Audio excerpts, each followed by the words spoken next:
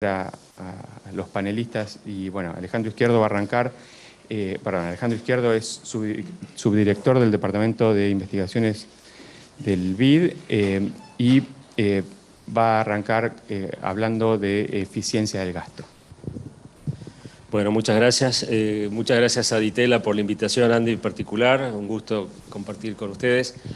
Lo que yo les voy a dar ahora es una visión de lo que el BID viene mirando en términos de cómo enfrentar los déficits fiscales en América Latina y en particular yo me voy a enfocar en el tema de gasto a partir de un trabajo que hicimos con Carola y con Guillermo Buletín hace unos años, donde identificamos dónde está la grasa, si ustedes quieren, en el gasto público, y esto puede ayudar a entender por dónde empezar, dado que uno no quiere cortar músculo, ¿no? Más bien quiere enfocar en aquellas zonas de ineficiencia técnica o ineficiencia asignativa.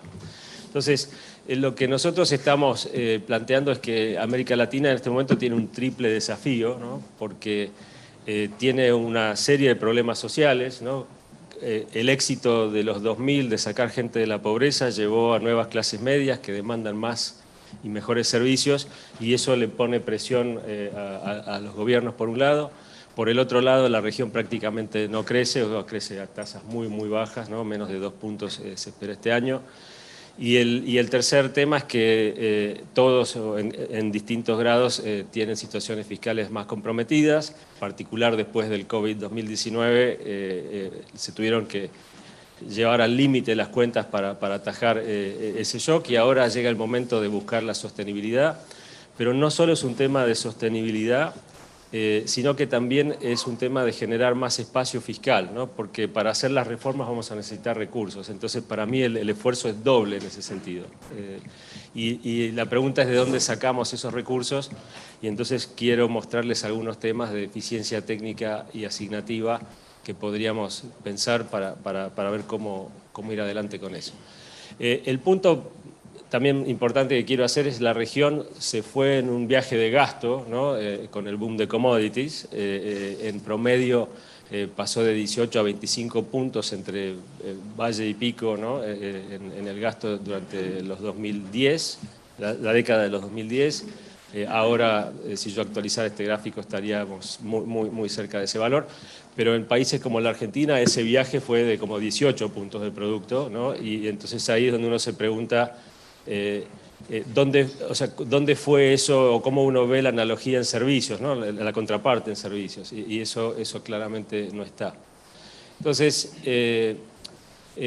voy a empezar mirando temas de ineficiencia técnica, donde uno podría empezar a pensar un poco por dónde hacer más eficiente el gasto. Voy a presentarles primero problemas de filtraciones a los subsidios con fines sociales, que me parece que es un punto relevante para mirar en la región. Después voy a hablarles muy rápidamente de diferenciales salariales entre sector público y sector privado, que es otra fuente a mirar. Y el tercer punto, las filtraciones en las compras públicas, en particular en infraestructura, ¿no? que son los temas más difíciles. Sobre filtraciones en subsidios con un fin social, y acá Daniel también trabajó con nosotros en este tema, mostrarles que hay 3 tipos de subsidios, ¿no? Las transferencias y pensiones no contributivas, que son una primer fuente de ineficiencia, porque si uno pone la vara en los pobres, ¿no? O sea, si realmente estos programas llegan a los pobres o a los no pobres, lo que encuentra es que las filtraciones son del orden del 43%, ¿no? En promedio en la región, de transferencias y pensiones no contributivas que le llegan a no pobres, ¿no?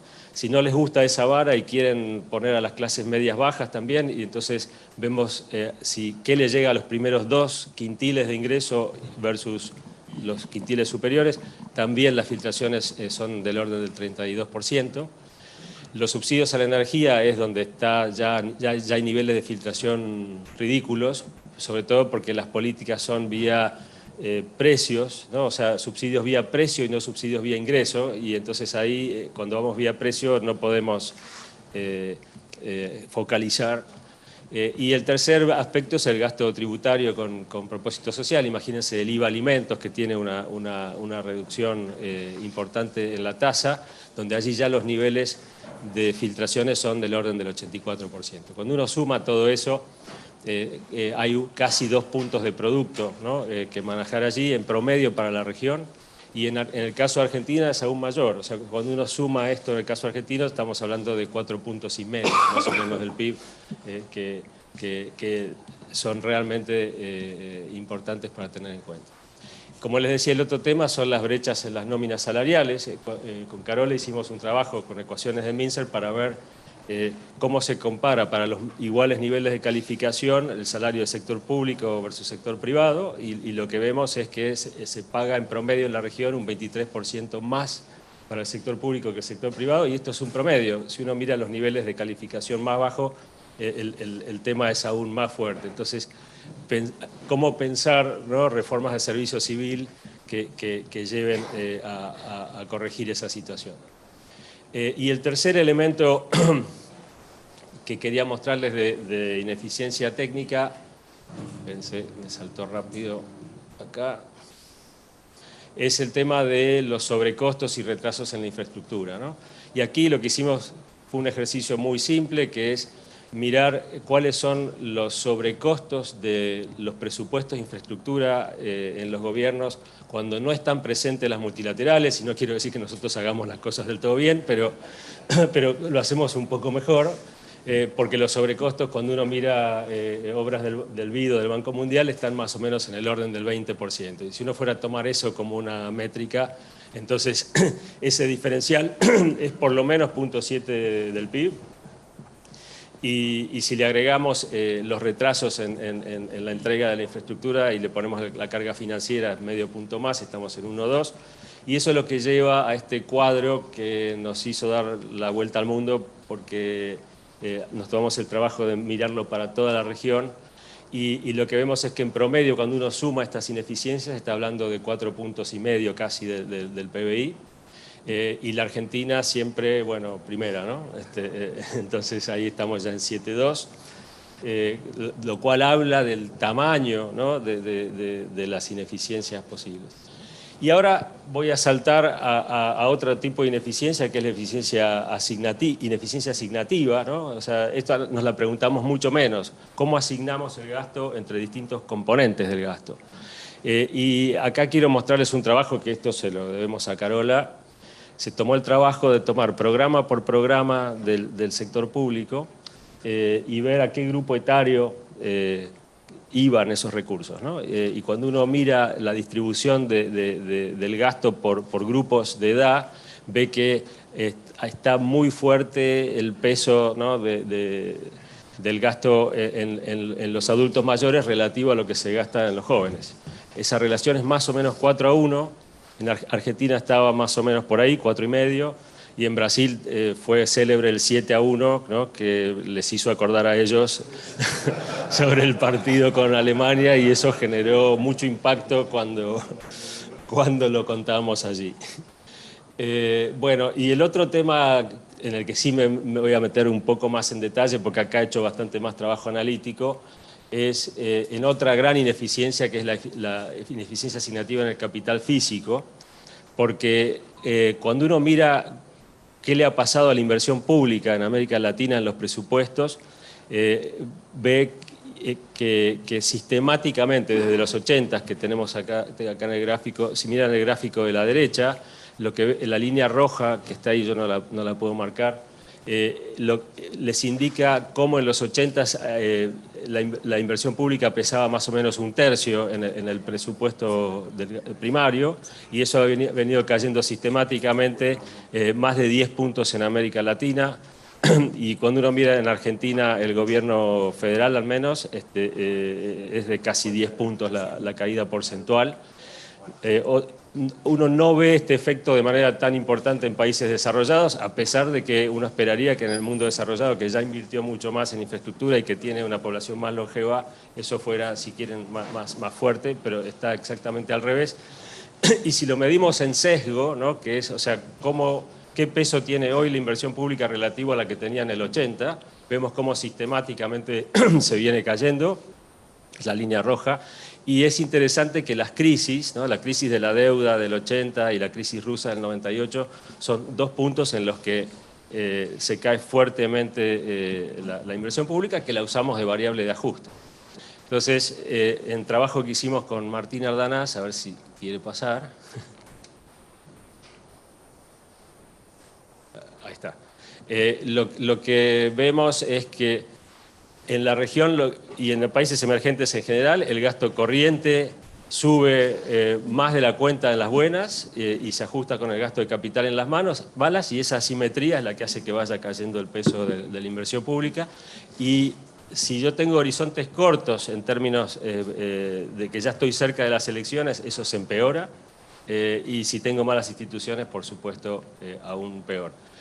El tema es por qué ese sesgo es malo, ¿no? Y trabajo que hemos hecho con Guillermo Buletín, que no está hoy acá, lamentablemente, vemos que el multiplicador del gasto de la inversión pública es mucho más alto que el del gasto corriente, o sea, llega a más o menos 2 después de 8 trimestres, y especialmente si tengo niveles bajos de stock de capital público inicial, ese multiplicador puede ser aún más alto. La Argentina, aunque esto fuera de muestra, nos da que el multiplicador de la inversión sería más o menos 1,6 versus 0,3 para el gasto corriente, con lo cual queda obvio, ¿no?, el impacto de cada tipo de gasto. Ahí está. Bueno. Y entonces el otro tema viene con cómo proteger la inversión pública, y acá les quería hablar de otro trabajo donde lo que miramos es que si uno tiene reglas fiscales que ya sea, a ver si puedo llegar a este slide, para atrás, uy, bueno, ok, entonces, dado lo que está pasando ahí, decirles que si uno tiene reglas fiscales que sean estructurales, que saquen el ciclo de encima, básicamente, o tiene protección explícita de la inversión pública, como el caso de Perú, que ha puesto límites al crecimiento del gasto corriente, o tiene cláusulas de escape muy definidas en caso de crisis, ese tipo de reglas. Gracias, está. Una más, por favor. Una más.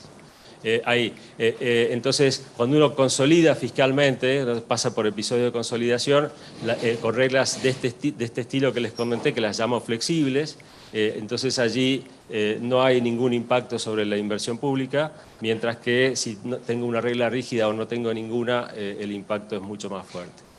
Para cerrar, porque Andy ya me está mostrando la tijera, decirles que en este momento, si uno piensa cómo hacer una consolidación fiscal, es muy importante qué eligen para hacer esa consolidación.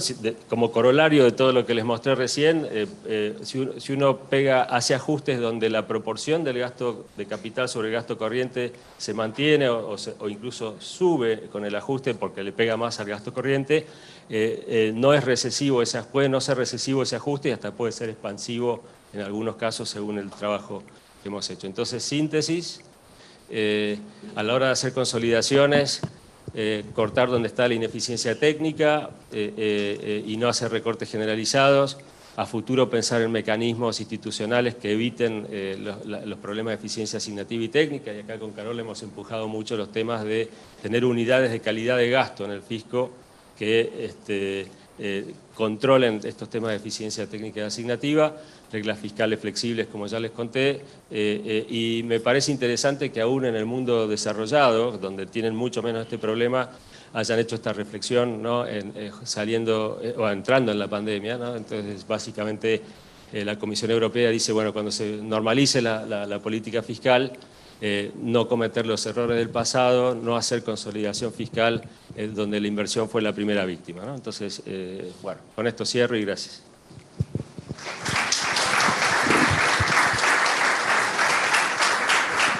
Bueno, muchas gracias, Alejandro.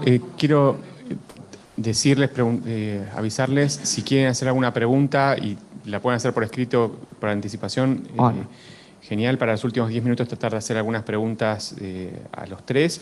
De todas maneras, seguramente hagamos alguna pregunta también a viva voz, pero si van llegando preguntas, ya las vamos preparando. Bueno, ahora Carola Pesino, que es economista principal de la División de Gestión Fiscal del BID, nos va a hablar de equidad. Bueno, un gusto estar acá. Muchas gracias Andy y a Ditela por la invitación. Estoy acá después de muchos años, la veo en la Universidad pujante, con montones de amigos, así que felicitaciones por el gran crecimiento que han tenido. Vengo en forma personal, esta vez a hablar, no por el BID, lo quiero aclarar y está ahí en la presentación por las dudas. Así que bueno, estoy con libertad de decir todo lo que pienso, que no me cuesta mucho. Entonces, más allá que el gasto público, los impuestos, la composición, inciden sobre la ineficiencia en términos de productividad y de crecimiento, también inciden sobre la equidad, inciden también sobre el capital humano, inciden sobre la ineficiencia en la redistribución y la ineficiencia en la creación de capital humano.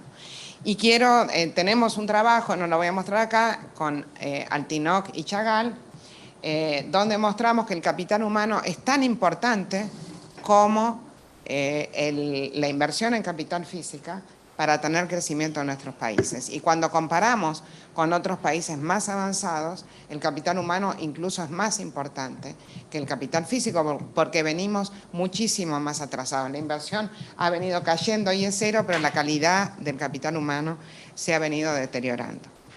Entonces, sí, los países intentan aumentar la equidad y lo han hecho en los últimos años, como mostró Alejandro, aumentando mucho el gasto corriente y muy poco el gasto en capital y en la calidad del capital humano.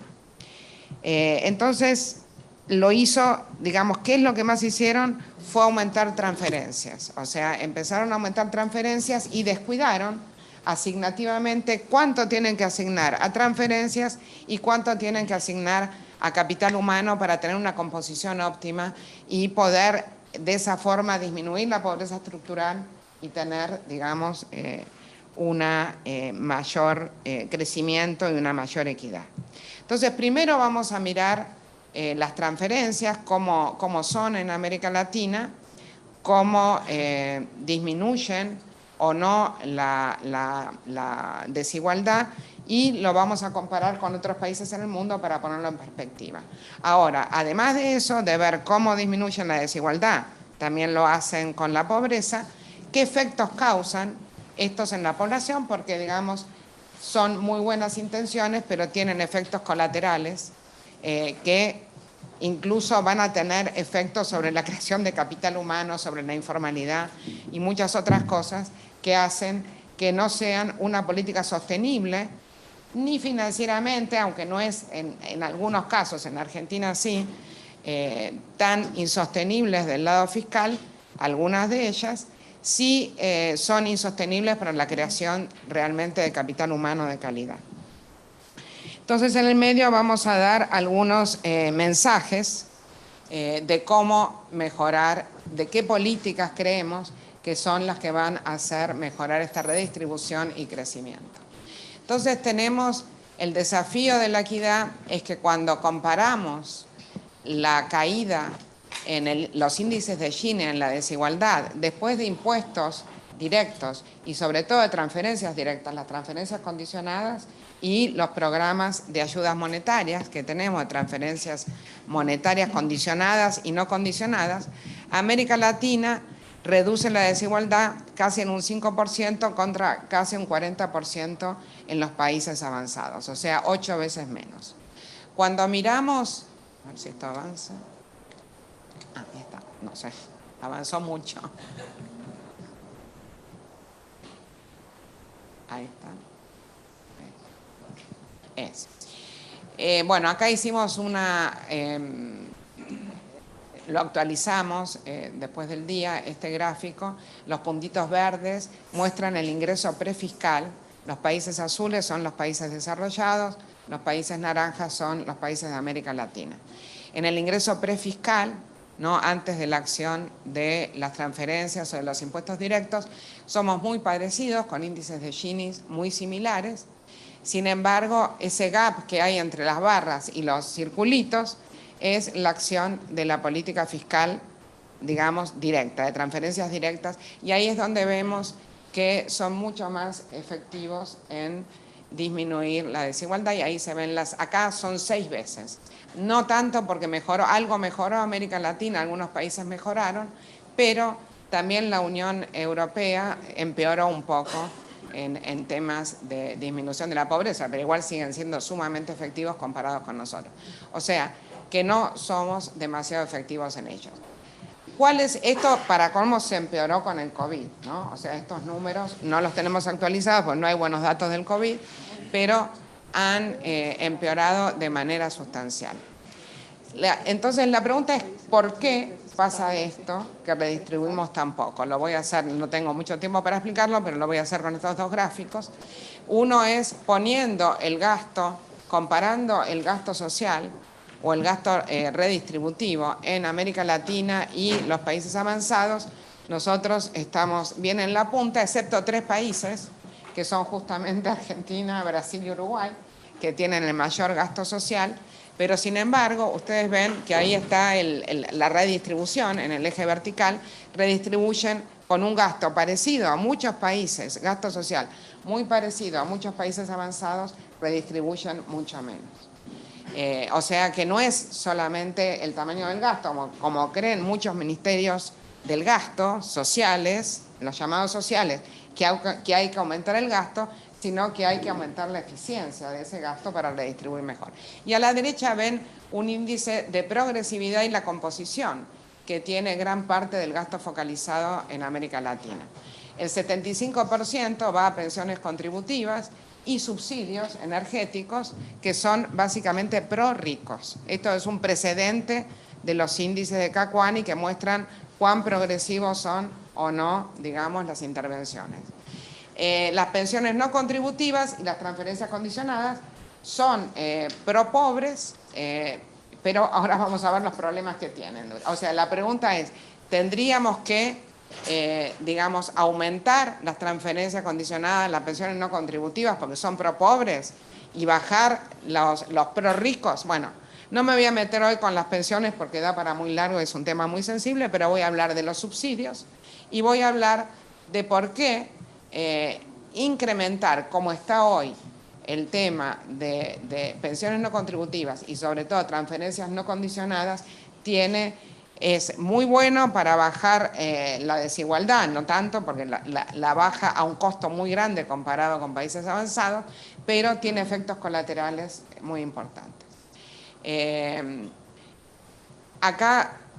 Obviamente acá puse las dos partes importantes que hacen que una transferencia o un impuesto sea redistributivo. Una cosa depende del tamaño y depende de la progresividad de los mismos. Entonces uno puede mejorar disminuyendo las ineficiencias que nombró Alejandro, que calculamos con Alejandro, que se pierde un 40%, 50%, dependiendo qué tipo de transferencia, 80% en algunos casos, y eso haría más progresiva, levantaría y haría, digamos, para abajo, más pro pobres esas transferencias o aumentar el gasto, ¿no?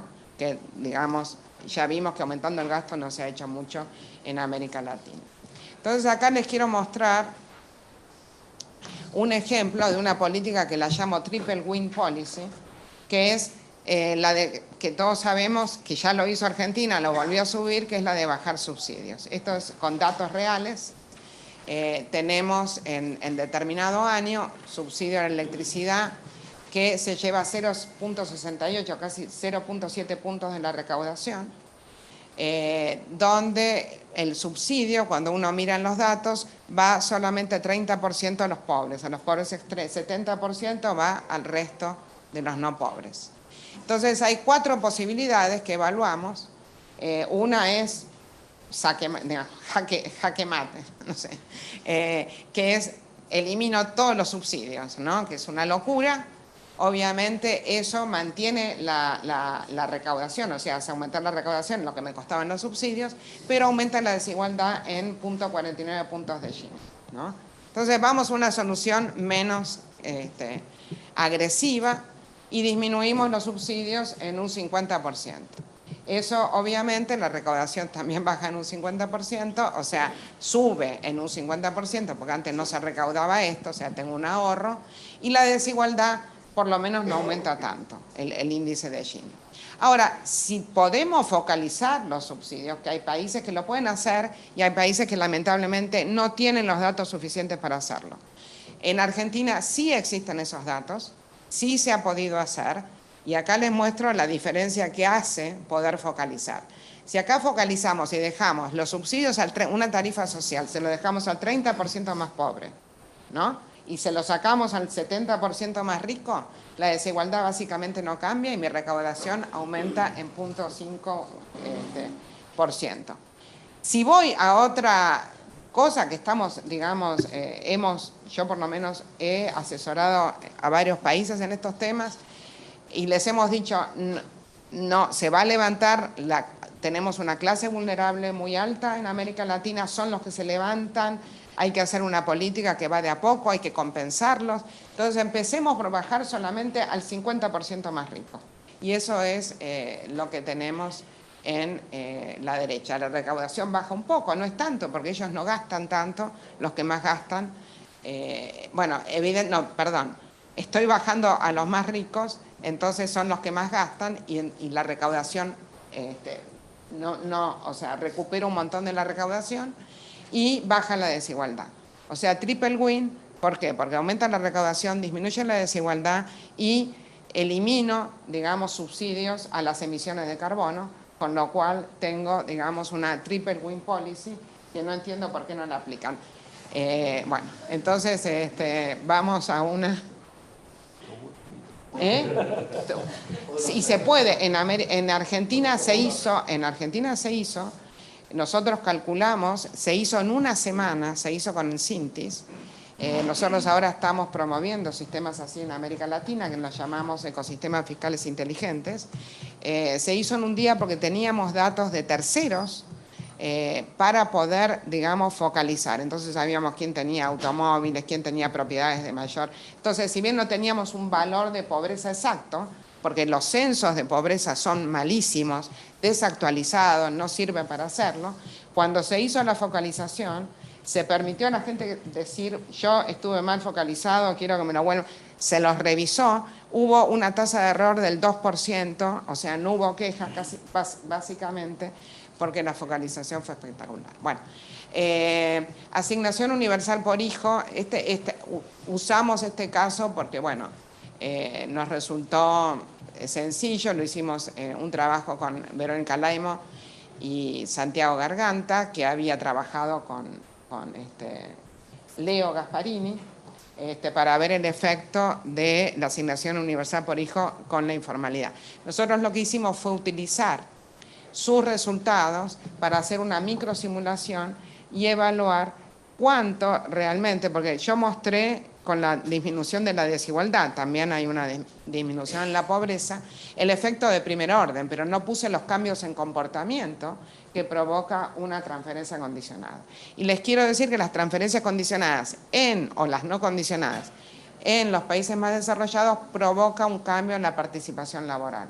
En América Latina, sobre todo en la informalidad, mucho más grande. La gente no se puede dar el lujo de salir del mercado, tiene que trabajar, pero ¿qué hace? Los incentiva a estar en la informalidad. Hay muchos trabajos en América Latina que no muestran, pero hicimos la simulación con El gasto en la UH en determinado año, en el año que Leo hizo el paper con Santiago, fue 0,72% del PBI en ese momento. El beneficio aparente de primer orden, sin considerar los cambios en comportamiento, fue una disminución de la pobreza importante, casi 3 puntos del PBI, 2,8. Ahora, cuando uno mide el contrafáctico, que es que este programa, cuando se instrumenta, incrementa la formalidad, en realidad no se puede comparar con la pobreza prefiscal que teníamos. Tenemos que hacer otra pobreza de mercado que es mayor. Entonces, como el programa aumenta... ¿Qué pasa? ¿Me queda poco tiempo? Bueno, entonces me apuro porque tengo mucho más. El efecto no deseado es que en realidad son 0,6 puntos de pobreza, casi un 30% menos. Es la disminución real de la pobreza, pues primero crea pobreza y después la disminuye.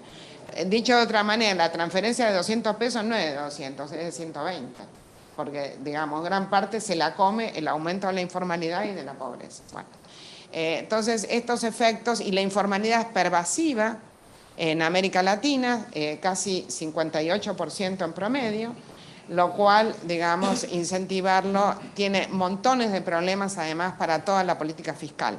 La informalidad está muy asociada a la evasión, hay trabajos muy importantes que muestran y que no me da el tiempo para mostrar. Bueno, ¿cuáles son las causas de la informalidad? Que también lleva a la pobreza. Está el tema de los impuestos a la nómina salarial, del 27% promedio, el gasto no contributivo, que digamos contribuye a la informalidad, un subsidio a la informalidad, que es también extremadamente alto, sobre todo en Argentina, es mucho más alto que el 2% que puse ahí, y el bajo capital humano de trabajadores más pobres, ¿no? Que hace que sea difícil que se incorporen, sobre todo con salarios mínimos de convenio, etcétera. Entonces, una forma de política de hacernos cargo del tema de filtraciones, del tema de la informalidad, de los efectos colaterales, es seguir manteniendo bien focalizado en los programas sociales, pero a través de un impuesto negativo a las ganancias. O sea, con eso, un impuesto negativo a las ganancias, o sea, les devolvemos, es un crédito tributario al trabajo formal y le devolvemos al trabajador, una vez que está en el sector formal, le devolvemos y le pagamos una gran parte de su remuneración, ¿no? Entonces, eso hace que en vez de una situación de esquina, como en el punto C, que nos están mandando todas las transferencias condicionadas, acá tengo trabajo formal hacia el eje izquierdo y trabajo informal hacia el eje derecho, informal o fuera de la fuerza laboral, acá tendríamos una situación de esquina, creamos esta línea verde. Uno de los inventores fue Milton Friedman de todo esto, lo impulsó en Estados Unidos, lo puso Nixon en los 70 y en los 90 el gran impulsor real fue Bill Clinton con los demócratas, que logró sacar, digamos, de fuera de la fuerza laboral a montones de mujeres y montones también de hombres, pero más mujeres que estaban fuera de la fuerza laboral con un desincentivo enorme de empezar a trabajar. Entonces, esto hace que la gente se pueda volcar al mercado formal, que con esto no tenés clientelismo, es automático, disminuye la informalidad y con la ayuda de gente de fiel logramos simular el efecto de este impuesto negativo en 5 países y en promedio, solamente yendo al segundo quintil más pobre, obviamente no es un programa para todos, es un programa para los trabajadores de menores skills más pobres, aumenta la formalización en esa franja en el 57%. ¿Okay? Entonces, es muy largo, no voy a seguir con todas las cosas que hay que hacer, pero es muy importante tenerlo en cuenta. Este es el ecosistema fiscal inteligente, que es unión de bases administrativas. Muy importante, se está haciendo en Panamá, ahora lo estamos haciendo y está, digamos, como una de las herramientas, lo están pidiendo todos los países post pandemia, incluso Gran Bretaña ha empezado a hacer un sistema como estos, para poder focalizar mejor su ayuda. Nosotros lo hicimos en el año 97, 98, mucho antes que muchos países en el mundo. Bueno, así que un orgullo. Pero bueno, me queda la parte de desigualdad de oportunidades. No es todo, ni es la cuarta parte el tema de distribución del ingreso, pero es la distribución, la desigualdad de oportunidades.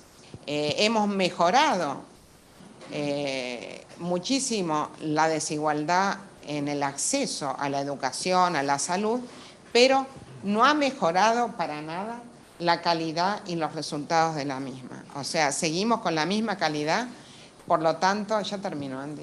Por lo tanto, bueno, Acá pueden ver datos, después se los dejo para que lo miren, pero por ejemplo en salud, en mortalidad infantil, los ricos, o sea, los pobres tienen una mortalidad que es el doble que los más ricos en América Latina y es 6 veces más grande que los países desarrollados. O sea, todas estas inequidades en resultados siguen estando, son persistentes, se gasta mucho más en educación, se gasta mucho más en salud y sin embargo lo que importa es el resultado, lo que le va a dar retorno a la... Entonces, la política de capital humano debe ser integrada a lo largo del ciclo de vida, ya termino.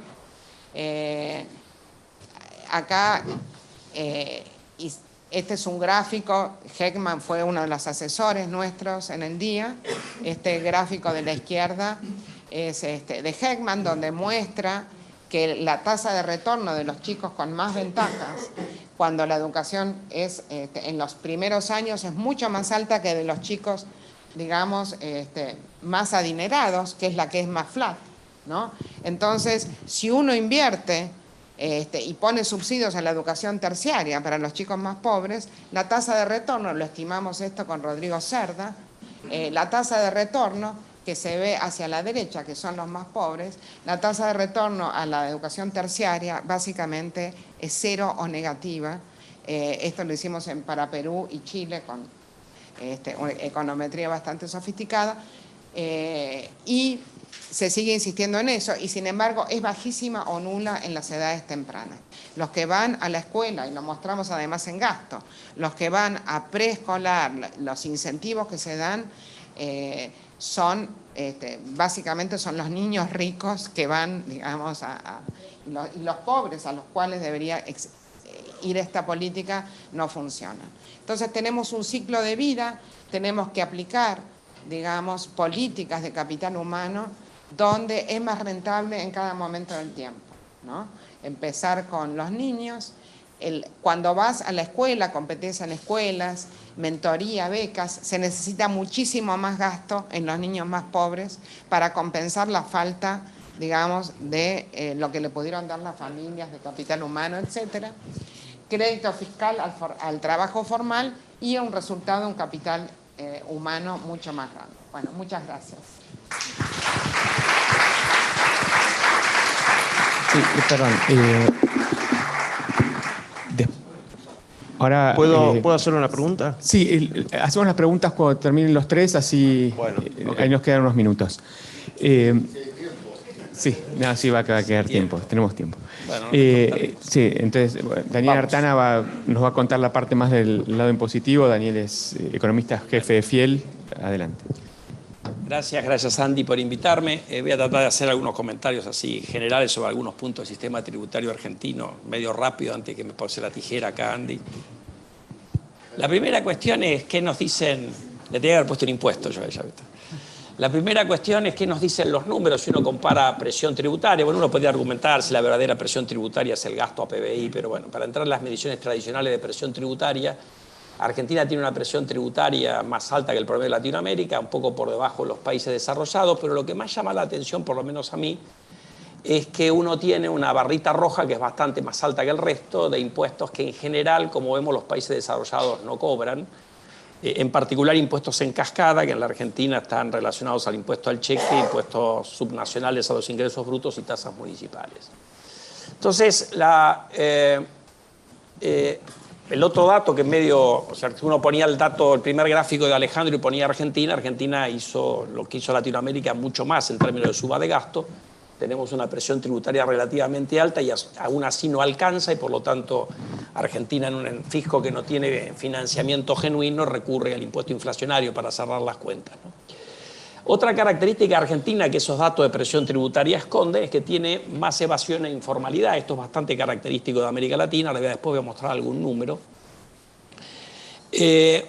Para ir un poco más rápido.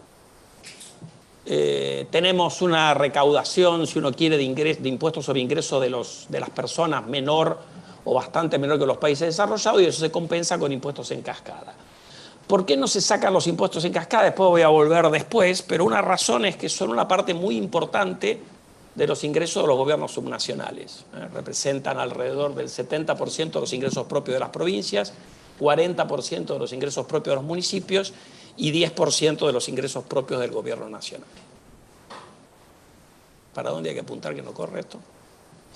Bueno, la conclusión que surge de todo esto es que si uno mira la presión tributaria sobre el sector formal de la economía, el sector formal de la economía está en Europa desde el punto de vista tributario, porque tenemos una evasión bastante alta. Antes de pensar a discutir algunas cosas de eventuales discusiones de reformas tributarias, en la Argentina hay una tentación a pensar que si uno baja impuestos, mágicamente la cosa se resuelve con mayor recaudación. Hasta donde yo sé, no hay evidencia de curva de Laffer ni en Europa ni en Estados Unidos. Por lo tanto, si uno está dispuesto a bajar impuestos, tiene que estar dispuesto a encontrar el faltante que genera esa recaudación. Así que, por lo tanto, el desafío fiscal de la Argentina claramente está por el lado del gasto, si es que uno concluye de que la presión tributaria es muy alta. Esto es una obviedad, reducir el impuesto inflacionario es progresivo. Por lo tanto, cualquier mezcla de política fiscal, de baja de gasto, de suba de otros recursos, seguramente mejoraría la equidad. Viene con un delay esto, ¿no? Y reducir evasión es un win-win, pero ahí donde Argentina tiene una asignatura pendiente, que un poco lo marcaron Alejandro y Carola en su presentación, hay una gran ineficiencia del Estado. No solamente es grande, sino que es muy ineficiente. Esto simplemente para poner un dato de color: Nueva Zelanda, que tiene probablemente el IVA mejor diseñado del mundo, con una tasa de 15%, recauda 9 puntos del PBI. Chile, que tiene baja evasión para estándares latinoamericanos y bajos gastos tributarios, con 19 recauda 8. Argentina con 21 recauda 7. Entonces eso marca un poco, y no es tanto gastos tributarios, que en la Argentina son más altos que Chile, como vamos a ver ahora, un poco de gastos tributarios también, sino básicamente que la evasión en la Argentina es alrededor de 30%, para un país del nivel de desarrollo de la Argentina es absurdamente alta, digamos. Bueno, otra cuestión que hay en la Argentina y por ahí en otros países también es que tenemos, cuando uno... Yo creo que hay bastante consenso en que un sistema tributario con bases tributarias amplias y tasas más bajas es mejor que uno con la característica opuesta. Pero en la Argentina tenemos una cantidad de cuestiones adicionales, que hay un montón de impuestos cuya recaudación está privatizada. Entonces tenemos desde una protección arancelaria dentro del marco del Mercosur, que es bastante más alta que el promedio de los países desarrollados. Le hemos sumado restricciones cuantitativas al comercio exterior, en particular licencias no automáticas, prácticamente todo. Tipos de cambio múltiple que generan esquemas de impuestos y subsidios ad hoc. Después tenemos una cosa que es bastante particular. En los casos que me ha tocado ver en el mundo, hubo un intento de hacer algo parecido en República Dominicana y afortunadamente pudieron abortarlo a tiempo, que es la liberación de IVA en Tierra del Fuego, que las empresas localizadas en la isla facturan el IVA y en lugar de ingresarlo al fisco se lo quedan ellos. Eso cuesta 0,2 del PBI. Y hay otra cuestión que tampoco es muy común en el resto de los países. El 931 es el formulario que te mandan los contadores a una empresa para pagar las cargas sociales. Atrás de ese mail viene otro mail con los pagos que hay que hacerle al sindicato. Eso representa en promedio en la Argentina 6% del salario bruto, alrededor de 0,6% del PBI. En otros países los aportes a los sindicatos son voluntarios y obviamente no son 6% del salario bruto. Esto no es el aporte sindical nada más. Hay una cantidad de cosas que administran los sindicatos, como esquemas de capacitación, seguros de retiro y otros, pero que no son voluntarios sino que son obligatorios, y esa recaudación la maneja el sindicato a piacere, digamos. Bueno, Argentina tiene gastos tributarios que yo diría, comparado con la región, está en el punto medio. Hay países que tienen gastos tributarios más altos que Argentina. Obviamente que todo gasto tributario que uno tiene en impuestos como el impuesto a las ganancias son profundamente regresivos, digamos, entonces reducirlo sería progresivo.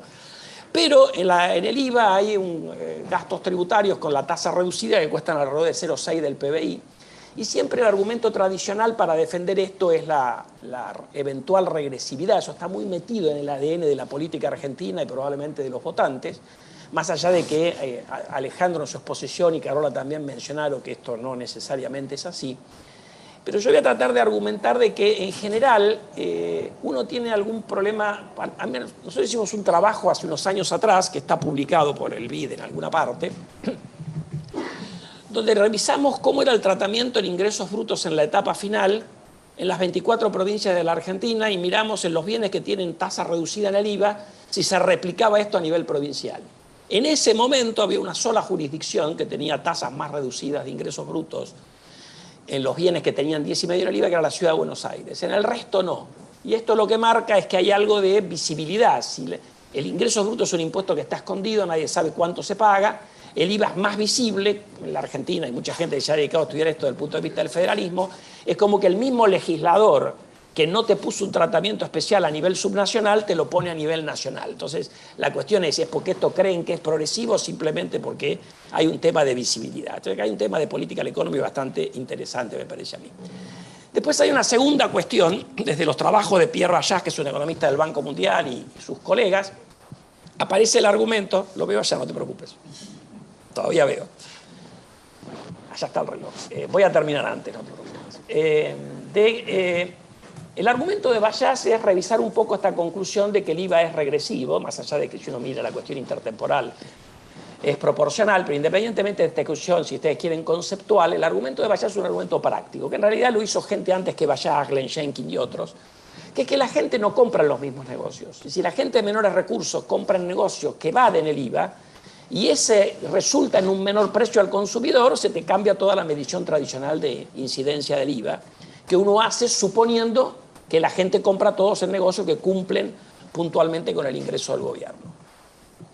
Ahora, a mí lo que me choca del argumento de Bayas es que él supone, más allá de que después trata de hacer alguna corrección, de que esa rebaja de impuestos por la informalidad se traduce plenamente en una rebaja de precio al consumidor. Hay evidencia de que las empresas más pequeñas y más informales son menos productivas, por lo tanto es altamente probable que retengan una parte del impuesto para financiar su diferencia de productividad. Piensen en el almacén contra el supermercado. Entonces lo que hicimos en un trabajo que lo hicimos para Carola con un grupo de colegas de Fiel, es acá las familias están ordenadas por consumo per cápita. En ese caso uno esperaría que la relación del IVA medio que paga el quintil más alto al quintil más bajo, bueno, esto está hecho con los deciles, el decil más alto al decil más bajo, sea 1, que el IVA sea proporcional, porque es el mundo donde el IVA es proporcional, si uno ordena a la familia por consumo per cápita. En el Bayas tradicional, en Argentina te vas a 1,45, quiere decir que sacar los gastos tributarios que están al 10,5 sería progresivo, al contrario de lo que piensa la mayoría de la gente.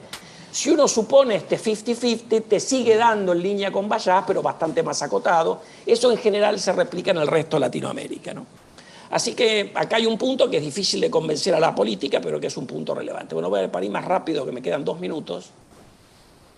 Déjenme contarles esto y con esto termino. Tengo algunas cosas más, pero no tengo tiempo de mostrarlas. A ver, hay toda una discusión de por qué no sacamos ingresos brutos en la Argentina. El problema es que son impuestos subnacionales. Y acá hay un problema de political economy, y con esto voy a terminar, que cuando uno piensa en un esquema que lo está intentando hacer Brasil ahora, de reemplazar la tributación subnacional en cascada, en realidad, ¿qué es lo que uno hace? Migra de una base tributaria, que es un mix de impuesto a la producción y al consumo, como es ingresos brutos, a un impuesto al consumo. Se lo hace con un IVA destino, que es lo que va a tratar de hacer Brasil en una convergencia hasta que lo hacen varios años. El problema, en aquel momento se requería una alícuota de IVA equivalente de 7, hoy da como 14 o como 12, ¿no? Mucho más alta. Pero el problema es que la pérdida de recursos o ganancia de recursos por jurisdicción es muy dispar. Y eso, fíjense que en Brasil pasa, porque el gobierno federal de Brasil ha asegurado que en este cambio de un impuesto que es parecido a ingresos brutos hacia un IVA consumo tipo destino, el gobierno federal se hace cargo de las pérdidas de recaudación.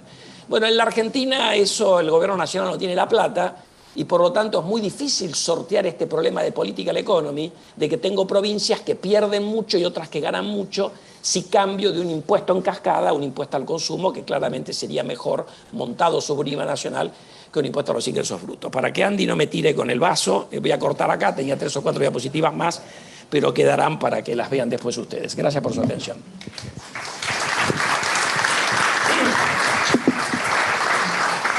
Bueno, muchas gracias y adelante con... ¿Qué tal? Gracias por la presentación. Tengo una pregunta para Carola. ¿Tenés alguna estimación de cuánto costaría implementar alguna de las versiones del Negative Income Tax acá en Argentina, de las que presentaste? Muy buena pregunta. Hicimos varias simulaciones, no me acuerdo de todo, pero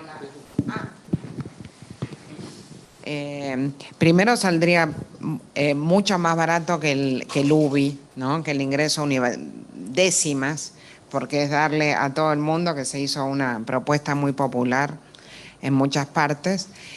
Segundo, nuestra propuesta de transición, que es lo que hizo Estados Unidos a partir de la era Clinton, es usar el mismo presupuesto que se usa hoy en todas las transferencias condicionadas. No aumentamos el presupuesto, o sea, gastamos lo mismo. Mantenemos la misma, digamos, no aumentamos la pobreza, o sea, mantenemos a la misma cantidad de pobres bien focalizados, o sea que ahí ya ahorramos, porque vamos a utilizar un sistema para hacerlo. Incluso el negative income tax te lleva un poco más de dinero porque el umbral se va un poco más para arriba, pero se compensa con la mejor focalización. O sea que en un plan de transición básicamente no cuesta nada. Va a costar que se quejen los organismos clientelistas, etcétera. En los países avanzados, por ejemplo en Nueva Zelanda, esta administración hay 18 países que tienen créditos tributarios al trabajo y ellos lo llaman al trabajo, yo lo llamo al trabajo formal en América Latina. Lo administra, en muchos países lo hace la administración tributaria directamente, en forma automática. Se hace la declaración de impuesto a la renta, la hace toda la población, no como acá que lo hace el 10% nada más. Se ordenan muchísimo mejor los datos y la gente que está por debajo del umbral cobra, la gente que está por encima del umbral paga, ¿no? Se hace muchísimo más transparente. Y además, otra cosa interesantísima que no tuve tiempo de mostrarlo acá, la regresividad del impuesto a la renta cambia totalmente, porque tenemos la parte negativa de los primeros deciles que hace que el gradiente sea mucho más marcado. O sea, en países con la distribución del ingreso que tenemos en América Latina, no da el impuesto a la renta sin la parte negativa. O sea, no se arma. Así que es sumamente viable. No sé por qué no. Sí. ¿Alguna pregunta? Pueden preguntar, ¿eh?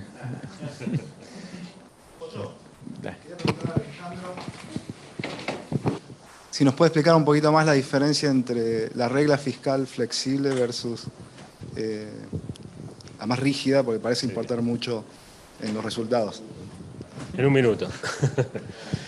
No, básicamente las reglas estructurales para empezar, ¿no? Que son las primeras de las flexibles, tiene la gran ventaja que no te mandás el shopping spree con el gasto corriente en las buenas, ¿no? Y eso ya automáticamente hace que después no haya que hacer los ajustes y entonces la inversión pública pierde menos. Ese es un tipo de regla flexible. El otro tipo de regla flexible que ha servido son aquellas que tienen cláusulas de escape pero muy bien definidas, ¿no? Entonces, suponte, no sé, tienes una crisis, una caída del producto de 5 puntos, eso habilita a flexibilizar el ajuste y entonces te salís por un instante de la regla. El problema que han tenido varios países es que no tienen bien diseñado los regresos a la regla, ¿no? Entonces después muchos se quedan colgados fuera de la regla por mucho tiempo. Y casos más que nosotros empujamos cuando sacamos el libro sobre gasto, que era el de Perú, donde es interesante lo que planearon porque ellos limitan el crecimiento del gasto corriente a un punto menos de lo que sube el producto en el largo plazo, con lo cual están dejando espacio para la inversión pública. Fue muy interesante, pero no lo cumplieron, así que también un tema para pensar. Pero cerrando rápido, eso. Última, sí. Sí. Una. Pregunta para los tres, quien quiera contestar. No, a ver, de las presentaciones surge, y bueno, y de conocer la Argentina, que muchos de los desaguisados, de las ineficiencias técnicas en el gasto y distorsiones tributarias están en las provincias. Y desde que tengo memoria, que hay acuerdos fiscales federales y que descarrilan rápido. Entonces la pregunta es, ¿qué piensan sobre cómo generar una cooperación duradera, digamos, ¿no? Un equilibrio cooperativo ahí entre nación y provincia? No, esa pregunta es súper interesante. Yo en el libro lo cubrimos al tema de que hay incentivos que están muy mal organizados con las provincias, ¿no? Porque por un lado, los niveles de recaudación propia de las provincias son bajos, ¿no? Y entonces básicamente están recibiendo recursos del ingreso nacional, pero no tienen ningún tipo de accountability, ¿no? a la base local. O sea, la persona que paga el impuesto para la provincia está fuera de la provincia, con lo cual eso genera unos incentivos muy malos. Ahí es donde yo creo que habría que, y acá Daniel va a saber más que yo, pero cómo hacer que las provincias empiecen a tener recaudación propia más importante, cosa que la gente local pueda ver mejor cómo se está, o premiar o no a quien esté usando esos recursos y la manera en la que los está gastando, ¿no? Eso es muy corto, para que no me mate Andy. Después la seguimos, Gabriel. Bueno, muchísimas gracias. Perdón. Muchas gracias a todos y con 2 minutos de atraso terminamos.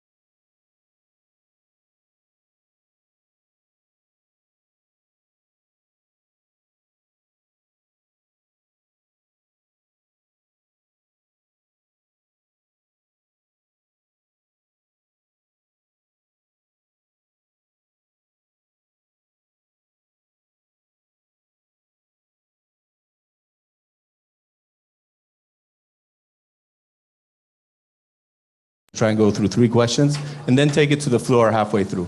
Okay, that's my plan. So let me start by asking Federico to start off, and then get responses from the rest. When we think of central bank independence, we have models of why that's a useful thing. It's been a common practice, commonly said, a useful thing. I want to ask in practice what things are missing, maybe additional benefits or maybe some costs, okay? And I have in mind on the cost side, particularly once we reach a target inflation rate, maybe there's not a lot of costs, it's all about independence. But I think there's an argument that in a very difficult transition, there's a need for coordination between central bank and finance ministers and treasury. There's shocks that arrive. Is there a trade-off there? And a need maybe for thinking harder about this question. And another way of putting this is how does central bank independence solve all the issues that are involved with the disinflation? So it's a little bit of an open question, but I look forward to your answer. let me give it a take, and thank you very much for the invitation to be in here. And I think the first thing is you're asking about disinflation, correct? It's how fast should we go there? How fast should we get out of an equilibrium with high inflation? I just want to show you this graph here. This is the only thing I'm going to show. This comes from a paper I wrote with Javier Garcia Chico. And basically what we do is we take a paper by Martín Uribe, which decomposes monetary shocks into short-term shocks and long-term shocks. The long-term shocks, think of them as your target inflation, okay? And basically this is the effect of output of changing your inflation target. And you can see that as inflation goes up, the relation is negative. What this means is that if you have a high inflation rate, saying I want to increase my inflation rate has a negative effect on output. So this is something that we already know, which is that high inflation is bad, and it's bad in terms of output. So you want to get as fast as possible from there. So how do you get as fast as possible from the high inflation equilibrium? Well, I go back to Tom Sargent's talk the other day, is you have to be convincing about a vector of mu's, a vector of money printings, okay? And you have to be clear about that. And the role of the central bank is to be clear about what those mu's are going to be. And it's difficult because people kind of are making expectations all the time. For example, today we had a problem with our ties. You know that Ivan said we're not going to use ties, and then Luis says, no, central bankers use tie. So we don't know if we had to use ties or not. Ivan came with a tie, I came without a tie. So you see that coordinating expectations can be difficult.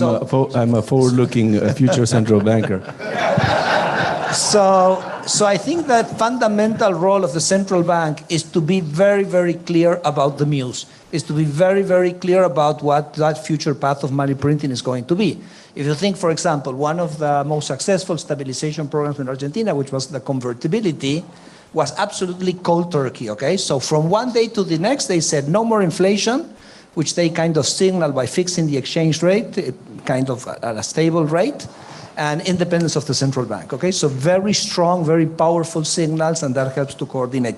So in that context, when you say, oh, should I coordinate with fiscal policy? That's a no-no, a total no-no, because you increase the multidimensionality of that mu.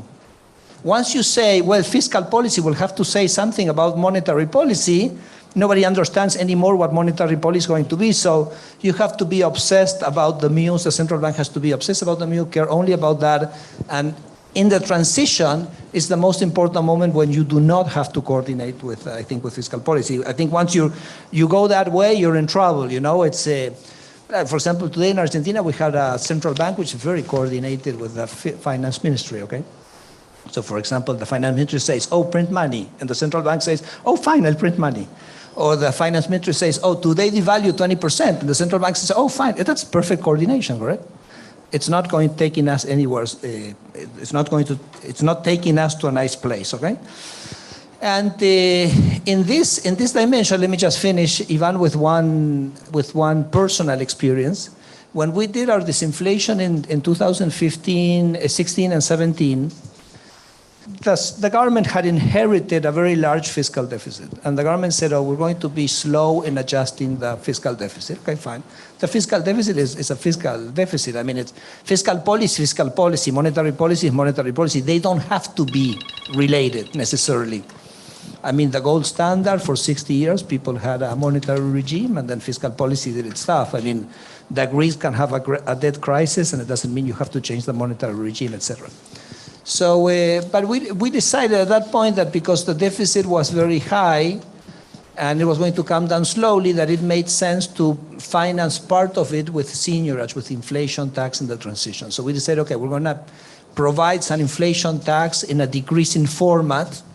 And so we said the first year we're going to transfer 25% of the monetary base, the second year 17%, the third year 12%, and that kind of determined the inflation targets. Then, of course, the inflation process decreases. For example, when we reached the second half of the second year, inflation was running at 17%, which is what monetary expansion was in 2017. But of course, the year-on-year, because you have a decrease in inflation rate, the year-on-year is always higher, so it was 25%. So people said, oh, inflation rate is 25, so inflation is not coming down. Well, the program already was built with 17% inflation. It was a pre-built inflation rate that you had. So actually the deviation was 8%. Now, so you would have said the second year you had a deviation of 8%, but maybe it was not so bad and it was credible and it was kind of totally normal. Now, if you say inflation is 25% because you built into the program, because of this coordination desire, 17% inflation because you were going to transfer that money to the Treasury, nobody can make that decision. Okay, so I think that you have to go very quickly to central bank independence, and in that central bank independence, you have to sever all ties between the central bank and the Treasury, go to zero transfers immediately, let fiscal policy sort its problem on its own, and I think that's the only way that you're going to convey a strong message on the Muse. Let me stop there. Thank you, Federico. I think if it's okay, we can hear now from Luis. Okay, first of all, thanks for the invitation. It's a pleasure to be here. I guess that, let me start with what Federico just said. You have to be very clear about those Muse, no? But you have to be credible about that you're going to be able to deliver that trajectory for those Muse. And I think that central bank independence at the end of the day plays a role, gives you that opportunity, because at some point it's an opportunity. You have a chance to deliver those moves that publics believe in that inflation targets, and then you can get into more credibility. And once you start building credibility, the implementation of monetary policy gets easier somehow. So the graph that you show at the beginning is the graph that you can easily relate to a central bank that is credible in the implementation of that inflation target. In the case of Chile, what happened was that when we started with the central bank independence, several things were happening at that time. So you have a change in the government. We went from a dictatorship towards democracy. So there was a lot of things that were happening. So there was a sense of urgency in all the political actors. The first board of the Central Bank of Chile was a board in which you have representatives from the Pinochet administration and representative for the new government from the democracy, from Concertación at that time. So it was representative in the sense that all the political parties were represented there. It was very technical. So since the beginning, the logic was to implement a technical, or to have a technical central bank, as Federico said, completely away from any connection with fiscal decisions. It was made in a way in which the law was built in the sense that you have to take into consideration the general policy implemented by the government, but the central bank was independent of the implementation of monetary policy. And given that inflation at that time was close to 30%, the logic that the first central bank implemented, or the first board implemented, was to say, we're going to have a trajectory for those inflation targets. We're going to have a commitment with less flexibility. So we have inflation targets that were annual. So the implementation of those commitment was very difficult because you have basically 1 year to get there. So in that trajectory, the exchange rate played a crucial role, because when you have a target that is 1 year ahead and less than that at some point, the exchange rate plays a crucial role. And then I think that with this I finish, is that I think one of the good things about the implementation of monetary policy under the new regime in Chile was the fact that I think the board at that time, the central bank at that time, recognized that there were some constraints, you asked that in your question, that were there that didn't allow the central bank to go directly to a single-digit inflation target, that we're going to need some time to get there. The pass-through was high, so that put a constraint.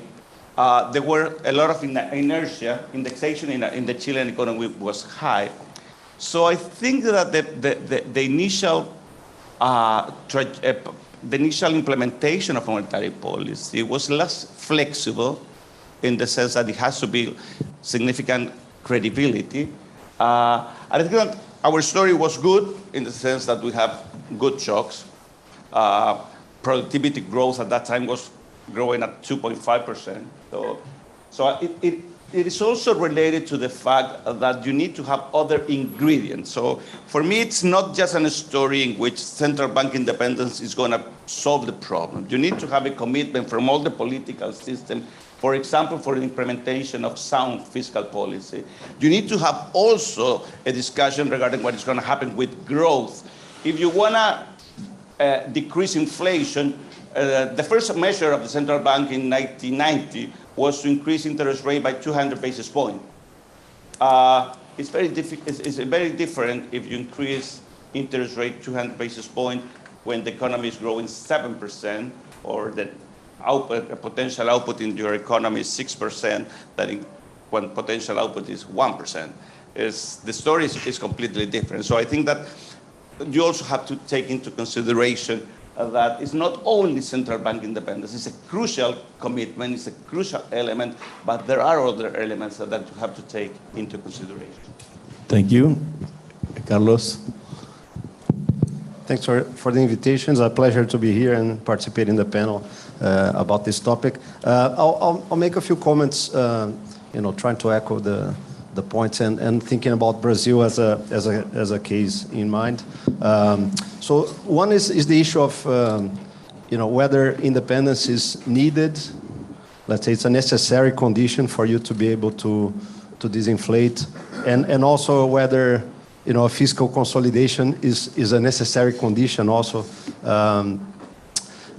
And my point is that I don't think those are strictly necessary conditions, at least not that you need to have fiscal consolidation right away at the point when you're disinflating, or that you need to have an independent central bank at the time when you are doing the disinflation. And I think the Brazilian experience of the Real Plan in '94 illustrates those 2 points, right? So there was no formal central bank independence, although there was, of course, I think a large extent of de facto independence in that economic team, and we may get back to that point over time a little bit.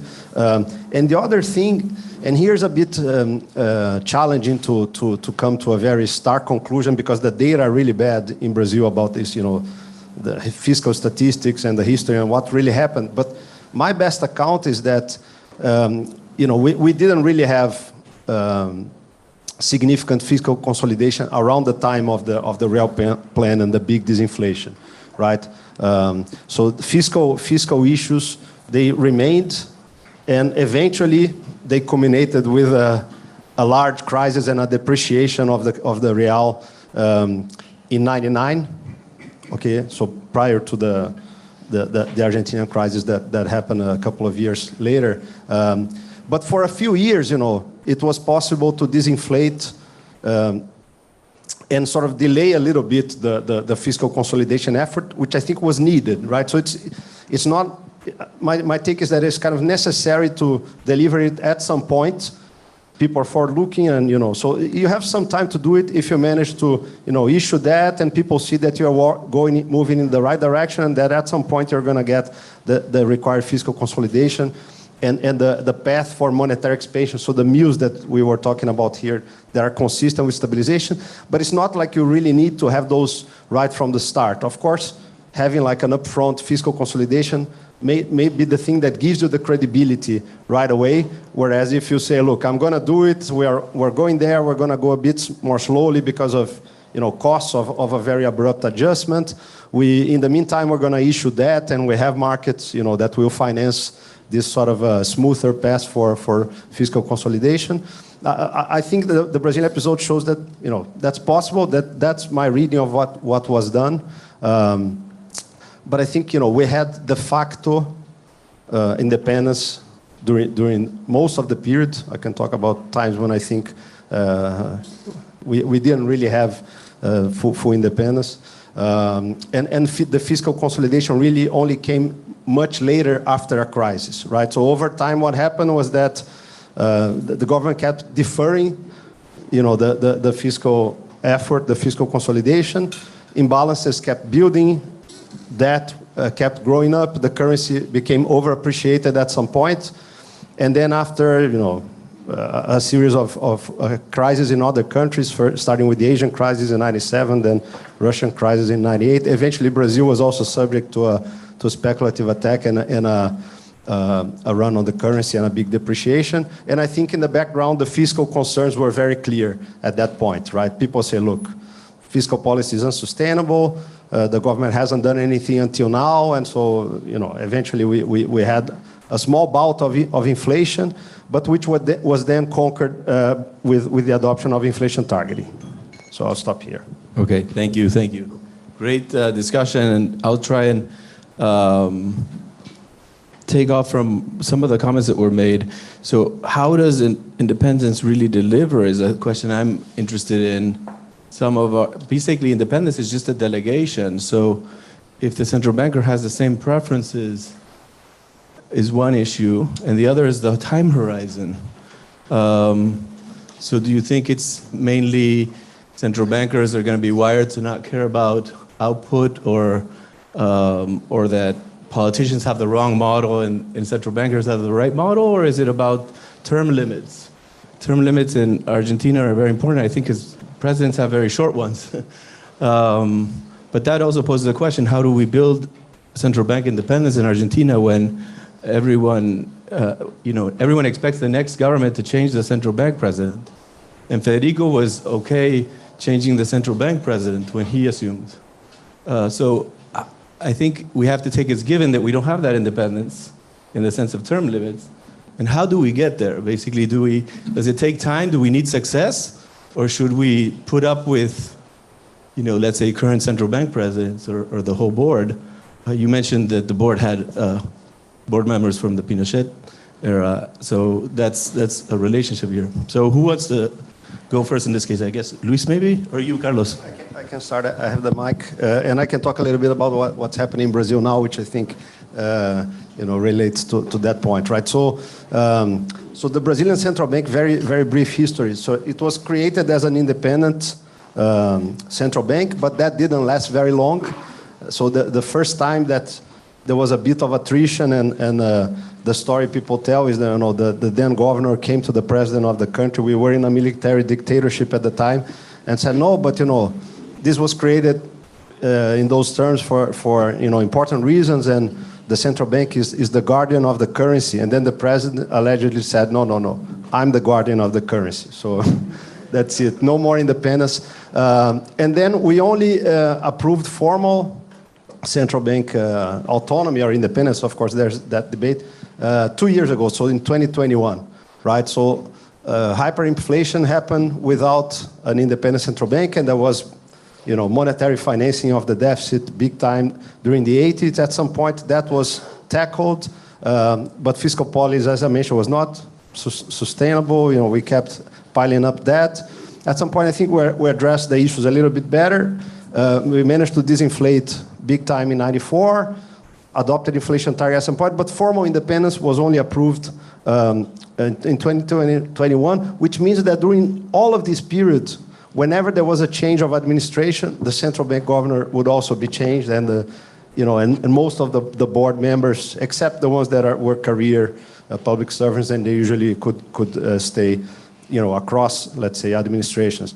But so this is really the first time that we have a central bank that was appointed, by the previous administration, and it's really undergoing like a tough test of autonomy, because the new government, the new president was very outspoken against the independence and like really criticizing very harshly the central bank and the governor personally. So it became really a very personal issue.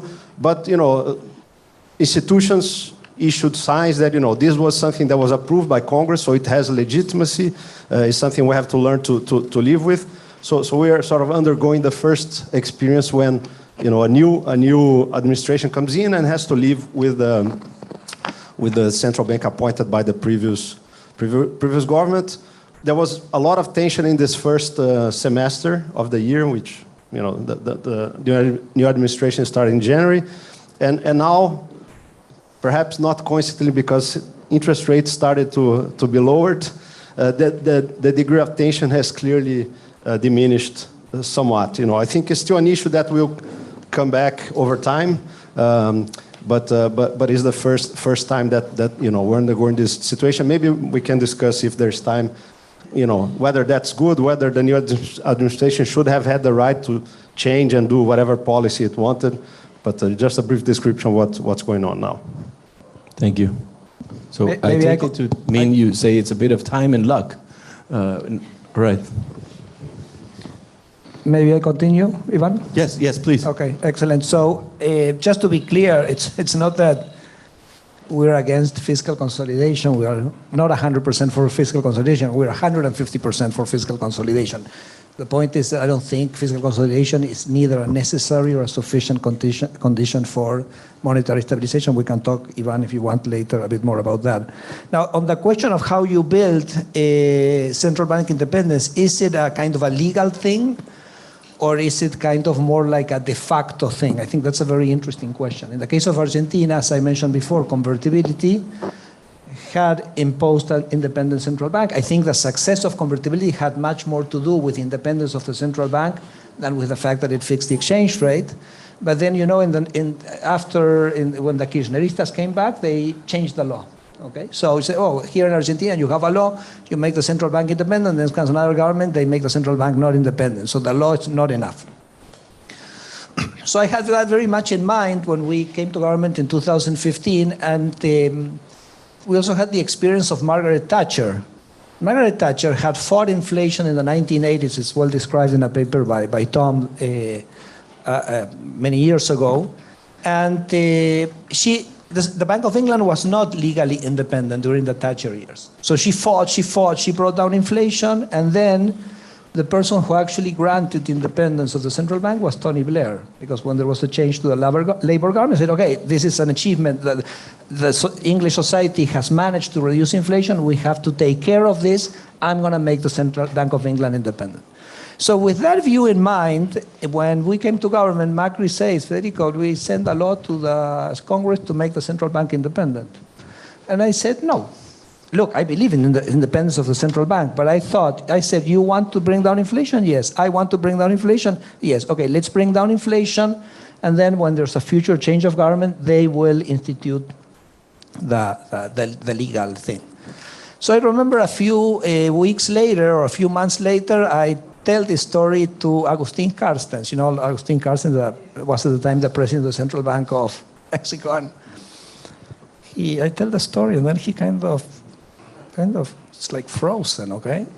And he's looking to me with an expression which, I'm going to switch to Spanish for a second here, like saying, ¿sos o te haces? Okay?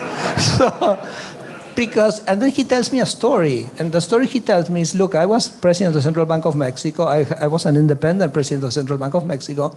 And then one day I had a fight with Calderon because Calderon wants me to transfer money to the government of Mexico. And we had a big fight, and it was a very rough fight, and then we didn't talk for 6 months.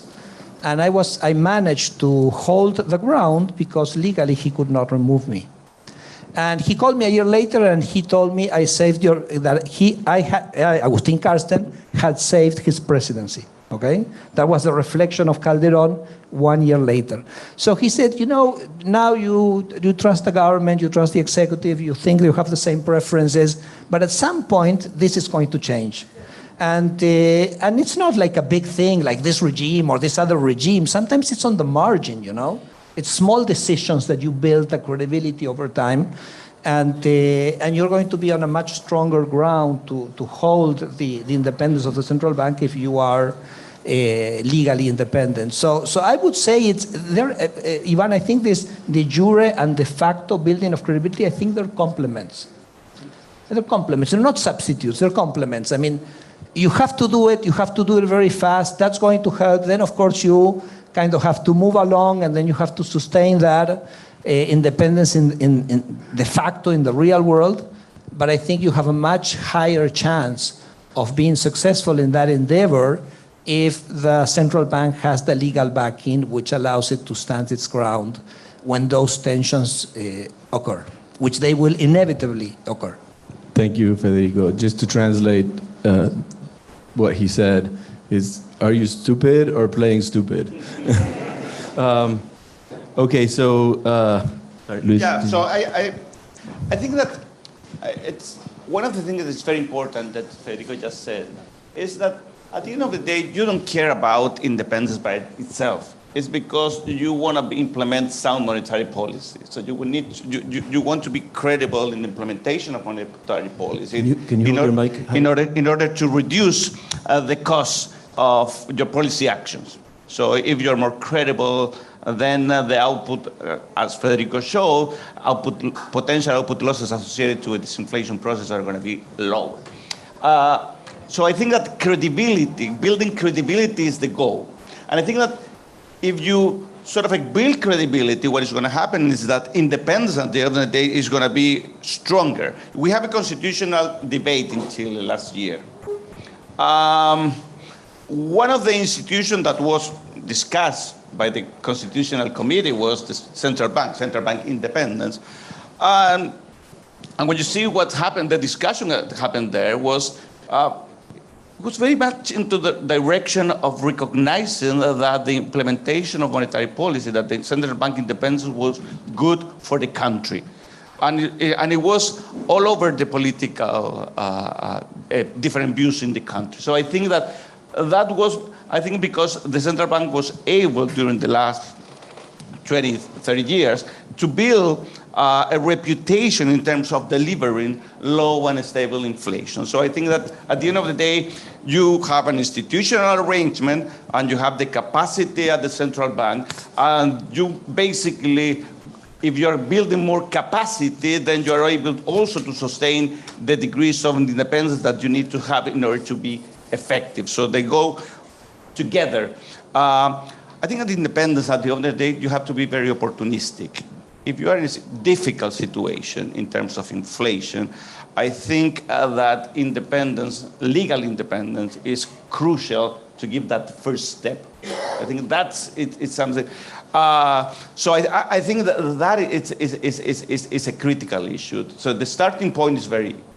See, if you have a central bank that has been there, that has been delivering low inflation with some episodes in which inflation goes up, and then at some point you said we're going to grant independence to the central bank, it's okay. But more in general, you start discussing about the independence of the central bank in very difficult times. So you have to be opportunistic, in my opinion, to take that as a sort of a commitment, constraint in the conduction of monetary policy. And regarding the first part of your question in terms of that you're delegating, at the end of the day, you're maybe creating some difference between what the central bank has as an objective function and the society objective function of the government objective function. I think that in our experience in Chile, you have that flexibility to implement monetary policy. We have inflation of 14% 1 year ago. So if that is not flexibility in the conduction of monetary policy, your target is 3%, your inflation was 14%, that is flexibility, in my opinion. It's basically based on credibility. If you don't have credibility, you are not going to be able to reduce the cost of an inflation shock on the economy. So I think that building credibility is a crucial question at the end of the day. And I think that institutional arrangement plays a role there. It's not the only one, as you said. You need to deliver. You need to be able to fulfill those compromises that you made. But then at the same time, that is going to also build more space to sustain the independence of the central bank. Because at the end of the day, it's also being able to be in a position in which if somebody wants to change the independence of the central bank, your record is going to be the one that is going to protect that. Thank you. These central bankers are staying on target, plus minus 30%. But so I meant time management. I'm going to ask my last question, which is related to building credibility. In desperation, one way to build it quickly might be to completely delegate to the Federal Reserve in the United States and dollarize. That's being discussed here. And I'd love to hear opinions from the panel on that. Maybe starting with Luis, okay. Again, just a very... For us, it's a matter of we're in a small and open economy. The exchange rate plays a critical role for us. So having the exchange rate to absorb shocks that are mostly real financial shocks has been something that it has been extremely useful in terms of the conduction of monetary policy. Now, you need some preconditions, and this is related to our previous question. If your pass-through is high, your credibility is low, those devaluations are going to destabilize the economies. Are going to be, in some cases, can be contractionary. No, so I think that it's a matter on which how you're able to generate enough credibility to be able to use the exchange rate as a shock absorber. And I think that, again, coming back to the discussion that we're having, independence plays a role. In Chile, the pass-through was really high at the beginning of the 90s. So the central bank used to manage the exchange rate significantly. It was not a free float. It was related to the fact that it was a critical instrument in terms of the commitment or fulfilling the inflation target. It was a 1 year ahead. Now in Chile, we have a more flexible inflation targeting implementation. We have a policy horizon of 2 years, a moving policy horizon, so you're able to respond to shocks in a more flexible way. But at that time, building credibility was key. And what we observed at that time was that as the central bank was able to deliver lower inflation, that pass-through went down significantly. So at some point, this is the year 2001, we were able to free float. And then we were able to use the exchange rate as a shock absorber. We have the 2008 crisis, the exchange rate depreciates significantly. The real exchange rate depreciates significantly. That play a role, a positive role in the economy for the exporters. So I think that the exchange rate is tricky in the sense that if you have low credibility, probably your pass-through is going to be high. You're going to have to do something there. But if you are able to get to that point, for a country like Chile, a small open economy, is super critical in terms of the management of monetary policy. Okay, we go the same way. Okay, so I'm very much of a floater, you know. I think as Luis was saying, the fact that the exchange rate can move is a big shock absorber.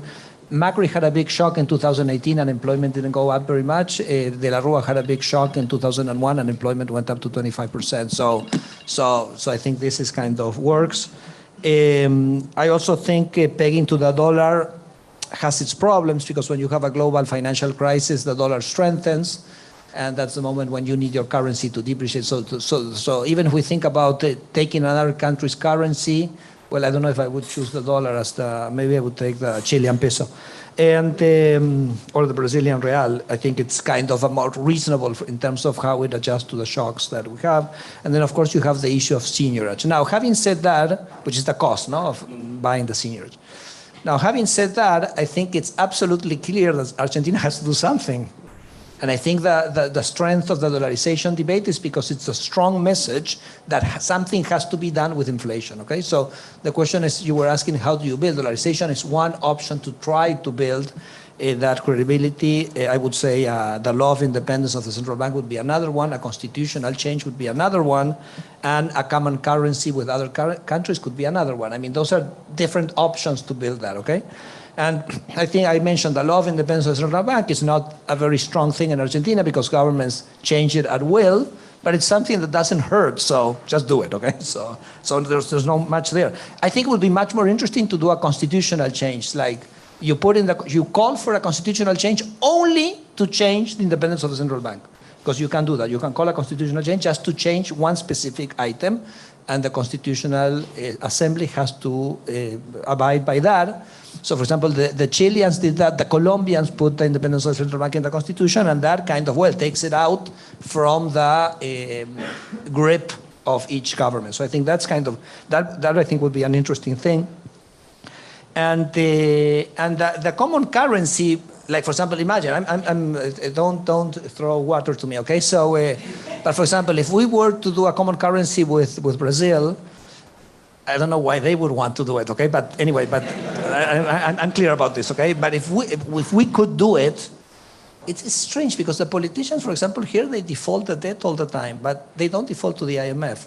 So there's something in the politicians that when it relates to kind of international arrangements, they have a bit more of, como se dice, vergüenza, pudor, como es, they kind of restrain themselves a bit more, okay? They feel embarrassed, okay, to go to tell the Brazilians, oh, we cannot continue with this. So maybe that has more credibility, okay? And dollarization, in some sense, is tricky, no? Because to what extent it builds credibility? Because the temptation for a future government to say, let's de-dollarize, it's also it's there, no? It's kind of doesn't solve that problem, really. That's why I think either the constitutional change or the common currencies are better in that dimension. Now, having said that, I think the success of the dollarization debate in Argentina is basically the desire of this society of you guys have to do something with this, okay? And if you don't come up with anything, well, we're going to go for this because, okay, guys, you have to do something. And I think it's this institutional framework that has to be strengthened one way or the other. Thank you. That's very clear. Clear no from the first two. Let's hear Carlos. So a few thoughts about the topic, right? So I find it interesting that so the debate about possible dollarization and in Argentina. I think it's never been that intense. I'm not a close follower, but that's my impression. But the currency board was kind of a mild version, right? So the path was like, okay, let's give up, monetary policy by, having this strict currency board. Whereas in Brazil, we took longer to be able to bring inflation down, but the solution was quite different, right? We never really considered anything that strict. Of course, the exchange rate did play an important role in the real plan, like after a first phase when inflation really fell meaningfully by other reasons, I think. But so I think it's.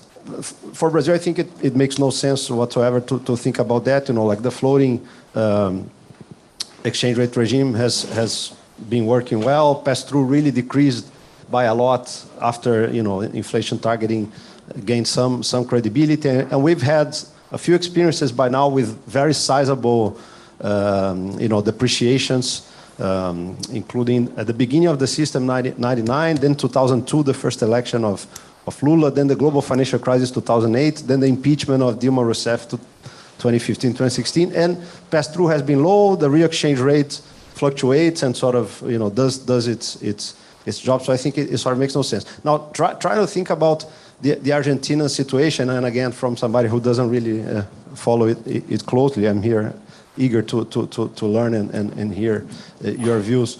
I can see, it would be like, okay, we tried like a version with the convertibility, and then it fell apart. We had, we came back to the situation of high inflation. Let's go for an even more strict version. I can see the merits. I'm kind of skeptical that this can be done given the starting point, the amount of debt, the amount of reserves. So I'm kind of skeptical that this can be done, but I'm happy to hear people's views about that. Regarding like the half joke of maybe pegging to other currencies, it's kind of interesting.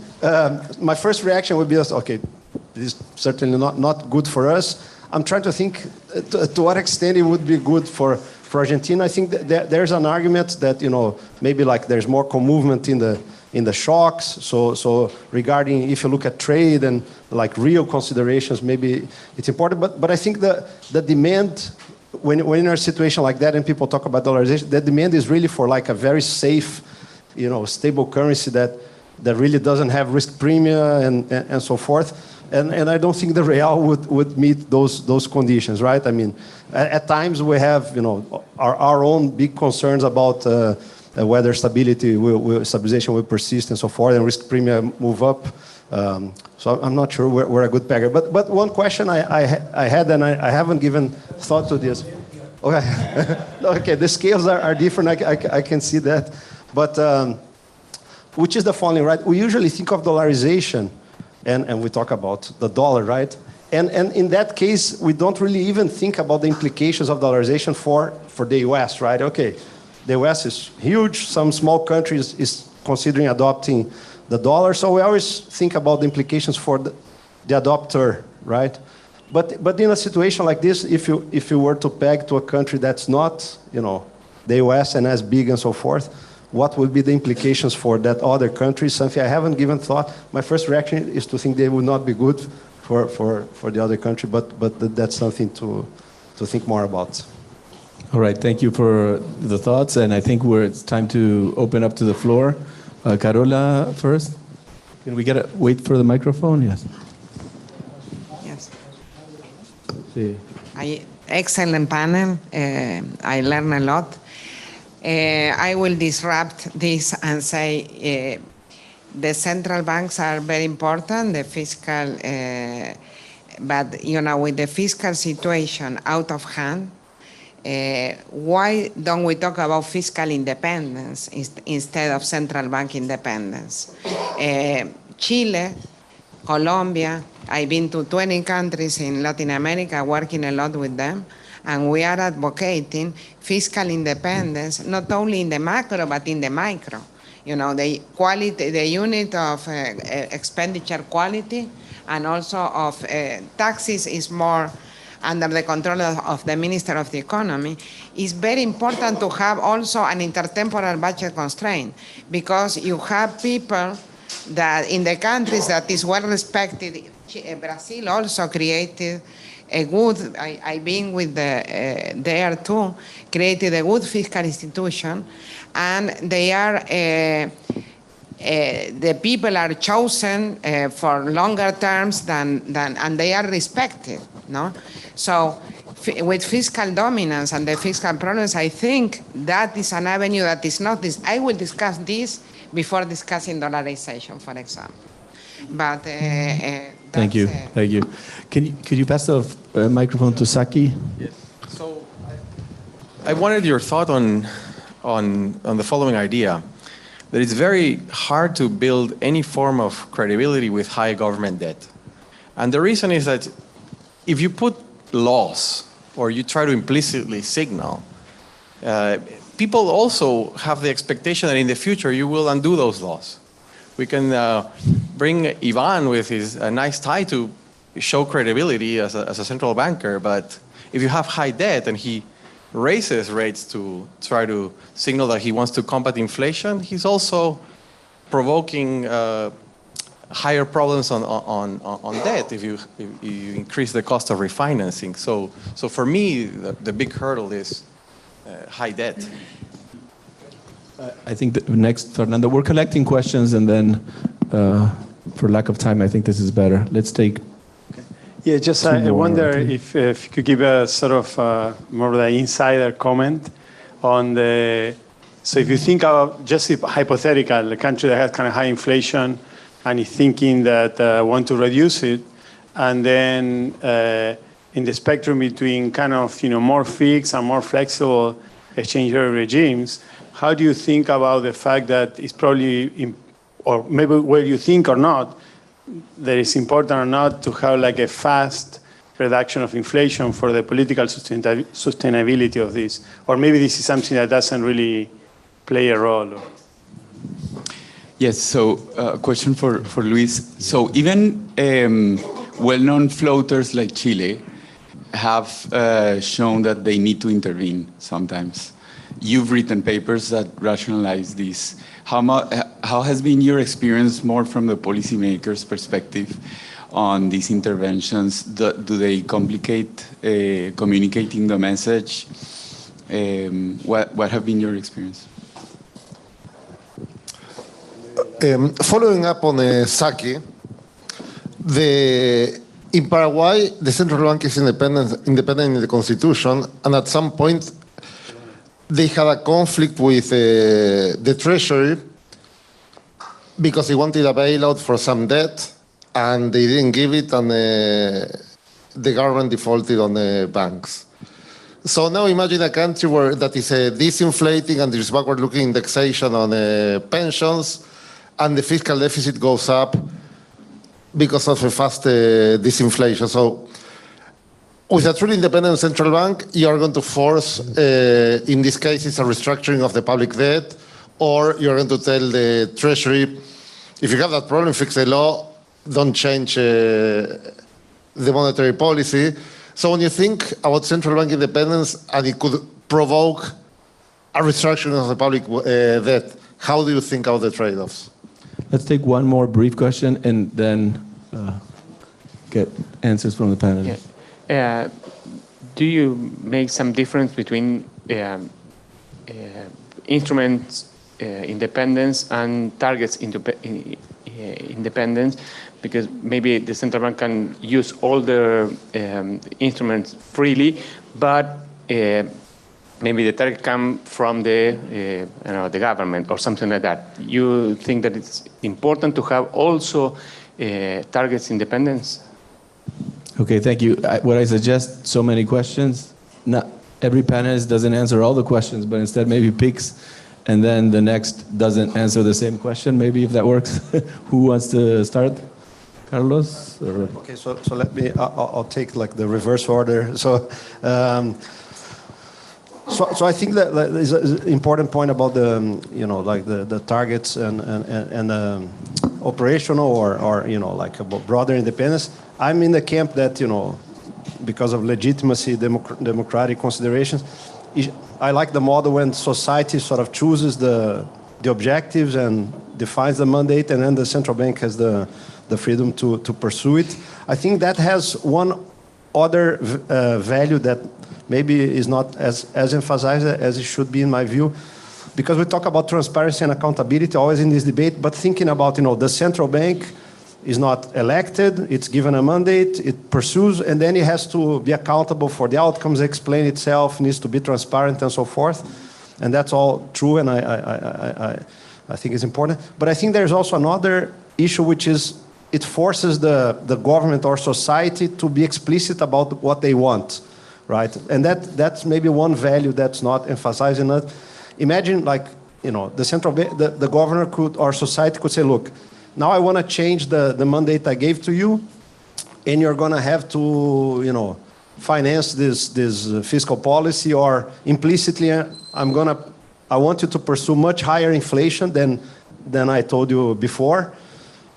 Fine, in a sense, you could say, look, that's what the central bank should, quote unquote, do, because society should have the right to decide what it wants.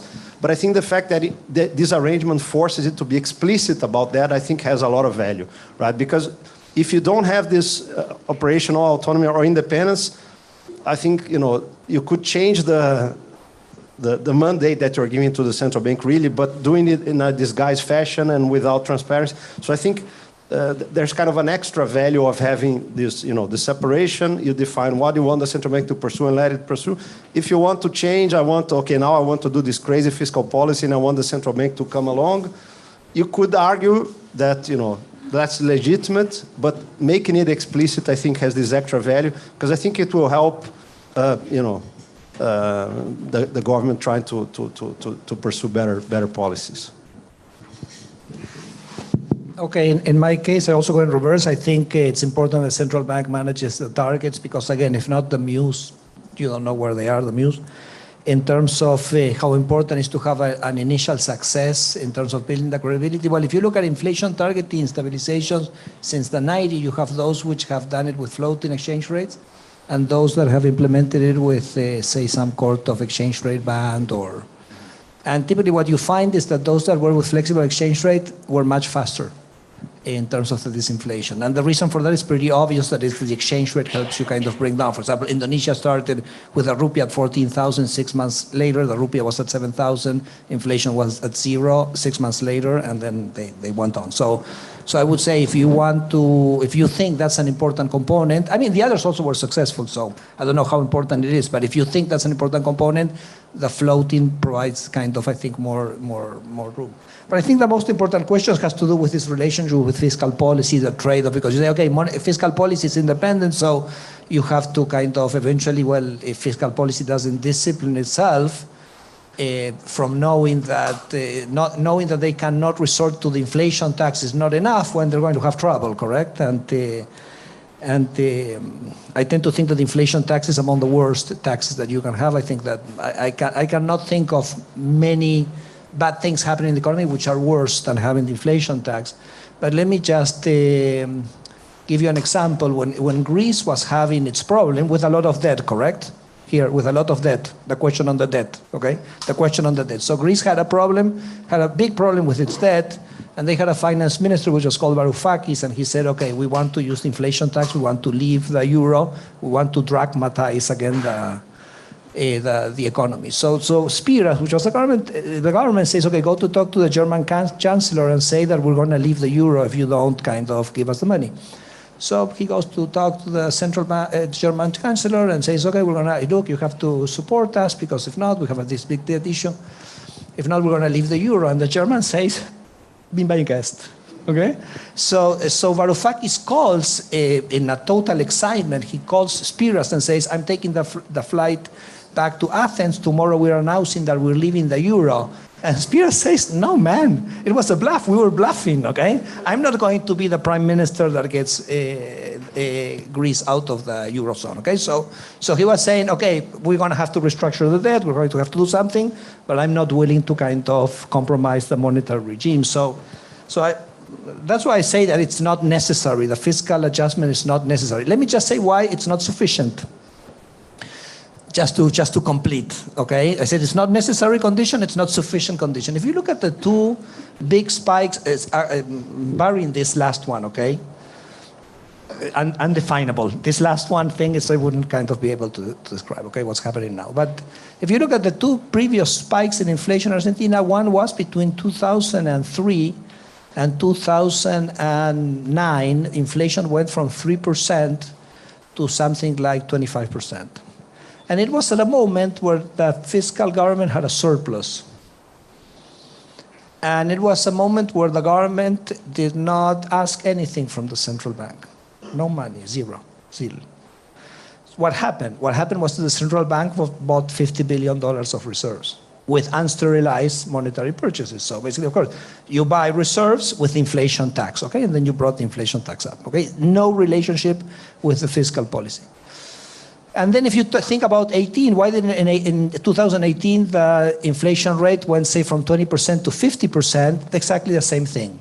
That in August of 2018, the government decided to buy $30 billion of reserves with inflation tax. So they basically had, in their balance sheets, they had the reserves and which were the backing of central bank liabilities. So it paid out the liabilities to keep the reserves without the liabilities, which is the same as saying I'm buying reserves with inflation tax. Okay, so the two inflation spikes in Argentina that we've had were because this desire of the central bank to purchase reserves with unsterilized money printing. So that's why I'm saying that it's also not even sufficient to have the fiscal stability to have monetary stability.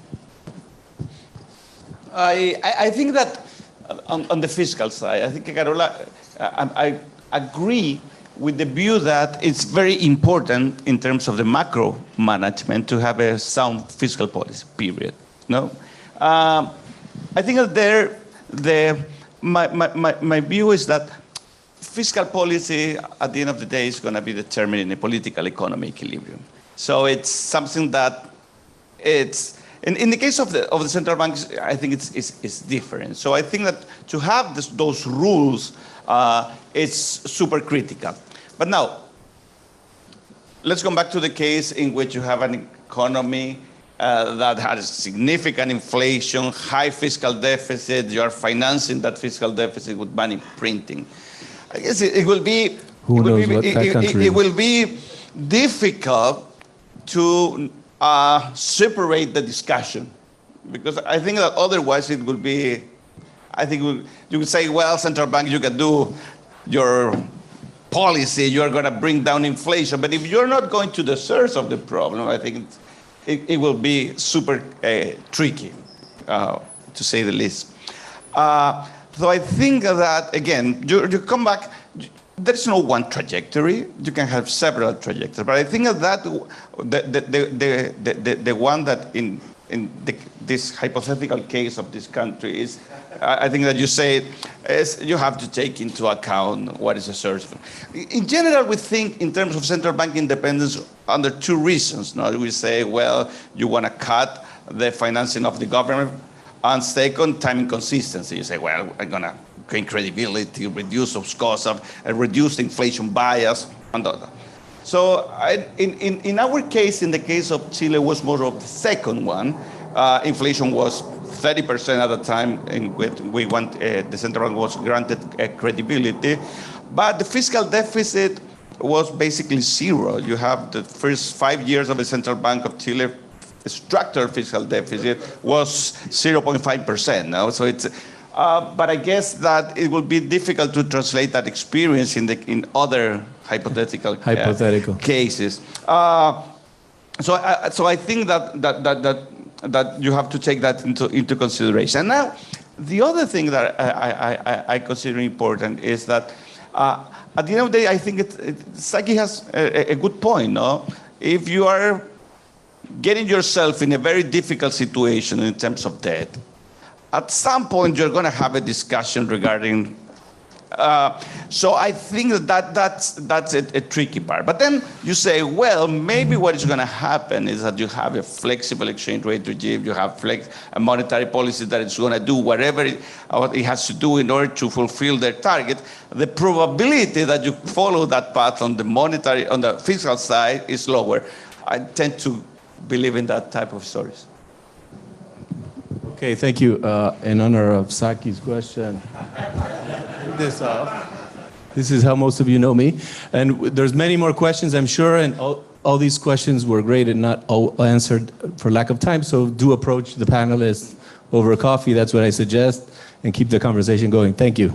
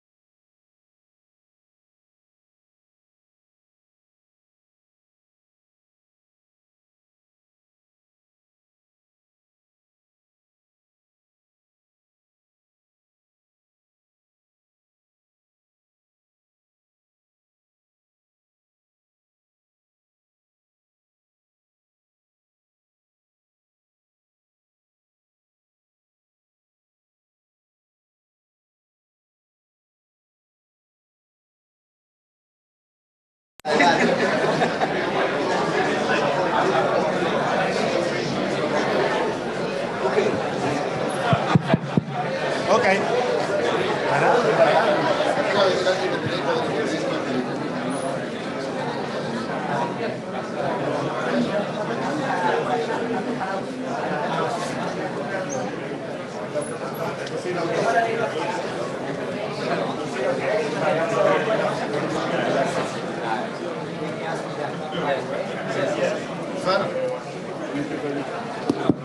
All right, so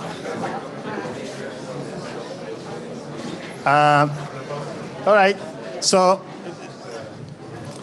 I'll introduce both Juanpa Nicolini and Tom Sargent. Both of them have been my senior colleagues, Juanpa in Ditela and Tom in Chicago, even though I look like the older of the three. So Juanpa graduated from the University of Chicago. He taught in many places at the ITAM, at Pompeu Fabra, the University of Minnesota, but also very importantly, he was the president, the chair, and the president of Ditela. And he's a local, so I'll make a shorter presentation from Juanpa and make a longer presentation then for Tom.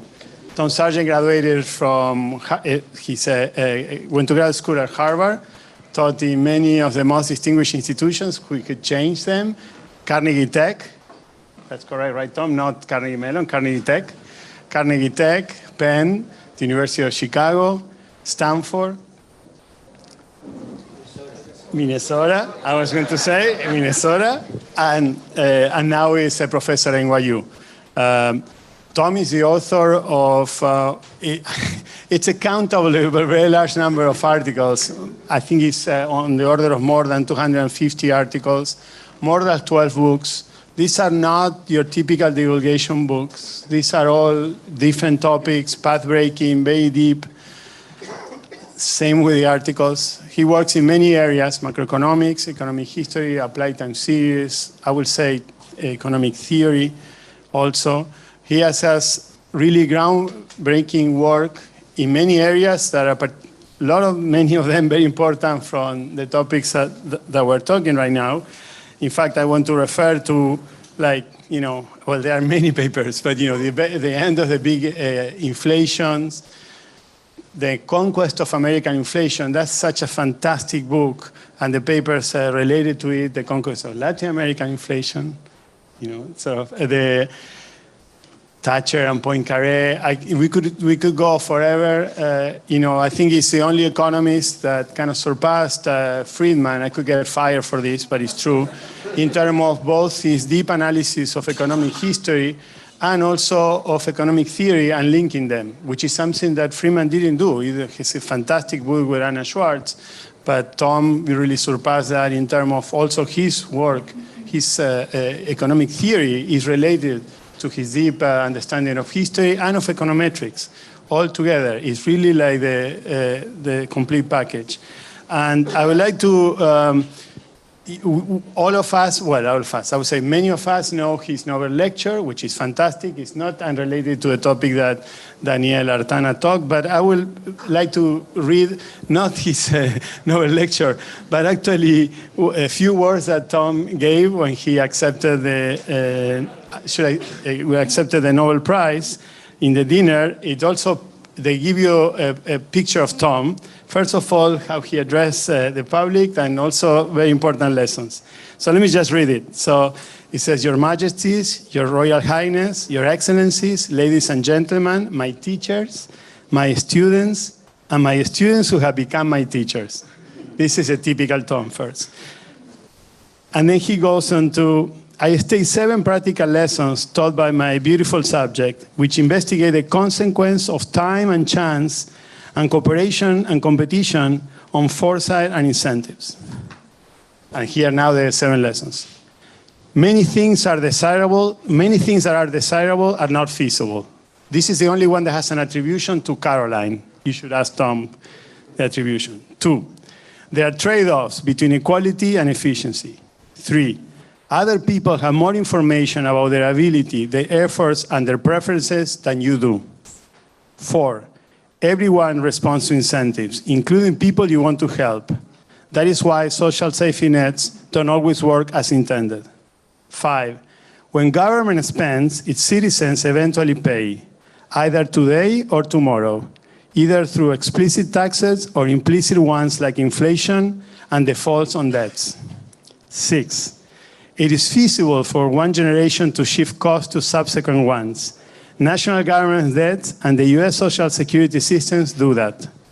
7, most people want other people to pay for public goods and government transfers, especially transfers to themselves.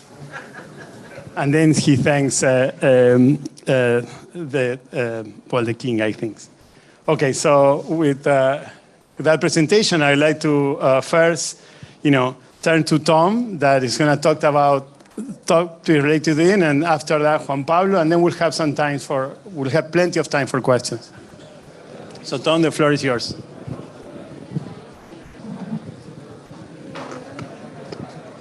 Okay.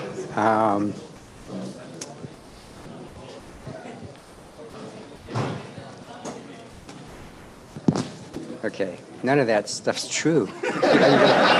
So I see some of my students who are in my class, and they're shaking their heads like that. So it's kind of mean that you did that. Okay. So I got an assignment. I'm going to set up this wonderful book that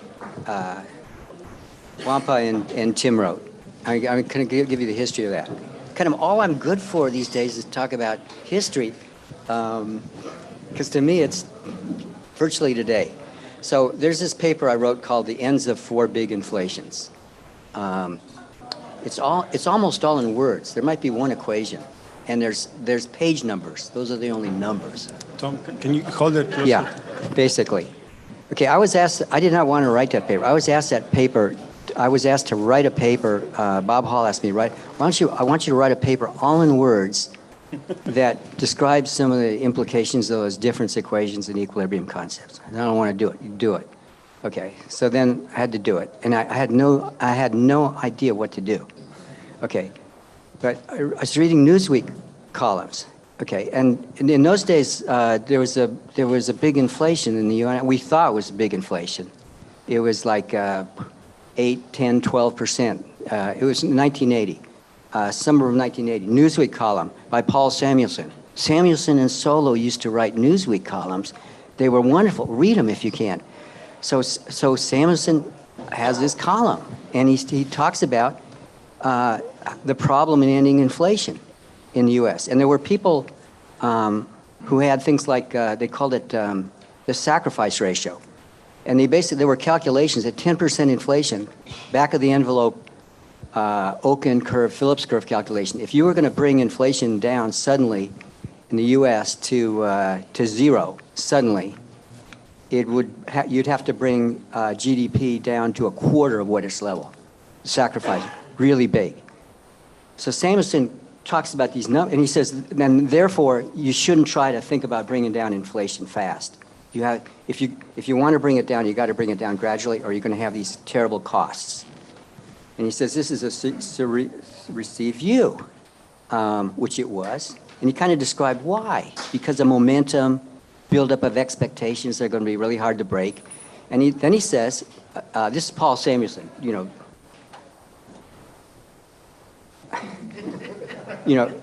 extremely, okay. So Samuelson was Lucas's model. You can go read about that. Both in terms of style and lots of, read about Lucas, how Lucas got educated. He read Foundations of Economic Analysis, backwards and forwards. And then he tried to copy, he said, I'm going to copy what Samuelson and Solo doing in their quantitative work. It's going to be small models with small number of parameters. He credits them. Okay, so anyway, so Samuelson said, I must say that there's this small group of rational expectations guys in the Midwest. And maybe there's kind of a crack about that. And he said they have a theory that says that if you had a fully credible, understood plan of stabilization, you could bring down inflation like a rock. You could bring it down immediately with no cost. He said that.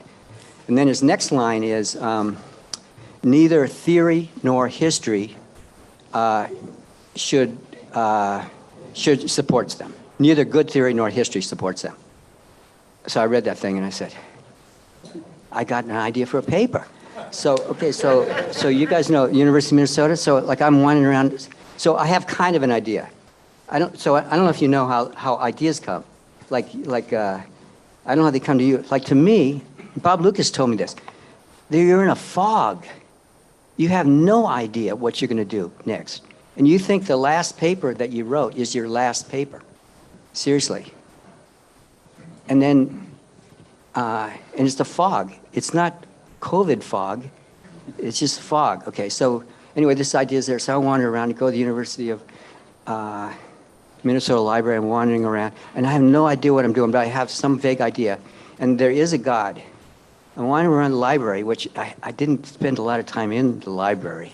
Okay, I'm in the library, and I'm in this book, and I find this book by a guy named Pasvalsky. And he says, big inflations in the post-World War I Danubian region. And he talks about Hungary, Czechoslovakia, Austria. He talks about Poland. And I knew something about Germany because I'd read. And he had these numbers. And then I had this, I get the book out of the library, and I go, anyway, he has the numbers, and then I put it there. I don't know what's going on. There's no, I'm treating you like psychiatrists, because I'm telling you, but anyway, so I put it there, I have the Newsweek article, I go to sleep.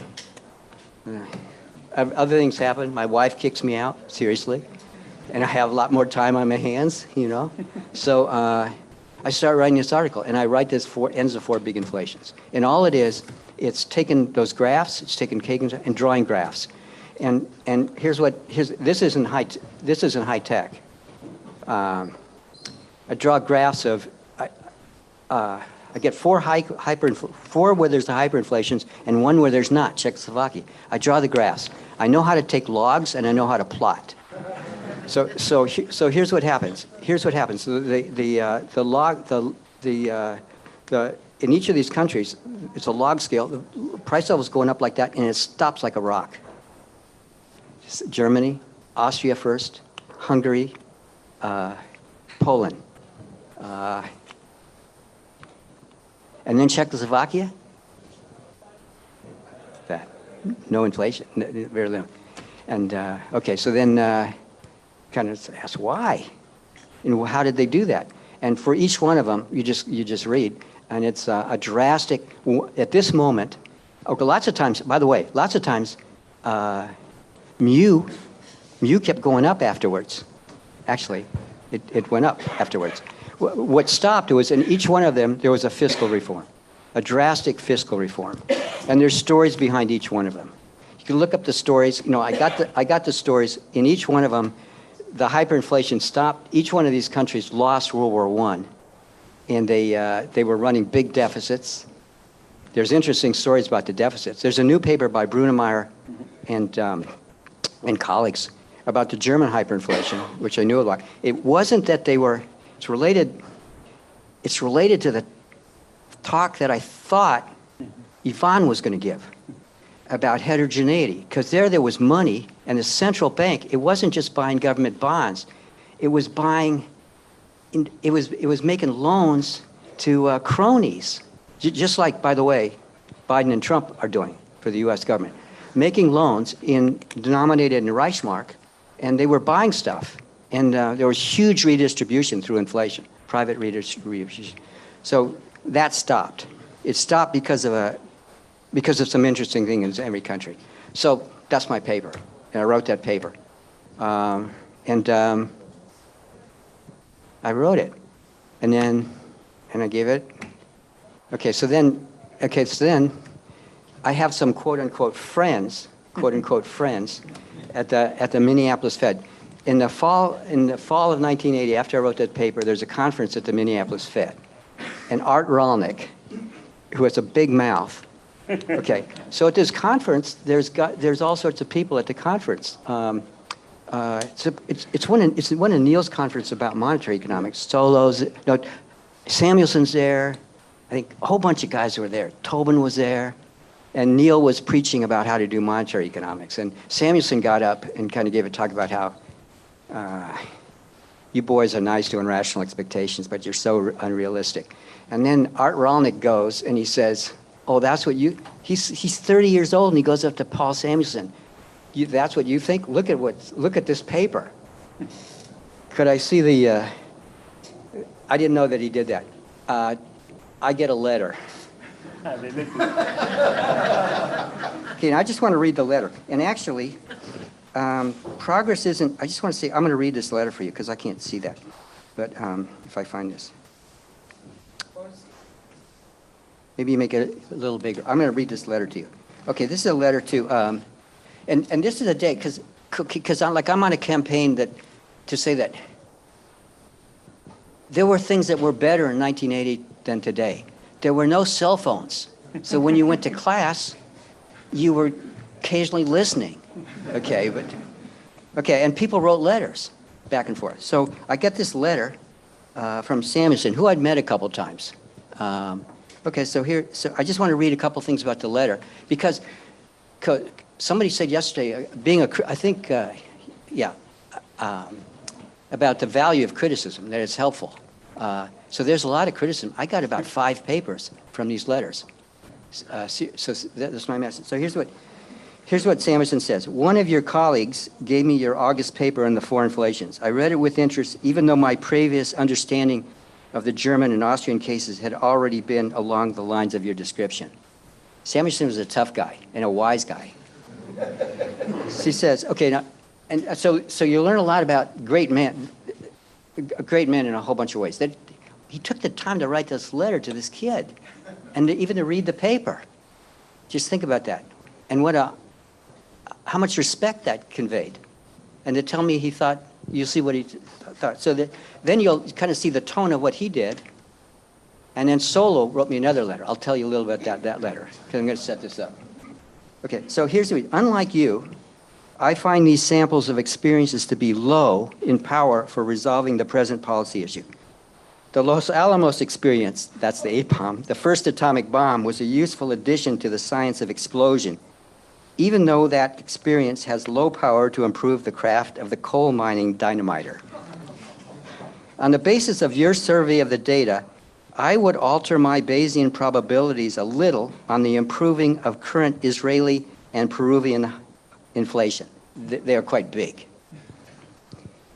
I would also welcome analysis that tells more about the exact behavior of real variables in the hyperinflation stages and later. That's Brunermeyer's paper. And it's a book by Gerald Feldman and a paper by Peter Garber. Go read it. Okay. Damn, I wish I'd... Okay. Okay. It would be useful to have detailed knowledge of the score of cases where stabilizations were attempted and failed. You know what he has in mind?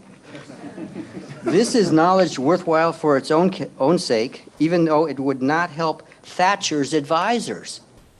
Thatcher was just elected. Thatcher's advisors. And as I do not, okay, I was doing rational expectations econometric, trying to do it, spectral analysis and stuff, key tests, stuff like that. So that's how he knew me before this stupid paper that was all in words. Now he finally says, I do not have to tell you, as I do not have to tell you, science is not a string of anecdotes. Okay. By the way, there's a few people with offices close to Yvonne. Never mind. It is experience described in terms of its frequencies and interpreted in terms of its relevance. Every word here counts. Okay, my wording is not intended to be ungracious, but is intended to indicate why the chap who gave me the manuscript was not as rational in his expectation. Okay, Bob. Okay, so this is a great letter. So this is great. Okay, so this is beautiful. When I first read that, I thought, God, art, Okay, Okay, but it's beautiful in terms of, so then I wrote a paper on Thatcher, and I wrote other papers. I'll tell you about Thatcher in a minute. But here I'm going to come back to, here's Solo. Here's Solo.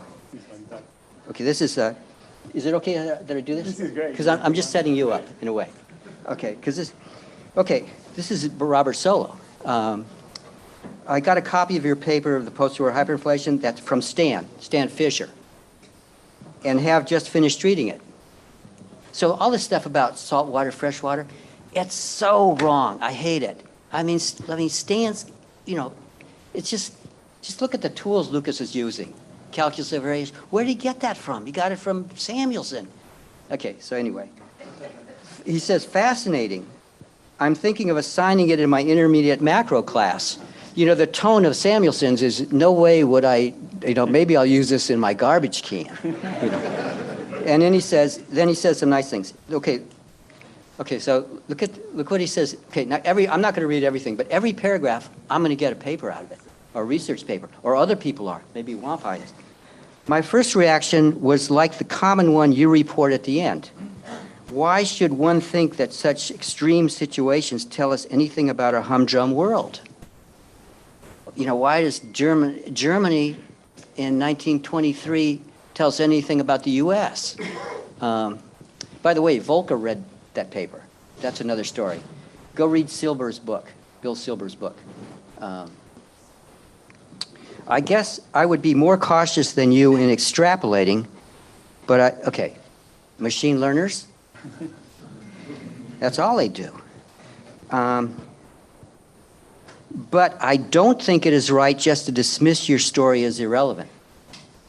It occurred to me in reading that the situation is a lot like those experiments that feed mice the equivalent of 1,000 cans of Tab, you don't know what that is, that's a soft drink, a day, and conclude that even that saccharin causes cancer. The outcome would have absolutely zero content, even for a 2-quart-a-day human Tab drinker, but you'd be a fool not to think about it seriously. That's a different tone than, okay, so then he goes about, okay, then look what he says. He says, so I thought about it for a bit and tracked out some of the sources of my doubts. So it's not just I hate it, it's I'm going to tell you why I hate it. That's great. First, I wonder if you paid enough attention to the fall in the real money supply, whose existence you pointed out carefully. Okay, I'll stop after this. From 120, this is relevant for here. From 121 to 123, by the way, that's when France invaded the Ruhr, and the German government paid workers in the Ruhr not to work for the French. And how'd they pay them? They printed. That's when the hyperinflation really takes out, from 123. Okay. For example, but he stops before that. He stops before that. This is very careful. For example, the real money supply apparently fell to about 1/6 of its initial value. It falls even more after 123. In Austria, as you point out on page 9, the real money supply fell to 1/3 in an even shorter period. This is velocity, like Julian's graph. Okay, this would have important consequences. Stabilizing the price level becomes a sideshow because it does not disturb transactions or forward transactions. And actually, that's what Ivan's paper is about. Ivan's paper about there's no prices at all.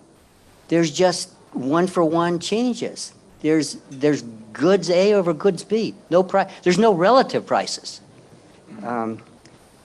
Because it does not disturb transaction, it is more like starting over than stopping something.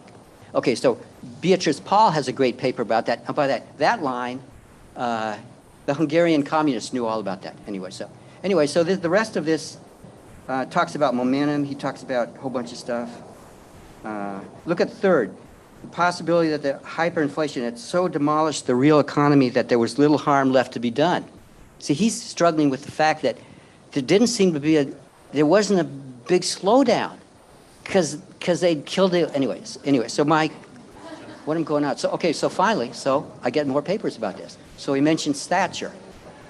So I'll say a couple things about Thatcher, and then I'll turn it over, because then you study. Okay, so Stan and Rudy asked me to write another paper. It's all MIT connections. all in words again. They said they were surprised. We know you actually can speak English in addition to different stuff. So Thatcher had taken over, and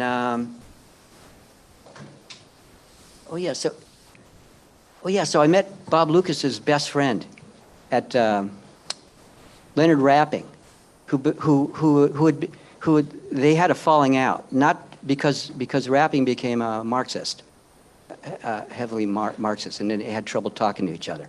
But I saw him at the meetings, and he told me he had trouble talking to Bob. But Rapping had read this paper, and he said, you know, you should look at what Poincaré did in the French stabilization, because it's kind of like what you did was milder. So I got that, and then so I looked at Thatcher, and I wrote this paper, stabilizing moderate inflations. Thatcher, not big ones. Thatcher had big. So same thing. I want to see if the same math could work.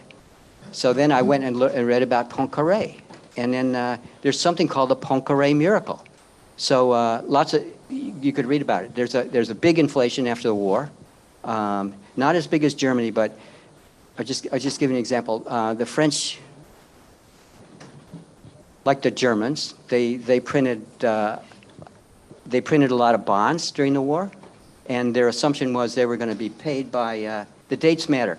They were going to be paid by the Germans or maybe by the Americans, and then what happened was, and there's still these bonds, and they're owned by French citizens. They're patriots, and they had also lent to the Russians.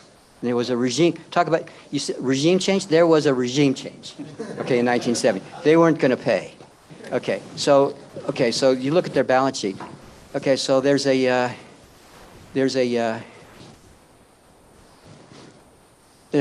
an ongoing fiscal monetary crisis, and they're printing a lot of money. Keynes writes a great letter about this when he's still a. Keynes's book on Tract on Monetary Reform is a lot about this. So what happens is 1924. They keep trying to solve this. There's like 13 finance ministers in a year and a half. Keynes calls it the waltz of the portfolios. He has a language, and Keynes says how can you stabilize? And he says easy. He writes down an intertemporal budget constraint, and he says you can raise taxes, but he says the French are never going to raise taxes. You can lower government expenditures. He says they're not going to do that, or he says you can default on the debt. And he says, those are your choices, nothing else, no tricks. So what happens is, there's one finance minister after another. Some of them say Freddie was saying necessary and sufficient. Keynes didn't say that. He said necessary and sufficient. Okay. So what happens is, here's a story. You can read it in Shire's book. The standard story is, which I wrote in my paper, which is a lesson to Thatcher. There's all this disagreement. It gets so bad, the bond market gets so bad, that there's an agreement that they'll appoint this guy, this reactionary Poincaré, who's the cousin of the Poincaré you know. Okay. Okay. So he comes into office. As soon as he comes into office, what does he symbolize? He's going to cut government expenditures. Okay. He's going to stabilize the franc. He's going to reschedule. He's going to stabilize the franc at the current value. He's going to go back in the gold standard. He's going to have present value budget balance at a value that will value the B part of the budget constraint at an 80% devaluation, and he's going to do that. And the thing is, the story is, the moment he came in, everyone knew that's what he stood for. All these guys who hated him said they're going to do this. He came in, he did it, and his stabilization had like that. That's a Poincaré miracle. Okay, so now this necessary and sufficient thing that coming. So I wrote this paper. Okay. And you always learn things. John Taylor, a couple years later, he said, by the way, that's not right. He said, because I was reading something you should have read, the Sargent report. Okay, and the autobiography of the guy who was the central bank governor at the time. Okay, so what you find out in that is Poincaré gets into office, okay? And it's like some of the stories that were told. Gets into office and he gets a call. He calls up the central bank guy, and he said, I gotta have you print a bunch of currency. And at that point, the central bank guy says, the governor says, no way. He says, what you stand for? No way, I won't do it. And Poincaré yells at him, he doesn't do it. And then it's at that point. So that pivotal point, anyway, so the story unfolds. And then finally, the final thing. France, for 10 or 12 years, they stay in the gold standard. They're the last to leave the gold standard in the 30s. They leave after Britain. They leave after the United States. I don't think they don't leave until 37. Okay. And they don't even leave when they have a socialist, Leon Blum, who's, I got this, Stan Fisher, right? Okay. The socialist leading a popular front, government with communists in it, they stay on the gold standard. After all, the Russians were on it. Okay. And then he left office, and a right-winger came out, left the gold standard. And someone went up to Leon Blum afterwards, who's kind of a hero, you should read about him. They said, hey, how come these right-wingers went off the gold standard and you suffered all this? He said, no one told us that we could do that. So, talk too long. More examples.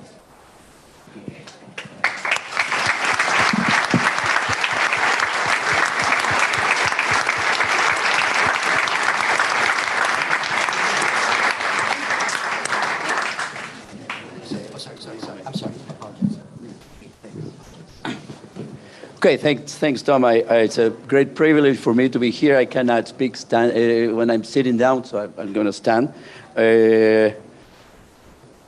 But also, it's a little bit of awkward. I know you would like for Tom to keep on going and going, but I have to interfere now. So the title was The Conquest of Inflation, and it appears that without much coordination, we're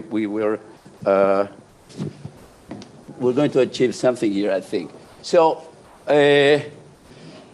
we think of inflation, the primary cause, Friedman. We already saw this quote in the conference. But when you go to the ultimate cause, and that's where Tom comes. I didn't meet Friedman, so Friedman's going to be Friedman, but Sargent's going to be Tom. So at the end of the day, if you want to think of inflation, what we can bring, I think, as a profession for now, although there are some promising prospects in the way, we can just go with this. This is what we know.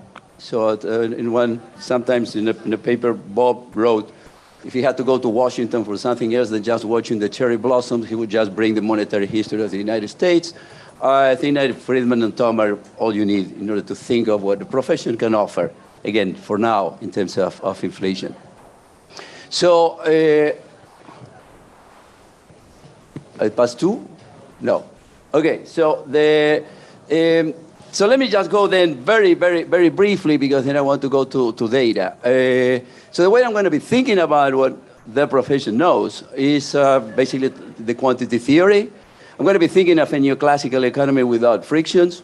And then in that economy, we're going to write it in many different ways. There's going to be three main relationships given by the model, which are going to be the nominal interest rates, growth rate of money, making adjustments by growth rate of output and growth of interest rates, and the devaluation rate all move one-to-one with the inflation rate. So that gives you three equations. You have four variables. Monetary policy can control only one of them. Nominal interest rate, money growth, other devaluation rate, and then the rest of the model gives you the other three. So that's how you control inflation. So that's the primary course. Then there are other real variables involved, but again, in the model without frictions, you can take them as exogenous, and then you can go and look at data. That's what you need, some exogeneity in order to be able to look at data. But then for the ultimate cost, what we have is Tom's showing up, and then government spendings can be financed. It appears that Keynes had already mentioned this to the French. Taxes, debt, or money printing. So if you want to stop the money printing, you have to do something with expenditure, taxes, or the debt. The government budget constraints. So the cure, if you really want to stop the inflation, you have to stop spending more than tax revenues. so you can stop the money printing. So that's what I would say we know. So let me go very briefly over data. Let's start with how Tom started in hyperinflations. Regrettably, we kept on adding experiences to the profession so we can get a more accurate knowledge of what happened. So this is the history of inflation in Brazil. You have all the different stabilization plans there, with some variations of basically using the exchange rate as a way to stop inflation. You have the real plan, which is the last one that eventually finish it for good. Now, these were stopped using the devaluation, so I'm going to check the other two laws in here. So this is inflation rate. The theory says the nominal interest rate should go 1 to 1. That's the nominal interest rate together with inflation, and that's money growth together with inflation and nominal interest rates. I didn't make the adjustment for growth and nominal interest rates. If you do the green line, it's going to look even much closer to the other ones, but who cares? Okay? So this is what Tom did in the 4 big inflations. Now again, we don't have 4, we have many more. And actually, this is what Tom was talking about in the letters, which I didn't know he was going to do. But this is how he ends the paper on the 4 end inflations, which is I have encountered the view, now we know where he encountered the view, that the events described here are so extreme and bizarre that they do not bear on the subject of inflation in the contemporary US. The 4 incidents we have studied are akin to laboratory experiments. I highlighted the laboratory experiments, in which the elemental forces are easy to spot. And then he goes, I believe these incidents are full of lessons about our own, less drastic predicament with inflation, if only we interpret them correctly. This was the debate with Samuelson in the letter, according to what I just learned. So what I'm going to do now a little bit is, before going to Latin America, which is what Tom mentioned a few minutes ago, I tried to go and search for these natural experiments but not for the big inflations, but for the events that Tom was talking at the time. Remember, this was written in the early 80s. This is when inflation was going up in the US. So this is what he was referring to. And what I'm going to do, I'm going to adopt ideas in a paper by Lucas in 1980. I guess that if you ask Tom, he would say that it's Friedman and Lucas, but I think it's just Friedman and Tom. We don't really need Lucas for this. Tom would disagree with me, but I'm sure Bob wouldn't disagree with me. So, but what Bob did in that paper in 1980 is basically take one stand, which actually Ivan is moving and not taking that stand. The paper of Ivan yesterday is precisely trying to understand some things that Bob said, we don't know about that, so let's not even look at that. And then talking about former students becoming your teachers, that's a wonderful case. So that's what I said. We might learn more about that, but I think we're not there yet. So I'm going to stick to Bob's strategy in 1980, which is, I'm not going to look at what happens quarter to quarter, maybe year to year. I'm going to look at what we think we can capture, again, with this fantasy of the neoclassical model without frictions.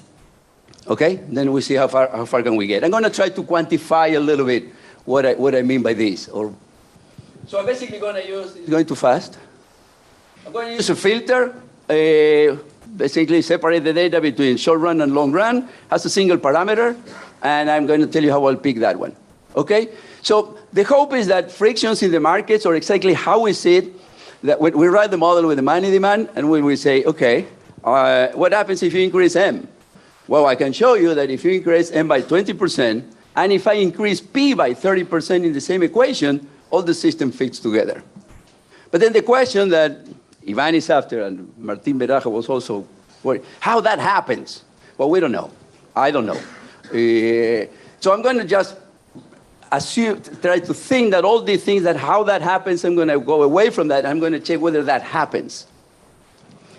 So if there are changes in the long run, I'm going to attribute them to a regime change. If there's no regime change, no natural experiment, inflation is basically flat over time. Like if you look at the US from 92 until 2019, there's always the same regime. No way to detect these forces. So my hope is that by filtering the data, I can detect regime changes. And then the question for me is going to be, was there a regime change of the ones Tom was talking about in his paper?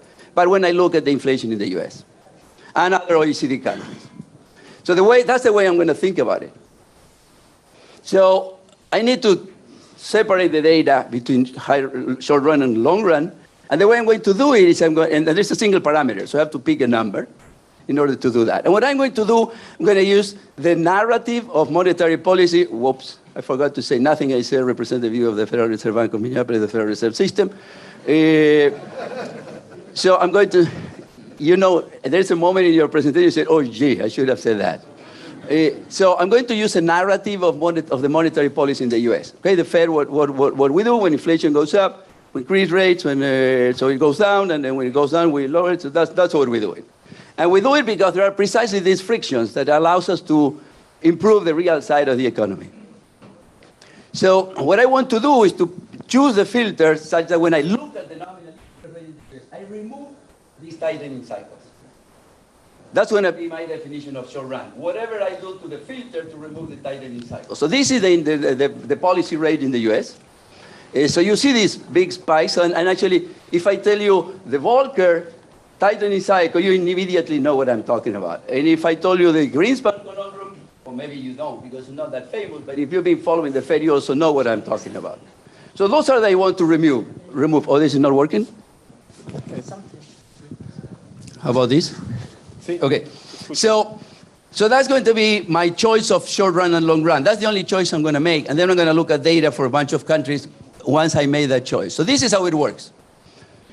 If I use a particular parameter, which is actually 100, but it doesn't really matter, that's how I'm going to be splitting. So the sum of the red and the blue is exactly the one before. So if you look at the red ones, the Volcker one is the big one in the early 80s, and the Greenspan conundrum is right there. So I'm removing those, I'm staying with the blue. Okay? Nobody in the Fed system talks the blue as the big tightening cycle, that I know of, at least.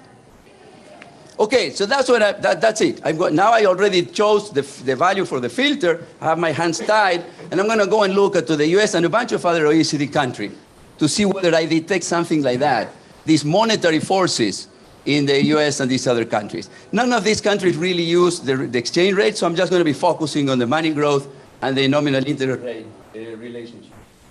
Now, so here's how I describe the data. I'm going to go fast. We all want to go back to Tom. I basically use M1, okay? And then whatever you think you have to use for prices, interest rates, and output. Now, I'm going to show you a few of these plots for a bunch of countries. So what I have so I'm going to explain it in detail here for the US, and then I'm going to go quickly over the rest of the cousins. So what you have in the top left is that the data, money growth minus output growth and inflation. And then when you see correlation, then you have the number there. So the theory says these two should be the same. Not that the correlation has to be 1. They have to be the same, which is much stronger than that. And then what you have in the right top is the inflation rate and the nominal interest rate. Those two don't have to be the same because there is the real rate, but they have to move together. And I don't have data for the real rate for the whole period. So once I apply the filter, that's what I get. The bottom ones. Yeah. Thank you, Andy. Now, so if you look at the US, you see that there is a clear difference between the blue and the red on the right-hand side, because we know the real rate was very high after the 80s, and then it became essentially negative by the end, so you see that difference there. So that's what I say. There was a change in regime here, according to Tom's definition. And once you see the change in the regime, you clearly see the connection between these two things. Now, what I'm going to do now, because I'm going to look at a bunch of other countries, I'm going to use the bottom right to compute the real interest rate there. I'm going to assume the interest rate must be the same across all these OECD countries, and I'm going to use that one to check on the real, because now I have an estimate for the real rate, so I'm going to subtract that from the nominal rate in the other countries and get a real prediction for inflation using that equation. So this is what happens when I do that. So that happens with Australia and Canada. So my point is that what the filter is doing is to remove exactly the things that Ivan is trying to understand, which I don't understand. And I'm really looking forward to my former student's current teacher progress on that dimension. But when I do remove that, I clearly see this. I don't think these plots for Australia and Canada are worse than the plots that Tom did for the 4 big hyperinflations. Okay, when they can keep on with some more cousins, Denmark, New Zealand, these cousins I kind of like. You don't see much here. Well, there was not really any change in the regime in Germany. Germany didn't have such a high inflation during the 70s. We can speculate why. Maybe they read the paper Tom was about to write 6 years after that. South Korea, and the UK. Okay, so here what I was trying to make here is that you don't really need these very high inflations as long as you detect some regime change. When I was young, and my econometrics professor, Victor Elias, the toast to him, told me, if you're trying to run a regression, y equals alpha plus beta x, and x doesn't move, there's no way you're going to identify the beta. Well, if the regime inflation is always around 2%, you're never going to see these effects there.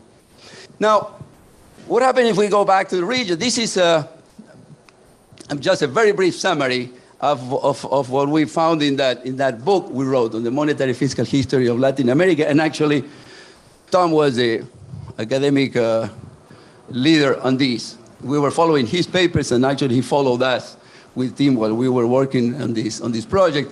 And Fernando from the Becker Friedman Institute, they actually put the money for the project. So that's my role. thank you very much to both of you. It wouldn't have happened with both of you. So I'm going to go now. I'm going to give you just a less than 10-minute summary of what it's in there that basically supports the big inflations and the moderate inflation that Tom was talking about. So we're going to identify hyperinflations.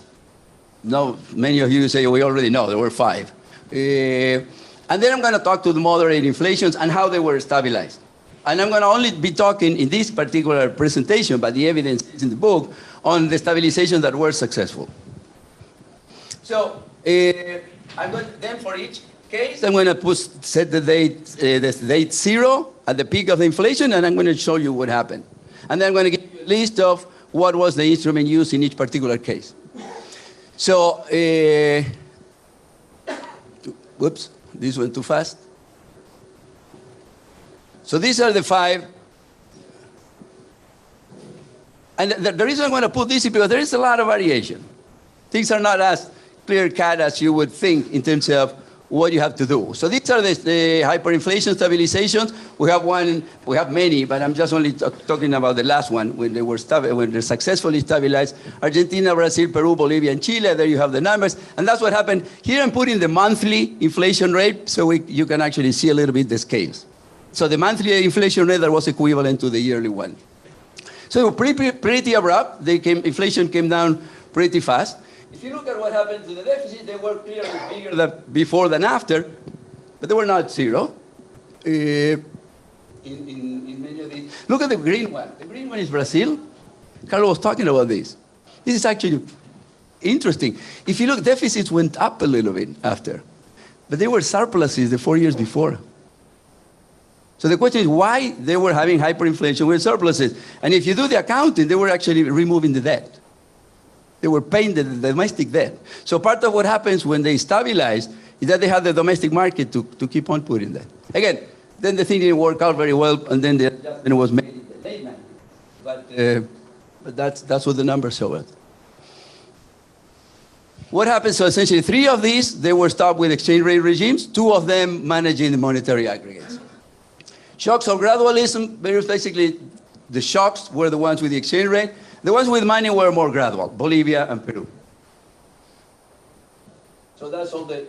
Now, at least the ones that did it with money, they did it with dirty floating. So they were doing all sorts of things in between. I didn't tell you, my filter removes stuff when I show you the data for the US, that it's on average of 4 years. So my way to put it is, anything that happens within those 4 years, I don't know. That's what Ivan is trying to get at. But I don't know. So during those 4 years, you do whatever you can. What do you use? The wisdom that we had in the previous roundtables today. And then you hope for the 4 years to make it, and then this theory to apply well.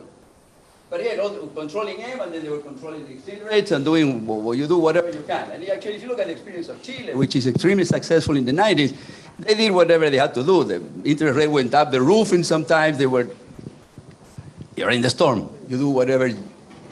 Where do you get the information to do that? Well, we'll talk a little bit about that in the 2 minutes I have left. So these are the moderate inflations. I'm going to set two different groups. These basically lower inflation from close to 100 and then put it down. You see, this is much more, all of these were much more gradual, except for Ecuador, who dollarized. And then that's the black one there. But all the other ones, it really took a while to get inflation to 1 digit. So here is yearly inflation. Sorry, yeah. So here is yearly inflation. And here you can do yearly and you can still see it. Otherwise you see big point there and then flat. That's why we did monthly thing for that. Now, this is what happened with the deficits. Of course, some of them didn't work well. Okay. They get tired faster than I do. Wow. So again, you'd see, in some case, so if you look at Uruguay, for instance, at the green one, they made a very large adjustment. Brazil in 66 didn't. So you have a lot of variation. Sometimes you have access to credit markets because of your stabilized. So things are not as clear cut when you look at here. Now the blue one in Venezuela that didn't work eventually, but and the one in Brazil didn't work eventually. But it took like 15 years to get inflation back there. And then the final group. Oh, I'm pointing in the wrong direction. Okay. So these are moderate inflation stabilization from around 40. So I prepared this presentation for like a year ago because that's the one that mattered for us. Now maybe it's more the other one that mattered for us. But there you see Argentina in 65. We lowered inflation successfully for 4 years, then it went up. But all the others, they work well. But again, very smoothly. What happened with the fiscal consolidation here? Again, you have a lot of variation. You have a couple of countries with surpluses. 2 of them don't. Colombia is the green. Argentina is the red. Argentina is the red because then we went back to inflation at the end of the 60s. So that's a plan basically only lasting for a few years. Colombia is different. Colombia stabilized, and then it had access to credit markets, and then it could run deficit without jeopardizing the monetary policy. So you have a lot of variation in here, a lot of different experiences. I keep on pointing to the wrong place. Okay? In this case, you had 9 different stabilizations. 7 were with the exchange rates, 2 with monetary aggregates. Essentially gradualism in all cases, except for Ecuador that was fast. And there you have all the list. Again, 7 with crawling peg, some form of controlling the nominal exchange rate. The other 2 with directly controlling the monetary aggregates. So my conclusions. Friedman and Tom taught us that what have to do in the medium run, and it works. Medium run to me is going to be 4 years. But there is ample accumulated wisdom. Part of it, we saw it in the morning, on what you do those 4 years. And we don't have exact answers. But again, there is a lot of accumulated wisdom. We went to all of these countries. There's a lot of people who struggle with different problems. This is a long treatment. During the treatment, you will have issues and you will not have answers in the books for all those issues. So there's a less precise message, but there is a lot of wisdom with high degree of confidence. And the bottom line, but if there's no attempt that's going to succeed if you fail to deliver on that medium run one.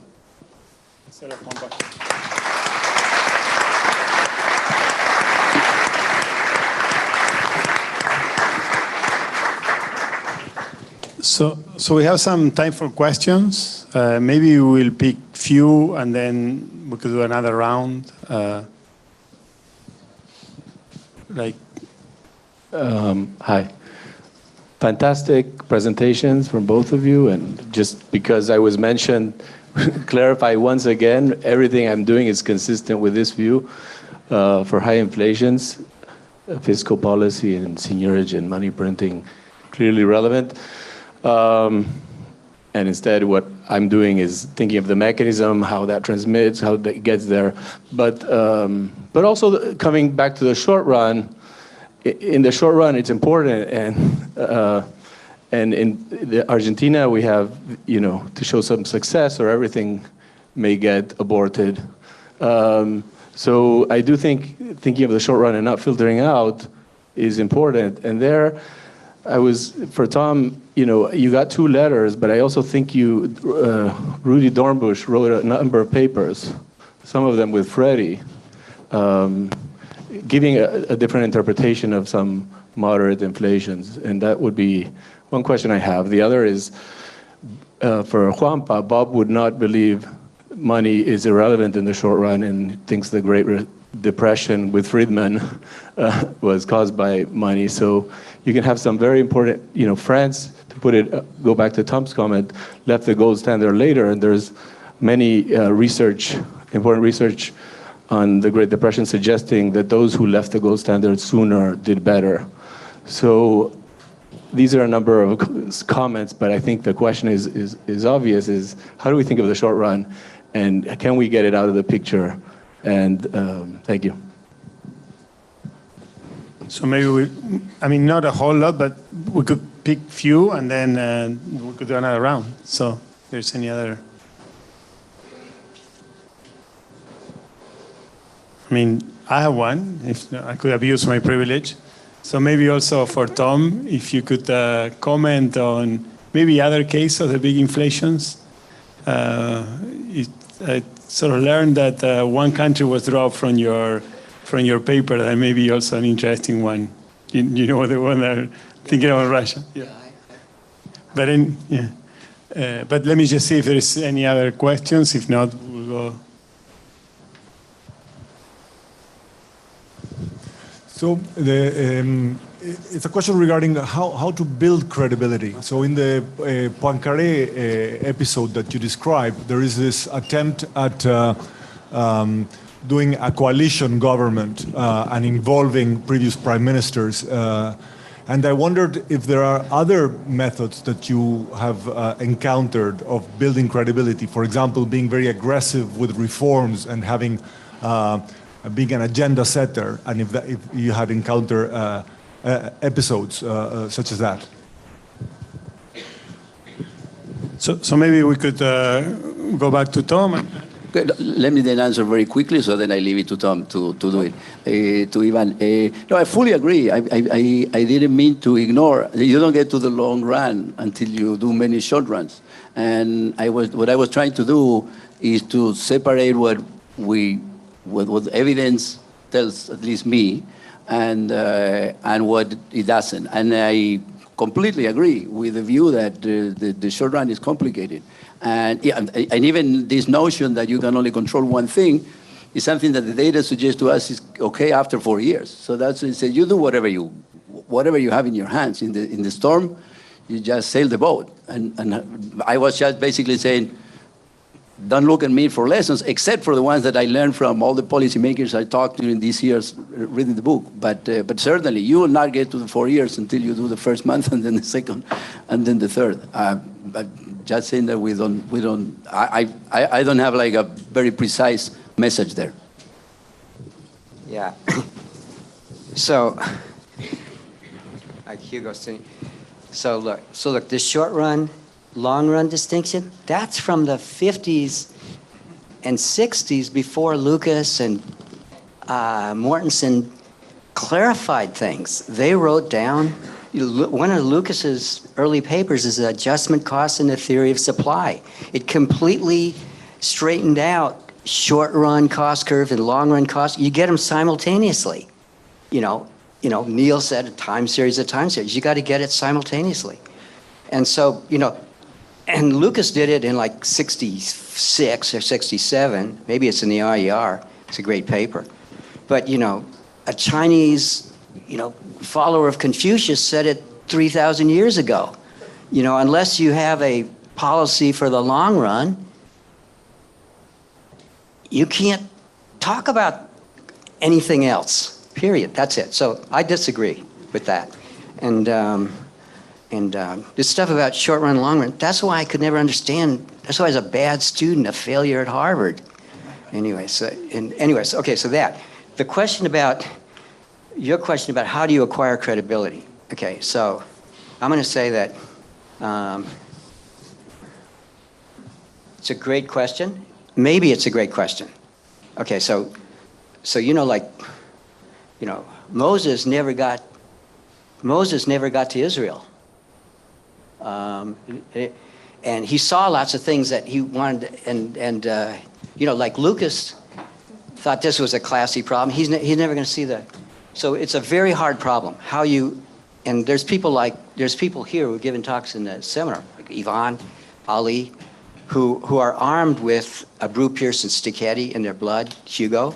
Okay, so that stuff is not. That's not how you acquire credibility. That's how you confirm.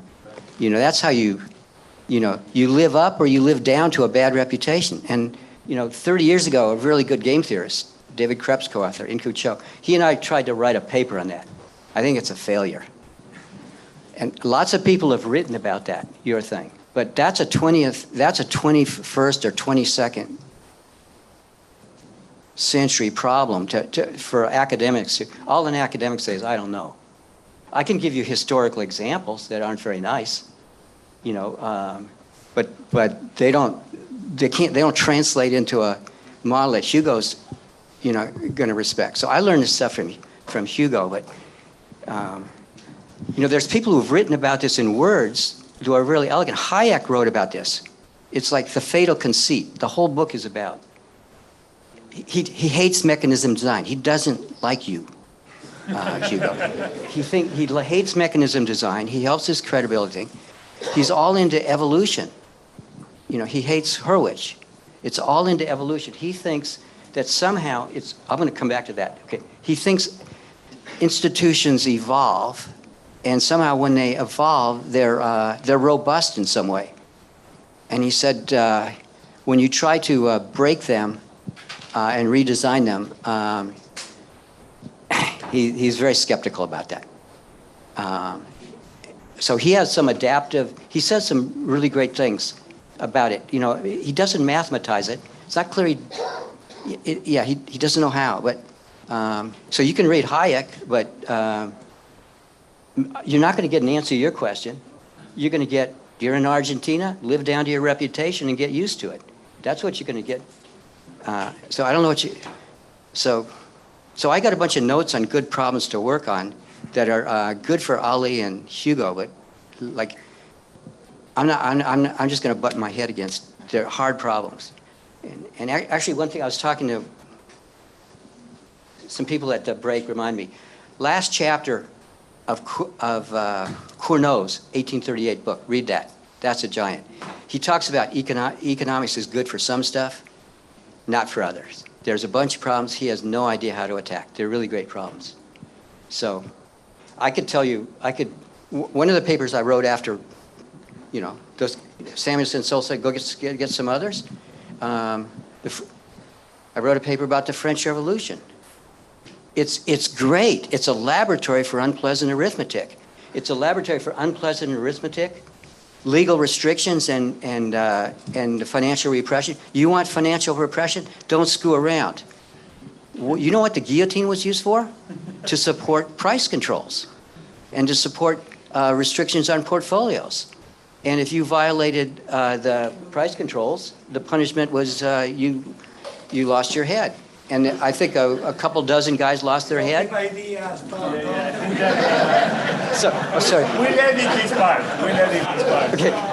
Okay, sorry. Okay, anyway, so there's legal restrictions, and actually, here's the thing. Robespierre was one of the administrators. Actually, if you look at it, why did they impose those things? And actually, did they work? I'll show you a graph of real balances. Prices drove like a rock. If you hoard gold or inventories, you're in trouble. If you raise prices, you're in trouble. They stabilized and they printed lots of currencies, and they won a war with it. And they had maximum law, called the law of the maximum.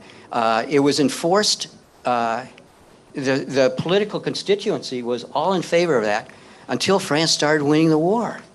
When they were losing the war, they had, patriotism. They started winning the war in June 1794. And Robespierre was at the head of things. Very quickly, within a month, the coalition supporting these wage and price controls dissolved, and they took Robespierre to the guillotine. And on the cart, on the way, the crowd is shouting, "Yay!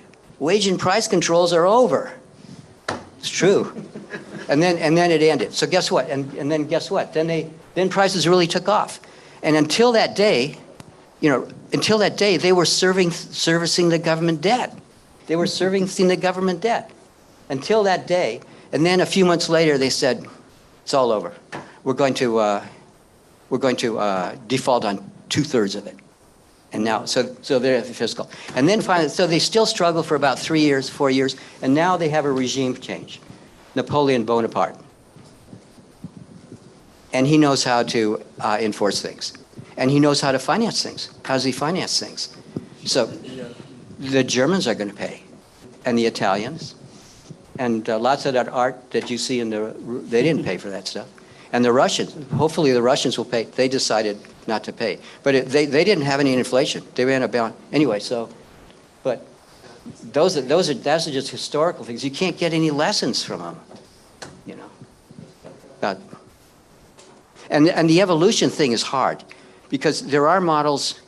The final thing I was going to say, there's a great paper on kind of evolution it's related to some things that were talked about before. It's about an alternative rational expectation and about selection. So here's the deal. Rational expectations. It's an assumption. It's a communist assumption. Nobody talks about how you got there. And Lucas in '86 wrote a paper about how you might get to a rational expectations equilibrium through least squares learning. And he wrote a paper about that. And that started some people thinking. It started Albert and me thinking about it. Theorems about under what conditions will least squares learners actually end up converging to a rational expectations equilibrium. They'll actually never get there. They get to something called a self-confirming equilibrium. So there's theorems on that. They're beautiful. They're linked to what Ivan was talking about yesterday in some ways, but okay, they do that. So that's written. Albert and I wrote a paper. We took the bread and butter hyperinflation model, okay, because that hyperinflation model it's got multiple equilibria. Samuelson's model. And most of them are really bad. Most of them, money disappears. But we rational expectations guys always picked one that was unstable under perfect foresight dynamics. Stan was into this. Okay, so Albert and I did this thing, okay, we wrote this paper, and what we did is adaptive expectations, and we found that, something funny, we found that in a certain region, it would converge to the stable one. It would converge to the stable one. But if you put shocks in, there's a stability region. So this is Jim Bullard kind of stuff. There's a stability region. There's also an instability region. There's this region. If you popped into that instability region, and in this region, it's old-time religion. It's what's tossed inflation? Muse. But you get into this region over here, and inflation explodes. Even with deficits have nothing to do with it. It's self-fulfilling. It's an escape, and it's not quite rational, but it's optimal forecast. It's very close to, so it's escaped. So Albert and I, Albert's from Spain. I'm from the U.S. hard currency countries. We looked at that, and we just made assumptions like this, and then the mistake was he read that paper. And he and Albert wrote a paper. I never saw you do it, but I think you were having beer, and you said that looks like Argentina to me. So what they wrote a paper was it's like this. It's like the deficit's moving around, but every once in a while you get popped into this region. It takes off, and then you have this superficial stabilization. You don't do anything. You just somehow move the expectations back this way, unrelated to anything. Oh, that's your necessary and sufficient. You just screw around with expectation. How you do it? They had some stories how you did it, okay? And you got back, and now that model in their hands, it's an AER paper, read it. It's calibrated. It explains a bunch of these non-necessary and sufficient episodes. And then that's a beautiful paper, and then I got a paper out of that. Because I'm from Minnesota. They calibrated. There's two kinds of guys at Minnesota. Calibrate and never estimate. There's the Sims guys, estimate and never calibrate. So there's a paper for you. estimate it. Okay, so when you estimate, you get interesting things, and you get accounts of, and you can kind of partition in these stabilizations into one that are the necessary and sufficient, and the not ones, and they're superficial stabilizations. And some of your pictures remind me of it. So this is an issue about, there's some evolution there, but it's not the evolution that you need to talk about how you acquire credibility. Sorry.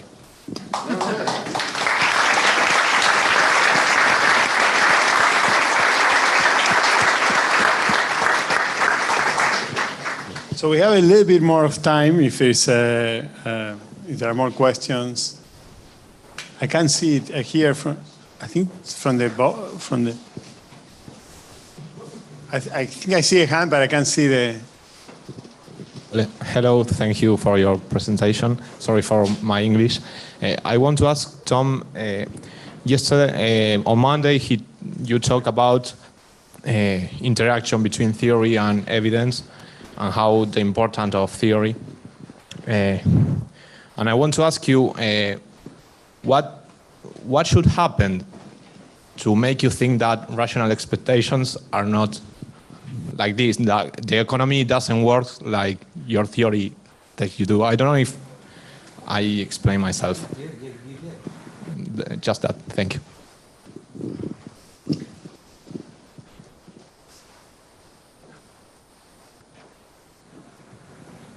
So it's a good and serious question.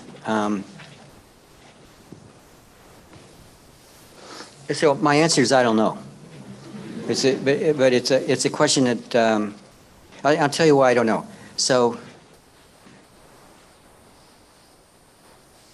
and you know, your question's one some really smart people have thought about and come away a little more confident, but not. So Friedman wrote one of the earliest. He didn't do the math, but he could have. Friedman was a great mathematician and statistician.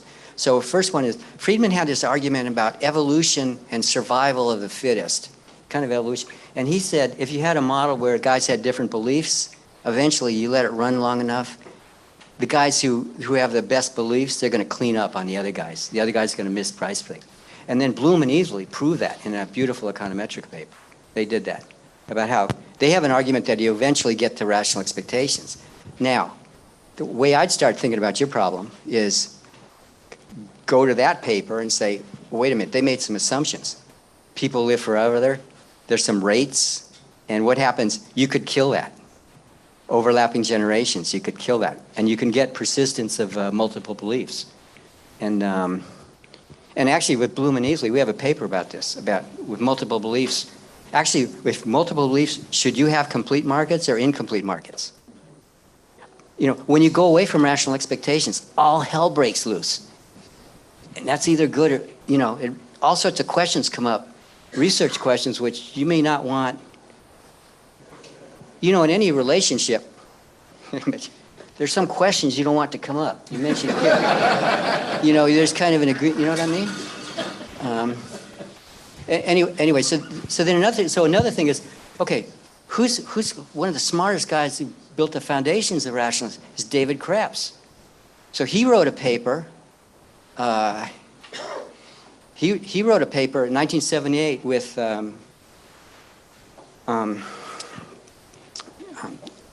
about in the QJ about bubbles.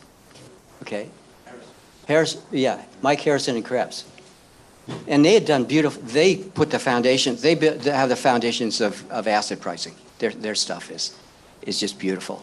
You know, martingale equivalent. Okay. So they wrote this paper with bubbles, and they have a model. It's this. It's a model with heterogeneous beliefs. It's a tweak of rational expectation away from rational expectations. It's a Markov chain. It's very simple. It's a Lucas tree economy. There's a Lucas tree.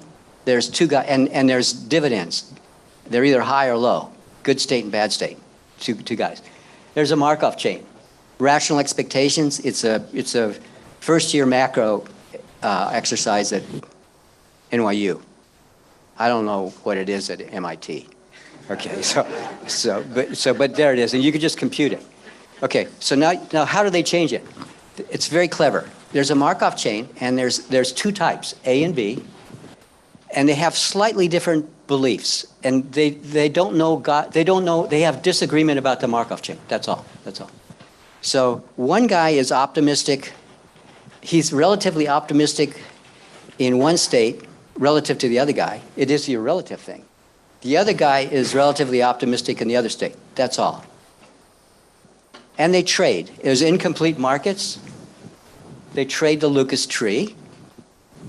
And there's short sales constraints. You can't short. So it's a beautiful model. So here's what happens. First you calculate, like there's Hugo and me, and neither one of us is permanently optimistic. So I compute the asset price using the NYU formula, assuming my Markov chain is right, governing the dividend. I compute the fundamental value. That's my fundamental. You compute your fundamental value. There's two values. But those are irrelevant. Now each of us trade. The equilibrium is always higher than either one of us thinks is the fundamental value. And kind of, how could that be? And the reason is, why does the guy buy it? The guy, and by the way, it produces volume. Remember Ed said, we don't have a good theory of volume? Lucas? This is a theory of volume. Because why? I buy it because I have dyslexia. I buy it, maybe when I'm an optimist, I buy it because I think that I will be able to sell it to a guy in the future who's more optimistic than I am, some dope. And he buys it for the same reason. And it's set up, and you compute the price. First, you don't believe it, but it's always higher than the fundamental price. So you could say that's hairy-fairy. No, okay, you get into that, and so now you get into Euler. That's threatening to a whole bunch of stuff that Euler equations, Hansen-Singleton. It's both threatening and promising because it can explain some stuff. But now you could say that's just theory. Really? Go look and see what the Chinese did when the Chinese know this. The Chinese government knows this. So if you kind of want to stop a bubble, how can you stop a bubble? How can you kill a bubble? You can allow short sales. And how can you feed a bubble? You can prohibit short sales. And there was a time, I think it was about 5 years ago, there was a threatened crash in the Chinese stock market, and suddenly there's new rules on short sales. And it's like they read Harrison Krebs. Somebody read Harrison Krebs, and it worked. So anyway, your question is, okay, so heterogeneous, when you leave the safety of communism and you proliferate, now if you kind of want to estimate models like that, think about adding, the parameters you estimate. And so your question is, you're really serious, and that's a long, I don't know. So I think it will be proper to thank both Juanpa and Tom.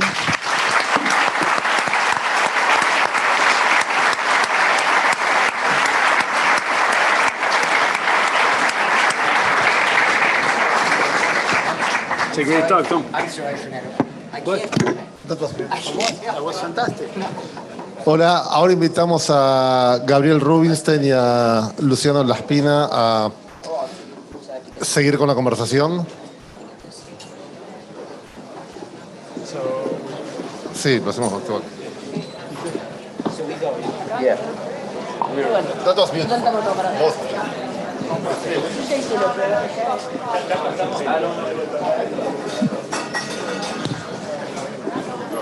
Hola, bienvenido.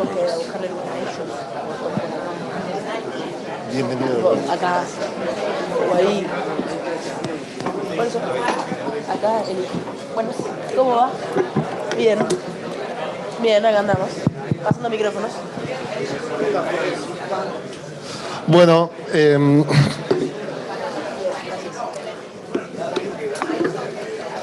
ahora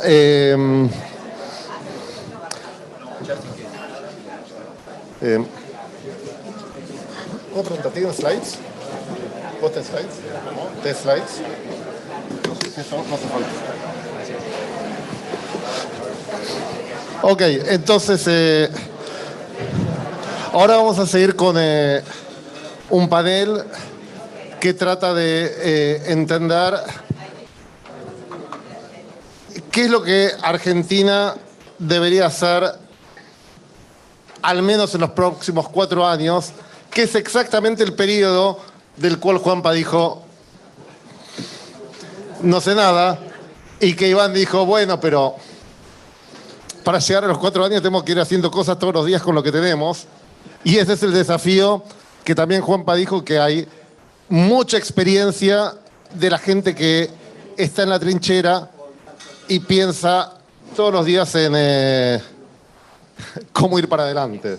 Y acá tenemos a un diputado que estuvo durante mucho tiempo en la Comisión de Presupuesto y también pensando en una estrategia para el futuro para la Argentina. Escribió un libro al respecto. Y también tenemos a Gabriel Rubinstein, una persona que durante muchos años estuvo estudiando la economía argentina, que estuvo un par de veces en el gobierno y que ahora es el viceministro de Economía de la Nación. Entonces, yo no voy a hablar mucho acá. Yo lo único que voy a hacer es, yo les mandé hace unos días una serie de preguntas y básicamente les dije, vamos a hacer 3 módulos acá. El primer módulo de media hora, 15 minutos cada uno, de hablar de política fiscal. Un segundo módulo va a ser de política monetaria y cambiaria. Y un tercer módulo de media hora, ustedes les van a hacer preguntas a ellos. Y les leo las preguntas del primer módulo. ¿Qué les puse? ¿Cuál es la trayectoria fiscal del déficit primario y financiero para 24, 25, 26, 27? Una secuencia de números. Medidas de reformas estructurales de gasto e impuestos implícitas en la respuesta a la pregunta anterior. Son buenos políticos, entonces si quieren pueden no contestar. Y su posición acerca de adaptar en Argentina una ley de responsabilidad fiscal o una variación de eso, como en Chile, Perú, Colombia, Brasil, etc. Entonces ahora tienen 15 minutos cada uno y como esto es sobre restricción de presupuesto, yo acá voy a poner 15 minutos y va a sonar la alarma en su momento y ahí tiene un reloj enfrente.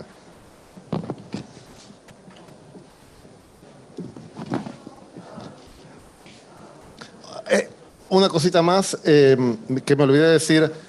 También invité a gente de La Libertad Avanza, pero todas las personas con las que yo hablé tenían problemas de agenda y dijeron que les gustaría venir, pero se disculparon por no venir. Entonces, ¿quién quiere ir primero? ¿Qué? Hola. Bueno, gracias por la invitación. No digo que haya sido demasiado fácil aceptarla porque la situación no deja de ser un tanto incómoda a veces, pero creo que es bueno poder hablar de ciertas cosas al menos. Yo lo primero que me gustaría comentarles es que en mi visión creo que podemos distinguir bastante hasta cierto punto entre lo que llamamos, a veces llaman reformas estructurales o apreciaciones de cómo debe ser la política o las discusiones típicas entre más estatismo, más liberalismo, de lo que sería una situación macro ordenada. Creo que hay muchos países que son pobres, hay países que son ricos, hay países muy conflictivos socialmente, con muchas grietas cada uno, países más exitosos, menos exitosos, que se las han arreglado para tener una macro más o menos ordenada.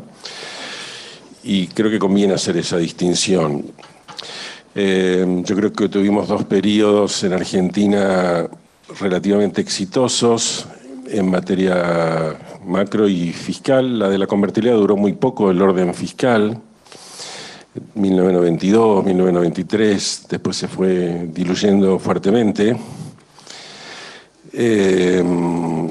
Y fue más exitosa fiscalmente la experiencia 2002, 2003, 2004, 2005, que yo estuve ahí con Roberto Lavagna como asesor de él y como representante en el Banco Central en un periodo, y casi como, de alguna manera, como un cierto devenir no del todo planificado, se logró en un gobierno que primero estaba Duhalde, después estuvo Kirchner, digamos, ese tipo de gobierno muy diferente al anterior de Menem. Superávit fiscal primario del orden del 3% del PBI. Como no había mucha ilusión sobre Argentina, no había mucho ingreso de capitales, eso significó un ahorro global del país y una cuenta corriente superavitaria del orden del 2% del PBI. El Banco Central pudo tener 40.000 millones de dólares de reservas netas, no brutas, netas. La inflación llegó a ser del orden del 5% anual en algún momento, en un periodo más o menos largo.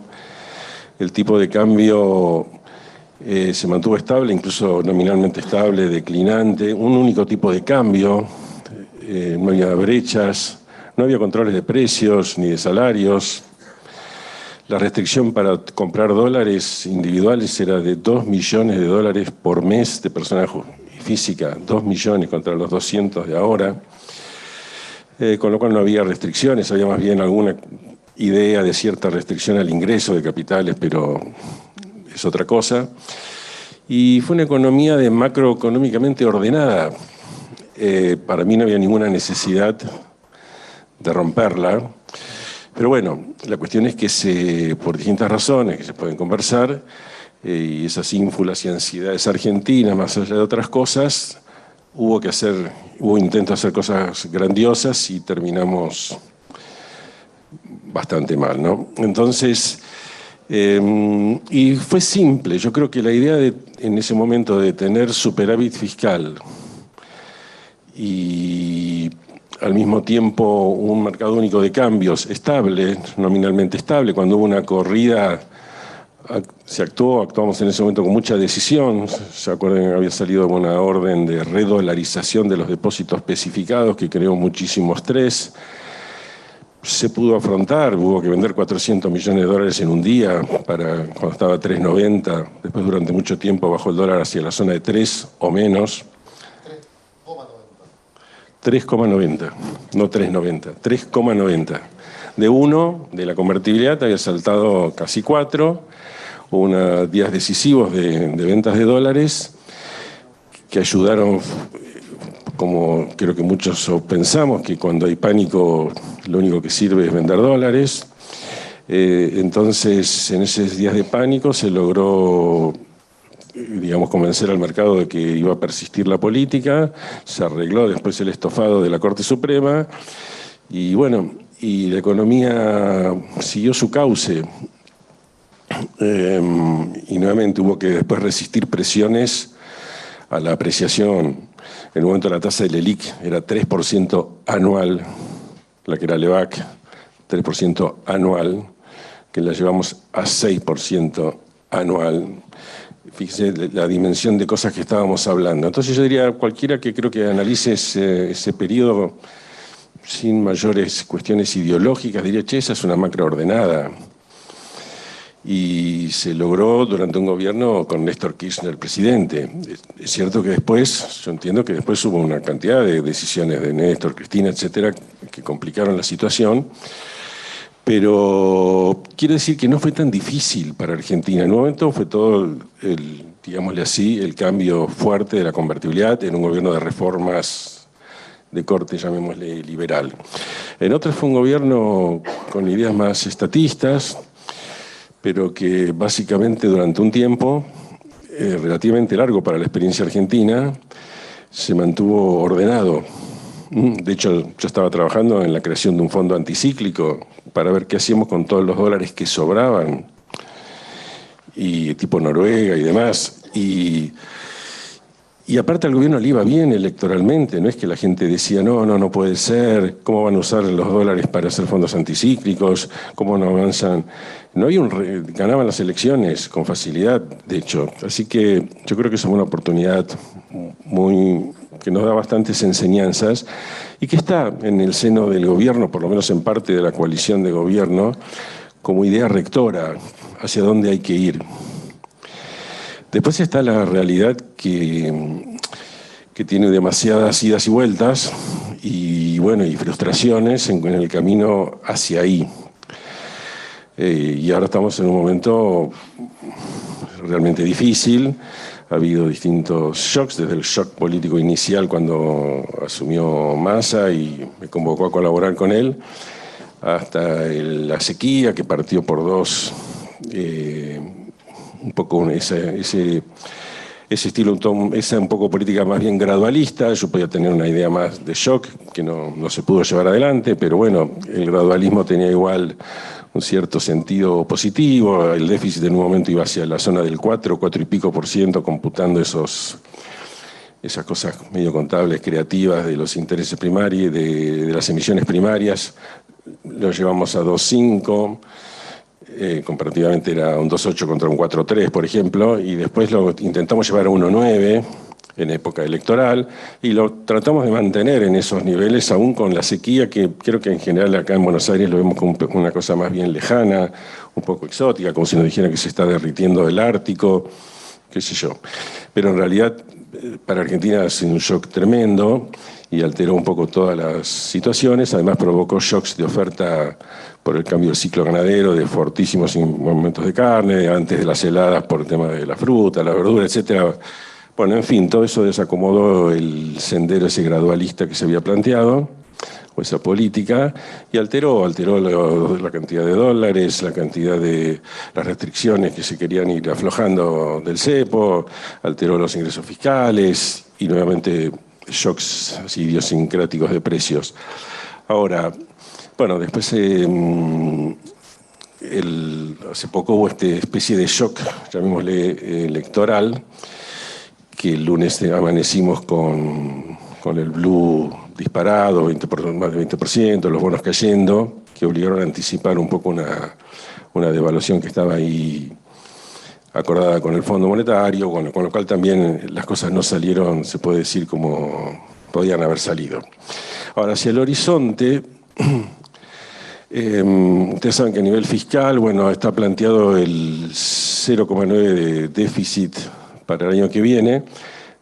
Nosotros hemos hablado primero de proponer un déficit cero primario para que se discuta el año que viene, y ahora, y esto se lo puedo dar casi como primicia, estamos trabajando en realidad intensamente en estos momentos, empezamos a trabajar para tratar de proponer un presupuesto con superávit fiscal bastante fuerte, ya para el año que viene. No les puedo dar más detalles en estos momentos, pero es un tema que vamos a estar trabajando en profundidad y un poco con algunas cosas un tanto más disruptivas, pero con la idea de ir más rápido al superávit fiscal, que personalmente entiendo que tiene que ir hacia un superávit robusto. Yo les mencioné lo que era en la época del 2002, 2003, 2004, 2005, ir a ese tipo de superávit fuertes, que creo que esa es la base necesaria, no suficiente para cualquier política de estabilización y de mantener una macro ordenada, donde incluso creo que el principal desafío no va a ser tanto llegar a eso, sino mantenerlo en el tiempo, que ese creo que ha sido el gran desafío y un gran fracaso de la Argentina cada vez que lo logró. Pero es un poco la idea. Ahora, yendo un poco a los temas monetarios y cambiarios. Sí. Bueno, listo. Te quedan 4 minutos, con lo cual una persona que promete superávit fiscal y termina la parte fiscal con 4 minutos de margen merece un aplauso. Pero una de las cosas que te iba a preguntar, ya que tenemos estos pocos minutos, cuando vos estabas hablando de que estabas pensando en el fondo soberano, y recién dijiste, sabemos cómo llegar al superávit fiscal, pero es difícil mantenerlo. ¿Te parece que uno podría tener instituciones fiscales? Carola antes propuso un organismo fiscal independiente que de alguna manera sea independiente y marque cosas, o una regla fiscal, o una reforma constitucional que restrinja déficits, solamente eso, que alguna de esas cosas ayudaría, o que la política se llevaría todo puesto. Y yo soy muy escéptico, es decir, voy a una experiencia personal. Yo escribí un libro sobre dolarización, favoreciéndola, en 1999. Y cuando yo lo escribí después de la devaluación de Brasil y que vi que era exitosa, yo dije, wow, estamos amenazados. Yo quería mucho la convertibilidad. Había sido muy pro convertibilidad. Y decía, esto está muy amenazado. Y entonces, justo apareció también la idea con Pedro Pou, además fue muy en forma casi paralela.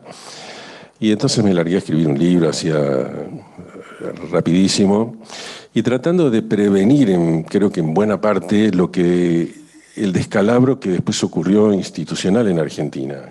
Es decir, en ese momento la dolarización era un acuerdo con Estados Unidos, era el uso del señoreaje para securitizar y usar eso para evitar el default de la deuda. Había dólares, se podía hacer 1 a 1 o 1 a 30 si uno quisiera empezar un poquito más alto, pero había bastante margen de maniobra, cosa que creo que para nada se dan las condiciones actualmente de todas estas cosas. Y había un tema institucional muy importante. Ahora, después yo creo que pasa a veces como cuando dicen que un perro muerde, si muerde a una persona, va a volver a morder. No sé, yo por lo menos que tuve perros lo escuché de los etólogos que llamaban. Y es como que una vez que hubo el tal descalabro institucional en el 2001, con la cuasimoneda, con los default, con la especificación, con todo lo que pasó, yo no creo mucho en las leyes.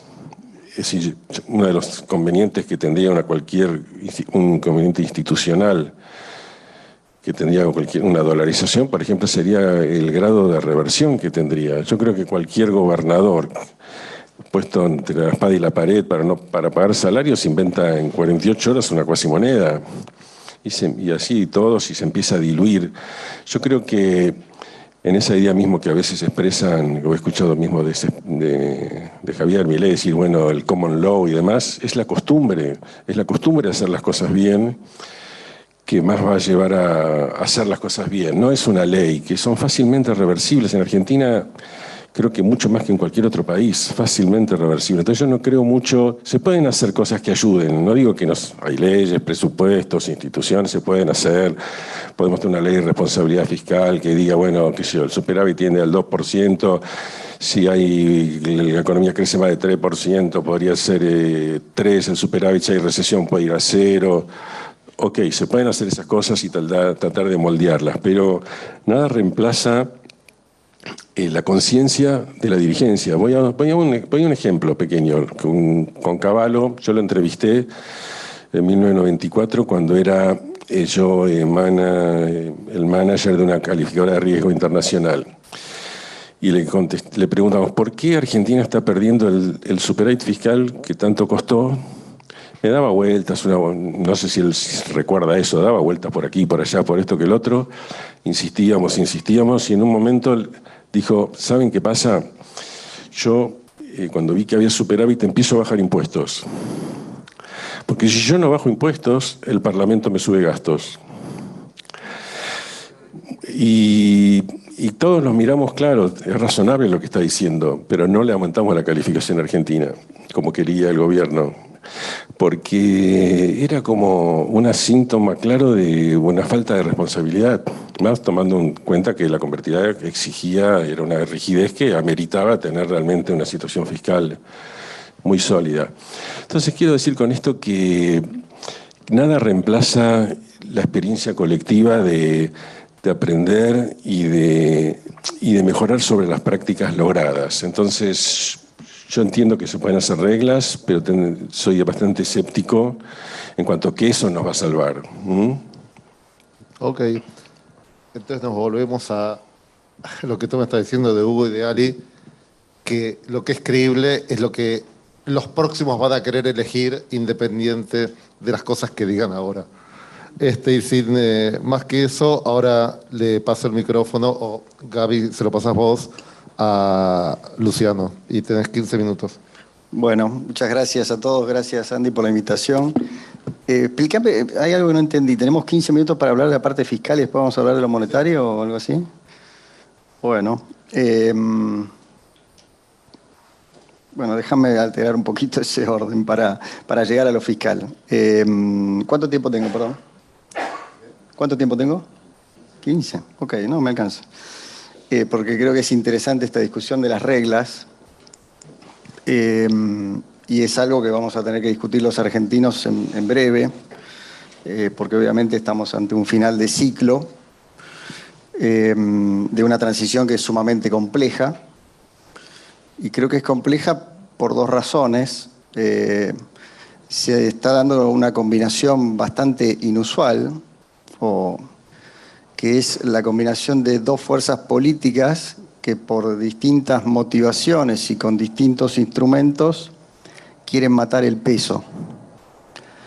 El gobierno, porque tiene un déficit fiscal enorme que está financiando con impuesto inflacionario, emitiendo, lleva en lo que va del año 4 puntos del producto emitidos para financiar el déficit del Tesoro y para recomprar bonos de la deuda en el mercado secundario.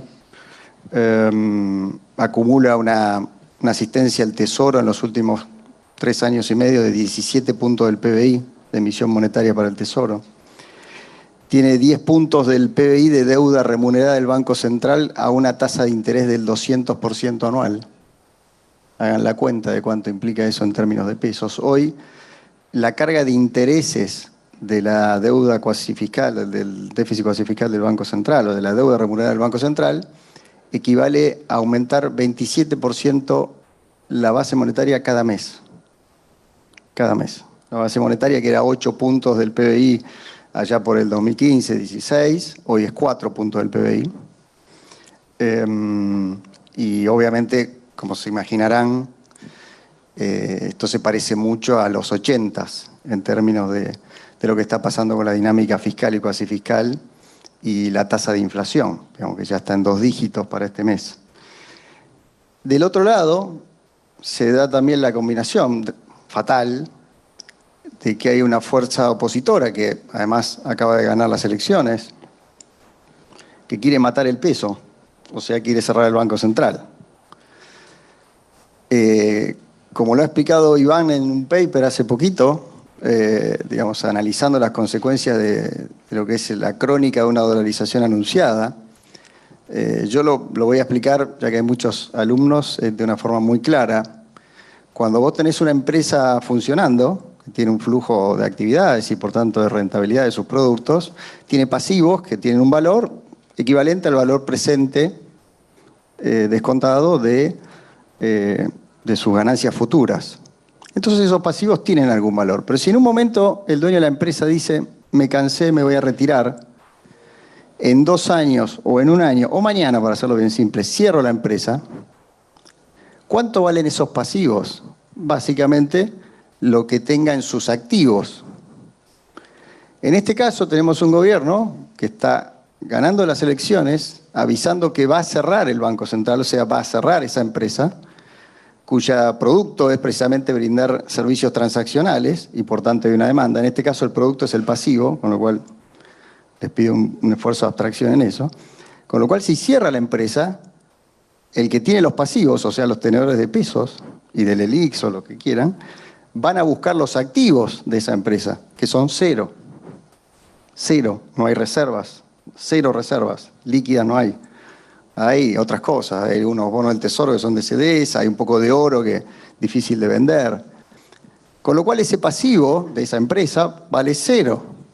Vale 0 el día que cierre, que puede ser ahora o dentro de 2 años.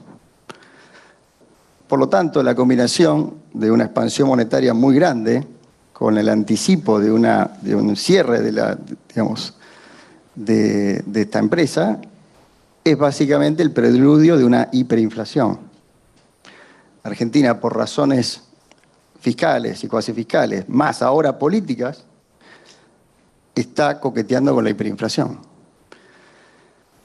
En el 89 se dieron un poco se alinearon en contra de los planetas para que ocurra una hiperinflación, que fue también la combinación, creo yo, de una situación fiscal y cuasi fiscal dramática y un candidato a presidente que prometía salariazo y revolución productiva, ¿no? Con lo cual ni siquiera prometía eliminar el peso, prometía seguir imprimiendo pesos. Entonces la gente corrió y tuvimos una hiperinflación. Acá vamos a escribir otra historia, que es una combinación distinta. Entonces, por supuesto, ¿cuál es la solución a eso? Obviamente, una solución es que, para ser equilibrados, o sea, lo que está prometiendo el oficialismo ahora, en el caso de Gabriel, es ir a equilibrio fiscal, o sea, retroceder de lo que viene haciendo el año que viene. Y en el otro caso, lo que está haciendo la oposición ganadora es decir que no va a dolarizar, o que lo van a pensar más adelante, o que van a conseguir 35.000 millones de dólares para que esa fábrica que no tiene activos tenga algo de activos, se lo va a prestar un tío para repagar los pasivos, cosa que veremos. Con lo cual la situación es dramática, porque en algún punto va a tener que ser un anuncio muy creíble, digamos, ¿no? O sea, al revés. ¿Cuál sería la solución para evitar una nueva hiperinflación en la Argentina? Y obviamente que gane un gobierno que quiera salvar el peso, no matarlo. Que quiera estabilizar la demanda monetaria, no matarla. Sea por oferta o por demanda, ¿no?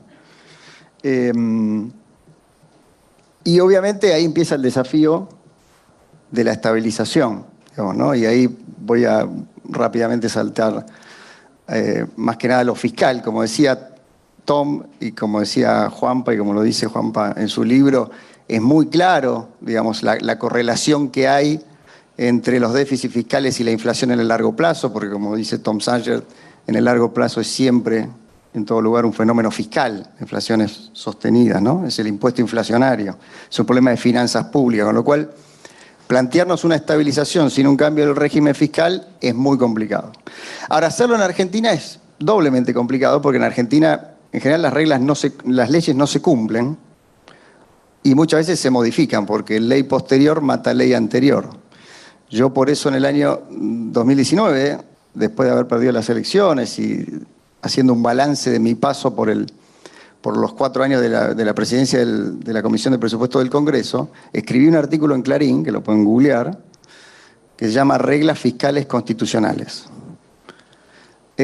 ¿Por qué lo hice? No porque era un ejercicio de autocrítica de lo que nos había pasado a nosotros como sociedad y como gobierno, después del final de un gobierno que había intentado hacer las cosas bien y que tropezó otra vez con lo fiscal. Y las reflexiones de ese artículo básicamente eran muy simples, es decir, hoy no hay ningún tipo de regla fiscal en ninguno de los 3 poderes del Estado y en ninguno de los 3 niveles de gobierno, horizontal y vertical. ¿Qué quiere decir? Quiere decir que, por ejemplo, la Corte Suprema de Justicia emite fallos sin importarle el impacto fiscal sistémico de sus fallos. O sea, hay que pagarle $1 millón a todos los argentinos, porque eso es justo por algún principio constitucional y no le importa cómo se cumple ese fallo. Entonces la Corte Suprema no le importa nada, el fallo va a dar o fallo... Perfecto. El Ejecutivo, obviamente nosotros tenemos una ley de responsabilidad fiscal del año 94 que todos los años se suspende. La ley de presupuesto de Argentina viene como con un listado de cosas que siempre todos los años viene, que se suspende la ley de responsabilidad fiscal porque nunca la cumplimos. Porque ley posterior mata ley anterior. La ley de administración financiera dice que el Congreso no puede subir un gasto si no dice de dónde saca los recursos. Pero cuando subimos un gasto en el presupuesto sin decir de dónde sacamos los recursos, o lo hacemos con una fórmula retórica, la ley de presupuesto es una ley posterior a la ley de administración financiera, la ley posterior mata la ley anterior, con lo cual no se viola todos los años la ley de administración financiera. Se viola en todas las leyes que subimos gasto la ley de administración financiera. Con lo cual el Ejecutivo, la responsabilidad fiscal es un acto moral. Es un acto que el presidente de la Nación decide, yo voy a ser responsable fiscalmente porque me conviene ahora por las futuras generaciones. Macron, que acaba de tener una revuelta social por la reforma previsional. O aquí nuestro vecino Uruguay, que acaba de reformar el régimen previsional también, pensando más en el futuro que en el presente. O sea que es un acto de moralidad del Ejecutivo, pero no hay ninguna regla que le ate las manos, ¿no? Y el Legislativo, ni hablar, es un desastre. El Legislativo funciona a veces como una caja de irracionalidad presupuestaria total. Todo el mundo va, le encantan que los aplaudan de los balcones aumentando gasto con plata ajena, que es la de todos ustedes, generalmente subiéndole impuestos invisibles, sobre todo en las provincias, que es ingresos brutos. Con lo cual, en ninguno de los 3 niveles del gobierno hay un principio de responsabilidad fiscal. Entonces, pero porque tiene que ver con nuestro ordenamiento jurídico, no solo con nuestra irresponsabilidad de los gobernantes, porque obviamente ha habido gobiernos más responsables fiscalmente y otros más irresponsables fiscalmente, con las mismas reglas de juego. Pero es un tema casi, te diría, de color político. Entonces yo escribí eso básicamente para decir, bueno, aprender de otras experiencias. Yo sí creo que una reforma constitucional, lo que pasa es que sabemos que es abrir la caja de Pandora. En aquel momento me agarró Marcelo Longobardi y me atendió por Radio Mitre, me hizo pelo y barba, porque claro, dice que está loco, va a abrir la caja de Pandora.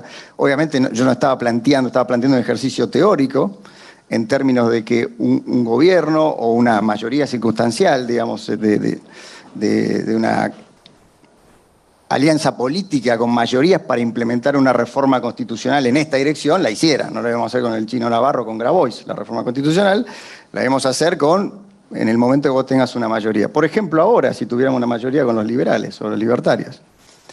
Y esa reforma, básicamente, por ejemplo, el artículo 16 de la Constitución Nacional de Chile tiene un artículo muy simple para evitar la demagogia del Parlamento que dice, si yo mando el presupuesto al Ejecutivo, vamos a suponer que el Ejecutivo es responsable, que además tiene reglas, tiene leyes, tiene la regla del fondo, etcétera, pero le dice, yo mando un presupuesto, usted no puede aumentar el gasto sin proveer los recursos o bajar otro gasto, porque si no esa partida que se aumentó es inconstitucional. Bueno, es una forma de evitar una de las inconsistencias, no la del Ejecutivo, que puede mandar, por ejemplo, un aumento del gasto público.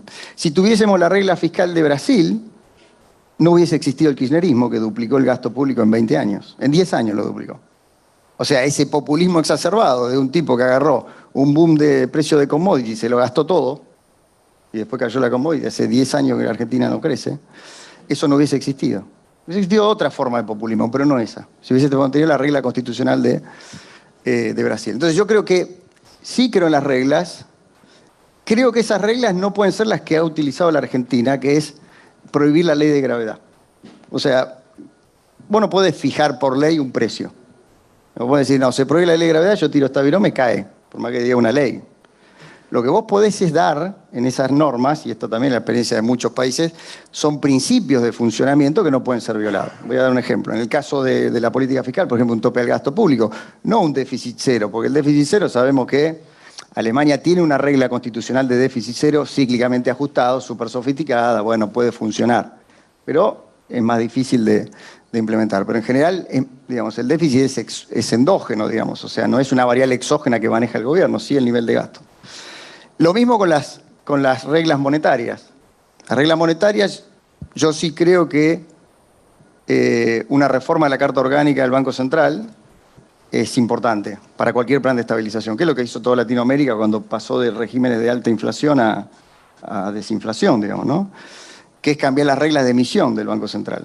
Y creo que es muy importante porque es una primera señal. Por supuesto, Chile tiene su Carta Orgánica, tiene rango constitucional, tiene como dos principios, no se le puede prestar al gobierno.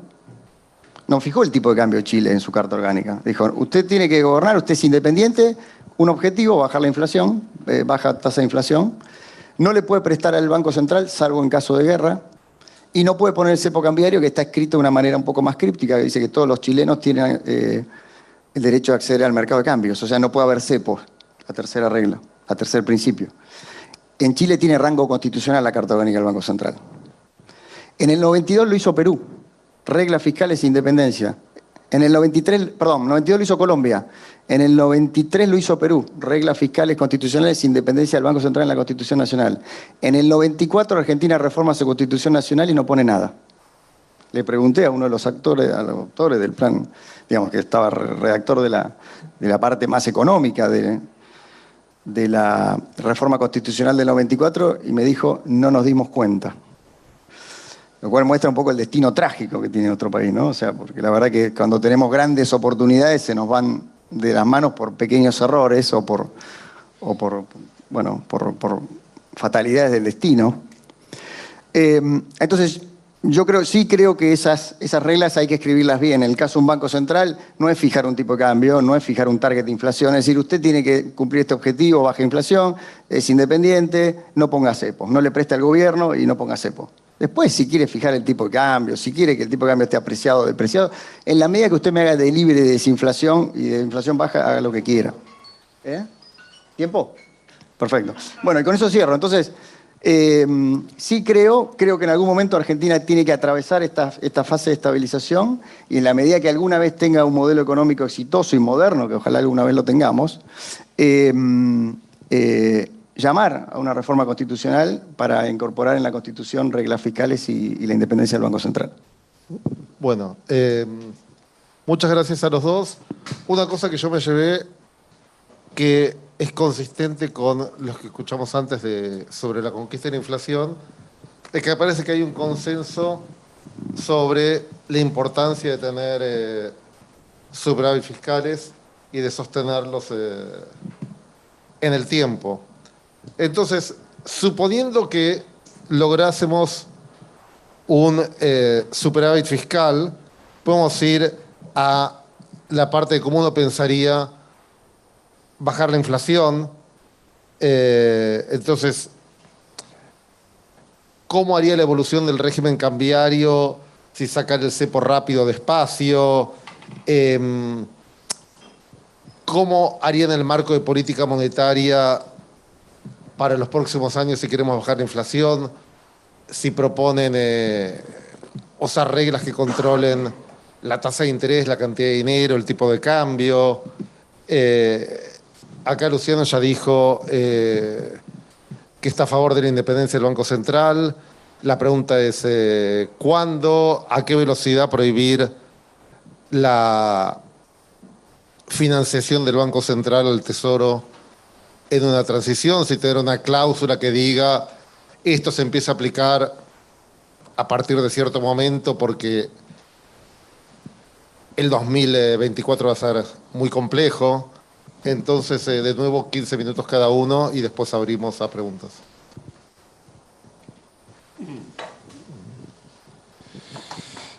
Bueno, yo una cosa que quiero aclarar, no es que dije que es fácil llegar al superávit fiscal, que yo sé que es muy difícil porque cada cosa, y creo que Luciano también lo mostró en lo que es los debates legislativos y demás, si todo el mundo, incluso la gente de buena voluntad, quiere lo mejor para su provincia, para su pueblo, y todos quieren más cloacas y quieren más gastos por aquí, todos son justificables, más allá de lo que pueda haber de cosas no justificables, pero ahí los incentivos no están alineados para poder lograr avanzar más bien rápido al superávit fiscal. Pero quiero decir que cuando Argentina lo logró, y lo podría haber capitalizado como activo, no lo hizo. Entonces creo que el gran desafío un primer desafío es llegar al superávit fiscal y el segundo desafío es mantenerlo en el tiempo. Y bueno, entonces yo creo que lo fiscal es tan importante en Argentina, la posibilidad de endeudarse, digamos, no tenemos capacidad de financiar el déficit, no tenemos reservas, no tenemos posibilidad de endeudamiento externo y tampoco veo que tengamos posibilidad de endeudamiento interno. Enseguida nos topamos con la dificultad y después termina el Banco Central teniendo que comprar deuda porque no hay esa capacidad, esa voluntad, ese deseo digamos, de ahorrar en bonos públicos con todas las cosas que fueron pasando y la debilidad estructural del Estado y su poca credibilidad. Entonces, por eso creo que es tan importante acentuar la parte fiscal, si no podríamos tener algún margen más de maniobra.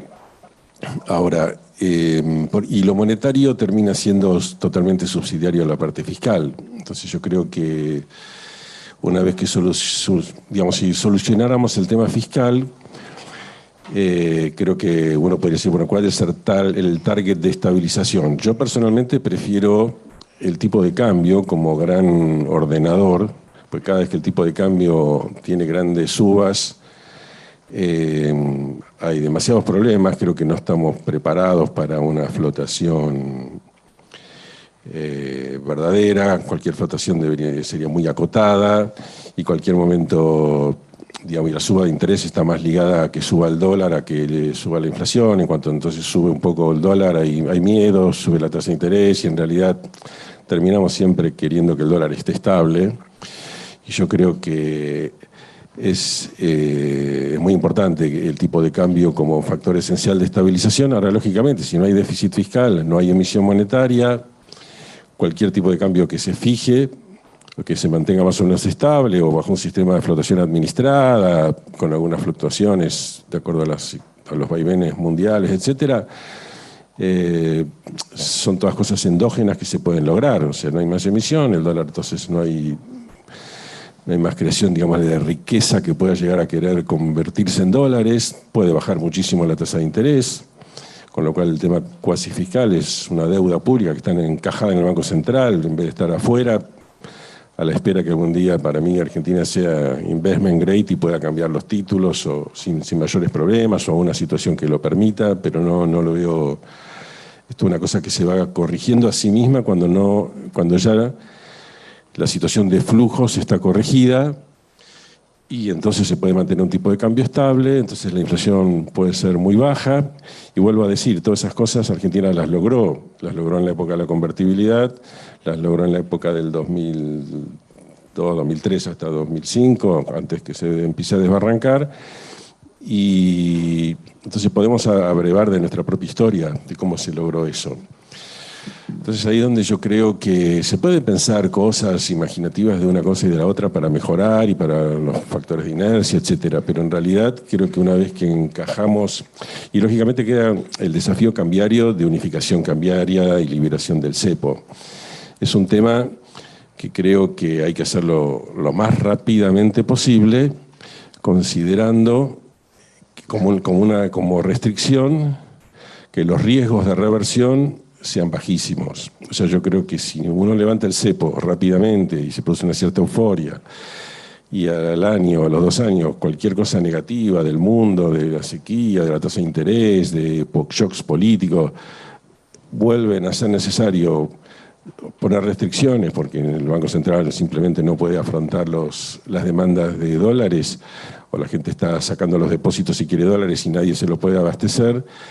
Y entonces volvemos a los cepos, volvemos a los controles y habremos hecho las cosas mal, porque el desgaste institucional, el desgaste en términos de credibilidad, de frustración social, de frustración económica, la sensación de que Argentina no hay manera de que le vaya bien las cosas, se acentuaría. Entonces yo creo que el riesgo de reversión es un tema muy importante a la hora de cualquier política que se haga. Lógicamente hay momentos que hay que tomar riesgos, pero tienen que ser riesgos acotados. Recuerdo en 2002, cuando el Fondo Monetario se oponía a que abriéramos el corralito, y porque hablaban de que había un enorme monetary overhang, y nosotros habíamos llegado en un momento a la conclusión de que no, que ya había pasado todo ese riesgo, que ya era el momento adecuado y que no iba a haber no iba a pasar nada y había cierta red de contención si pasara algo. Y la verdad que se abrió y no pasó nada. Entonces es un tema muy de arte de la política económica, ver cuándo se puede hacer cada cosa. Para mí el 2024 luce bastante auspicioso, porque vamos a tener por ahí 25.000 millones de dólares más respecto a este año por el problema de la sequía, que ya no lo vamos a tener. Entonces el Banco Central va a estar rápidamente comprando dólares y la fluidez de importaciones y de pago de importaciones se supone que va a ser bastante grande. Ahí se pueden ir relajando una serie de restricciones. Y si hay más, si se logra realmente un superávit fiscal que le da muchísima consistencia a toda la evolución de cuenta corriente y cambiaria, entonces creo que puede hacer uno puede decir, bueno, vamos a tratar de liberar una restricción por semana, o cada 2 días, o 5 juntas, o mini shocks, o no, de acuerdo a cómo vayan dándose las cosas, y finalmente ir liberando cada vez más controles hasta que ya sean ociosos. Lógicamente partimos de una situación muy complicada, de una brecha cambiaria muy alta, entonces hay que ver cuánto puede llegar a bajar, digamos, el blue o el contado con liqui si uno restringe totalmente la creación de dinero porque no necesita, porque tiene superávit. Cómo va a ir, por ejemplo, el M4 en dólares están fluctuando alrededor de 50.000 millones de dólares en los últimos tiempos, pero en la época de Cristina, del primer cepo, eran 100.000 millones de dólares equivalentes. Y en la época de Macri eran casi 170.000 millones. O sea, no es que uno pueda mirar con lupa y decir acá hay un monetary overhang de pesos ineludible, porque depende de las circunstancias, eso se puede ir acomodando y entonces lo que hoy parece que sobra, mañana no sobra. O lo mismo, bueno, la deuda comercial con importadores es terrible, pero por ahí el día de mañana, en una situación de más confianza, superávit, a lo mejor esos 10.000 millones que sobrarían respecto a lo que sería una situación normal de endeudamiento, por ahí se convierten en 5 o en 0.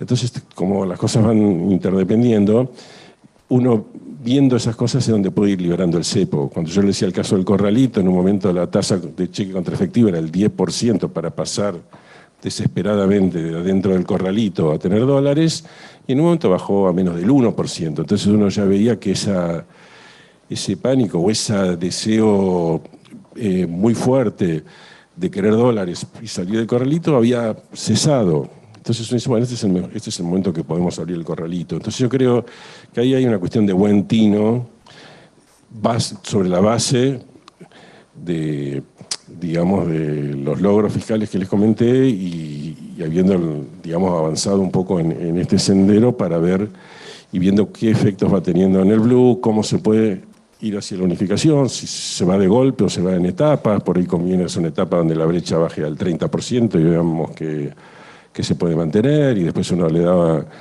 una arremetida final y unifica los mercados. En fin, eso admite ciertas variaciones que va a haber que ver de acuerdo a cómo evoluciona el resto de las variables. Pero sí creo que hay que tener claro que el objetivo es la unificación cambiaria, lo antes posible, lo sensatamente posible, considerando esa gran restricción. Ojo con los riesgos de reversión. No hagamos cosas que sean reversibles a la primera tormenta. Muchas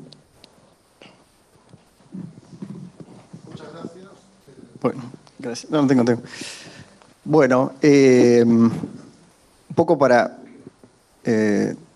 utilizar las recomendaciones de la teoría y lo que hemos hablado a lo largo del seminario. Es claro que para parar una inflación de 3 dígitos tan alta como tiene Argentina se necesita un cambio de régimen. Se necesita un cambio de régimen fiscal y un cambio de régimen monetario, ambos, que es un poco las lecciones de Tom Sargent en algún punto. En la medida que Argentina no pueda mostrar un régimen fiscal creíble en el tiempo, difícilmente pueda mostrar que va a poder mantener un banco central independiente y una baja tasa de inflación. Pero obviamente tenemos el desafío de encararlo en el marco de un país que si hay algo que no tiene es credibilidad. No tiene credibilidad en su sistema político, en sus instituciones económicas al menos, y que ha venido de una larga historia de fracasos, de modo tal que el desafío de estabilización es enorme.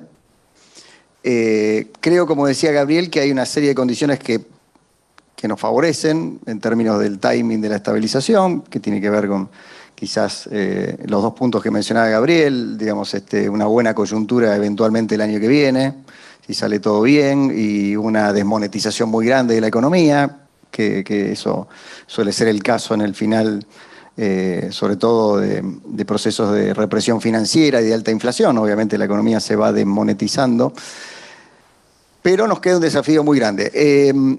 Para ser concretos, un plan de estabilización requiere tener algunos prerequisitos, sin los cuales es muy difícil que funcione. El primero es equilibrio fiscal, digamos, ¿no? O sea, hay que tener las cuentas fiscales ordenadas. No vamos a poder, como dijimos antes, discutiendo las reglas fiscales, escribir en piedra que Argentina va a tener un punto de superávit fiscal en los próximos 20 años, porque eso, digamos, sería poco creíble, aunque lo escribamos en una ley. Pero tenemos que dar señales claras de delivery, de reducción del déficit fiscal rápidamente para consolidar y construir algo de credibilidad en la estabilización. Lo segundo es una reducción del déficit cuasi fiscal del Banco Central, que hoy es el principal motor de la expansión monetaria. Esto, obviamente, es fácil decirlo, difícil hacerlo. Hay salidas ruinosas y salidas virtuosas para el déficit cuasi fiscal del Banco Central. Las salidas ruinosas ya las conocemos, que fue la experiencia del plan Bonex del año 89. Y hay salidas más o menos ruinosas, que es la licuación de esos pasivos, que es lo que puede ocurrir en una transición de salida del cepo cambiario, digamos, ¿no? Argentina tiene problemas nominales y problemas reales. Los problemas reales son el déficit fiscal y el retraso tarifario, para lo cual uno necesita hacer reacomodamientos de gastos que impactan, y de precios relativos, que impactan. Y después tiene un problema nominal, que es el exceso de pesos, dada la demanda actual, no sé la del futuro, pero la demanda de pesos actual, que se refleja en una brecha cambiaria de arriba del 100%. Si ese fuese el único problema, sería relativamente sencillo, entre comillas, de solucionar. Lo que necesitaremos hacer es una devaluación coordinada, es decir, subir el tipo de cambio oficial al paralelo, subir los salarios, los planes sociales, las jubilaciones, y lo único que perdió ahí es el tenedor de pesos. ¿No? Cobramos el impuesto inflacionario que no se cobró durante estos 3 años, lo cobramos de un solo golpe. Pero lamentablemente sabemos que eso ocurre solo en un laboratorio, porque en general la realidad es mucho más compleja, los salarios suben por la escalera y los precios por el ascensor, y las jubilaciones por la tirolesa, no sé por dónde suben, pero digamos hay mucha sincronía, además de que Argentina tiene un problema enorme, que va a ser uno de los grandes desafíos de la estabilización que viene, que es la sincronía de contratos y el enorme grado de heterogeneidad en cuanto a la indexación de la economía. Ejemplo, tenemos paritaria de camionero 200% escalonada hasta el año que viene. Es forward looking. Tenemos rentas, o sea, alquileres, que se indexan una vez por año. O sea que el lag indexatorio es de un año, en una economía que tiene 2 dígitos de inflación mensual. En los 80s, le digo para los chicos que están estudiando economía, los empleados del Congreso de la Nación iban a cobrar su sueldo todos los días en billetes. Se los actualizaban diariamente porque estábamos en hiperinflación. Entonces una economía hiperindexada. Hoy no, hoy tenemos una economía absolutamente desacoplada en cuanto a sus contratos. Hay gente que actualiza sus contratos cada 3 meses, otros cada 4, otros que no actualizan. Rige la ley de convertibilidad del año 91 que prohíbe la indexación en una economía con 3 dígitos de inflación. Este es el grado de locura en el que vivimos, ¿no? Los jubilados cada 3 meses, los empleados públicos creo que mensualmente, no lo sé, son los más privilegiados. Pero esa es la situación de Argentina, así que ese es otro problema grande que vamos a tener que resolver, que es el de la sincronía de los contratos. Pero yendo a los puntos, entonces, cuasi fiscal, parte de la licuación, parte de salida virtuoso es una remonetización de la economía, pero es un poquito circular el argumento, no va a haber remonetización de la economía si hay un déficit cuasi fiscal enorme que se financia con impuesto inflacionario, o que genera impuesto inflacionario. Y ahí tenemos un problema, obviamente, la tercera condición, ahora después puedo volver al tema de las LELIQs, pero la tercera condición es tener precios relativos alineados antes de la estabilización y no después, que fue una gran lección, sobre todo el gobierno Macri, ¿no? Que ajustó las tarifas después de que se habían lanzado los objetivos de inflación y eso empezó a generar tensiones en la política económica. Con lo cual uno tiene que llegar a la fase de estabilización habiendo puesto estas 3 condiciones. Si uno tiene esas 3 condiciones, o al menos la fiscal, que es más exógena, si ustedes quieren, y los precios relativos, que es tarifas y unificación del tipo de cambio, puede intentar ir a a una estabilización monetaria después. A problemas de los 80, soluciones de los 80. ¿Qué es un plan de estabilización tradicional? Acá todos lo saben, pero básicamente yo creo que empieza con una reforma a la Carta Orgánica del Banco Central que ponga un nuevo régimen monetario sobre la mesa. Sea creíble o no, pero al menos es algo, es mostrarle al mercado cómo van a ser las reglas de funcionamiento de este nuevo Banco Central, entre comillas, de aquí en adelante. Para mí esa Carta Orgánica tiene que tener, como dije antes, 3 condiciones. Independencia con un objetivo claro de reducción inflacionaria, estabilidad de precios y estabilidad financiera, que son los 2 mandatos que tienen todas las cartas orgánicas del Banco Central por regla general. Prohibición de prestarle al Tesoro, prohibición de poner el cepo. Y ahí voy a lo de... ¿Por qué me parece clave esto? Porque el cepo genera, primero, profecías autocumplidas. Le pasó a Macri el día siguiente de las pasos, 23% de evaluación en un día, porque venía el cepo. No porque anticipáramos la pandemia, o sea, éramos forward looking, pero tampoco era perfect foresight. O sea, no veíamos la pandemia todavía, veíamos que venía el cepo. Y se devaluó 23%. Paradójicamente, el gobierno ahora sufrió 22% de devaluación oficial, pero también del paralelo, porque viene la dolarización, que es liquidar el Banco Central que no tiene activos, con lo cual la desaparición del peso, con lo cual es más inflación. Hacia adelante en pesos. Después. Entonces, ese plan de estabilización empieza con la reforma de la Carta Orgánica, muy clara. Como dije, el cepo es clave. Ahí es donde uno tiene que atarle las manos al Ejecutivo. en cuanto a las reglas, ¿no? Que el tipo de cambio tiene que ser alto o bajo, eso no, eso me parece que es una mala regla. Y cuando vengan los shocks, lo que tiene que hacer un banquero central que no puede poner el cepo, digamos, o un gobierno no puede poner el cepo, después podemos discutir el mecanismo de enforcement para eso, que lo hay, chiquito ahí, hay un atajo para meterse. El gobierno ya no puede agarrar la pelota con la mano y llevársela a la casa. Digamos, tiene que hacer lo que hizo, ¿qué le pasó a Lula y a Cardoso en el 2003? Evaluó el real. Después vino el Banco Central, se evaluó, después hicieron inflation targeting, bajó, subieron la tasa y bajó la tasa de inflación.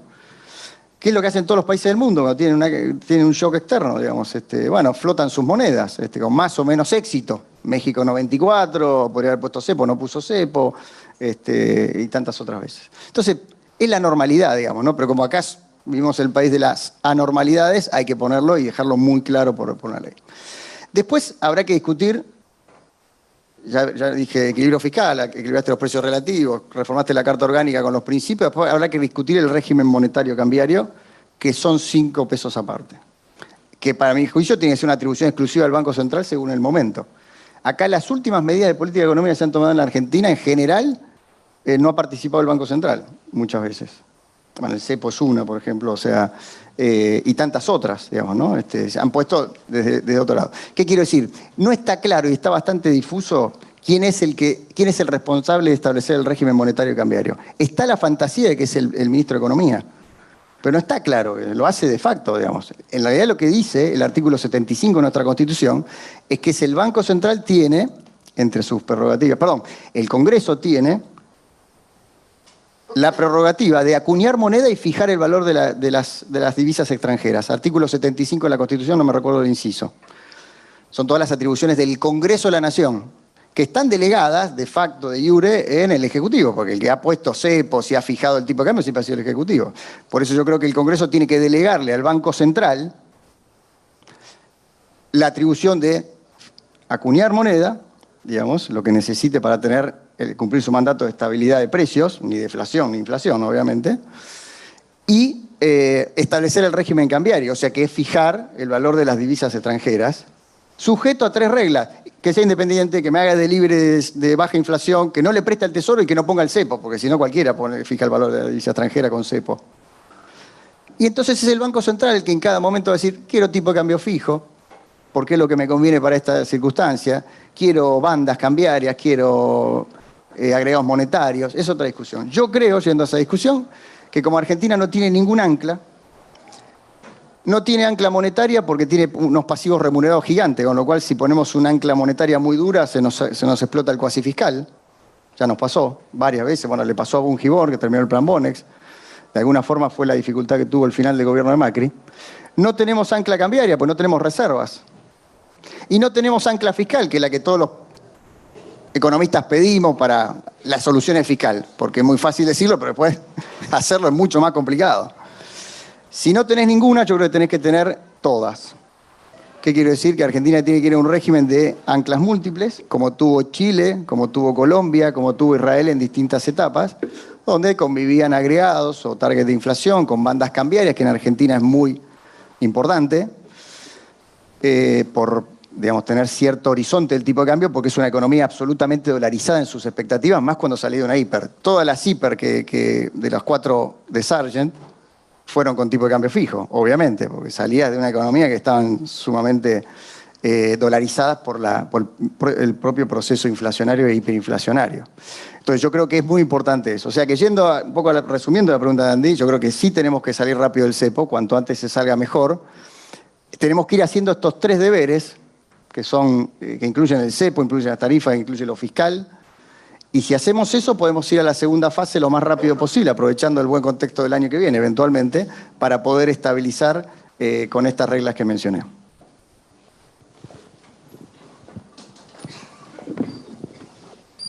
Bueno, muchísimas gracias a los dos.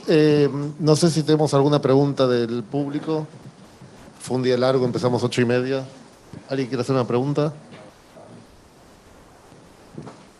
Bueno, yo voy a usar mi posición para hacer un comentario sobre el déficit cuasi fiscal, que va a ser polémico, pero es álgebra. Yo creo que Argentina tiene un superávit cuasi fiscal.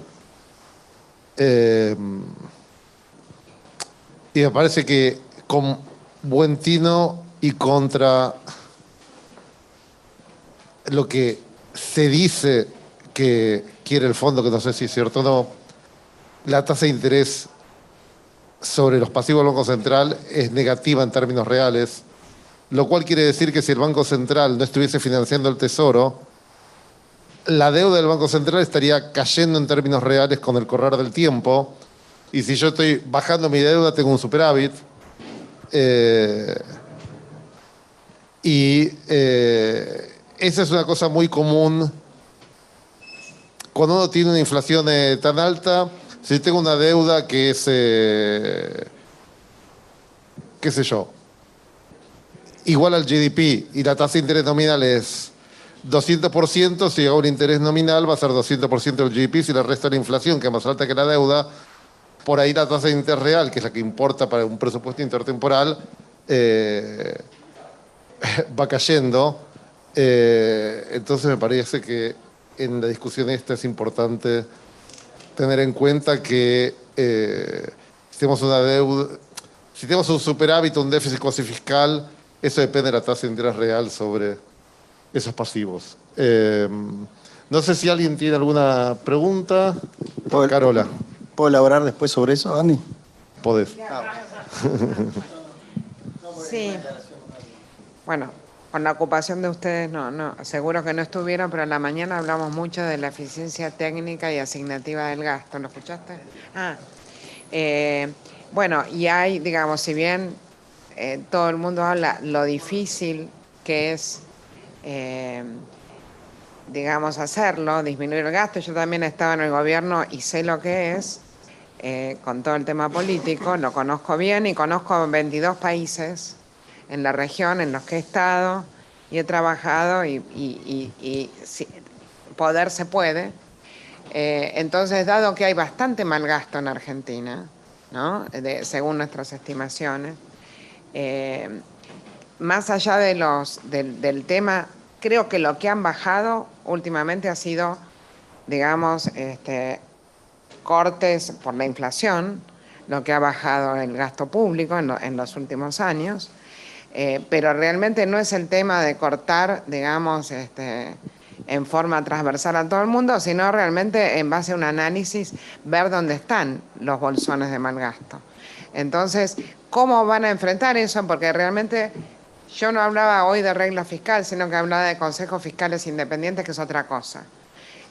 Consejos fiscales independientes con un grupo de gente de universidades, gente independiente que se va solapando, que tienen algún poder binding, ¿no? Porque nadie tiene la verdad revelada en ningún país, escuchan, digamos, otras voces, entonces, y ayuda porque tienen una mirada de largo plazo, ponen a la sociedad, están gastando o sea, hablan a la sociedad y comunican, ¿no es cierto?, qué está pasando con la parte fiscal y ayudan a tomar esas decisiones. Entonces, ese tema me parece que ese tema no lo han tocado de cómo lo harían.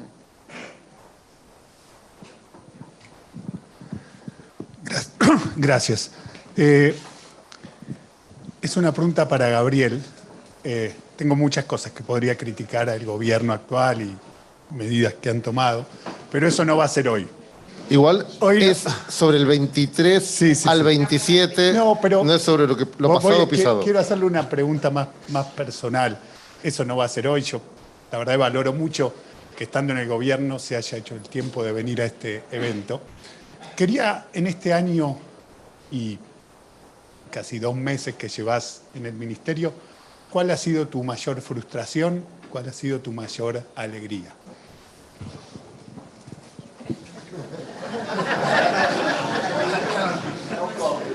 No, sin incluir las alegrías personales, digamos así.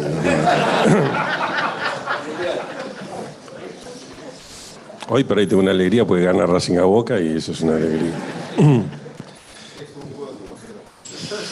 Pero yo estaría más alegre. Lo de Boca, bueno. No, a ver, primero, o sea, el tema de consejos, yo creo que todas esas cosas pueden ser útiles, lógicamente que depende de la voluntad del gobierno de darle bolilla o no. Acá hay una oficina presupuestaria del Congreso que creo que es una cosa, pero por lo menos que nació con cierta buena intención y buenas posibilidades de aportar claridad a los debates. Digamos, podemos pensar muchas cosas. Ahora, si el gobierno no quiere darle bolilla, va a terminar siendo algo muy accesorio, ¿verdad? Entonces, pero todas esas cosas pueden ser útiles. En particular, creo que habría que mejorar la oficina presupuestaria del Congreso, que en Estados Unidos ha tenido mucha relevancia y que pone a veces en blanco sobre negro todo y critica fuertemente al gobierno con las cosas que hacen, y eso ayudaría. Ahora, lógicamente, tiene que ser ir ganando en independencia, pues si no se van a cuidar y no van a decir lo que piensan, como suele pasar siempre. Y como quizás me veo obligado a decir ante la pregunta de él. No, yo creo que yendo un poquito al tema igual cuasi fiscal, creo acordar, por lo menos en general, con lo que decía Andy, lo veo más circular desde... no veo al cuasi fiscal como que eso sea la creación de dinero que lleva a la inflación, sino más bien como que ha sido una manera de sortear, digamos, la pandemia, por poner ejemplo, gran déficit fiscal, no se podía colocar bonos, todo estaba defaulteado, bueno, emisión, la gente sí quería depósitos, bueno, como quiere depósito, aprovechemos que quieren depósito y pongamos bonos en el banco, y son las LELIC o como fueran que se llamen.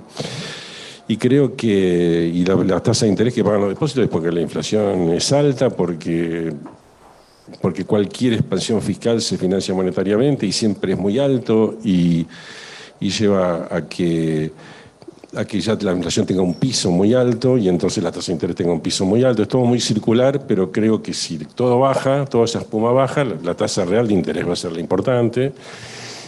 Y tampoco creo que son deudas que no se puedan administrar razonablemente en un ambiente macroeconómico mejorado, con lo cual creo que el cuasi fiscal, y en algún momento los bonos esos se van a poder canjear con bonos públicos el día que haya demanda de bonos públicos.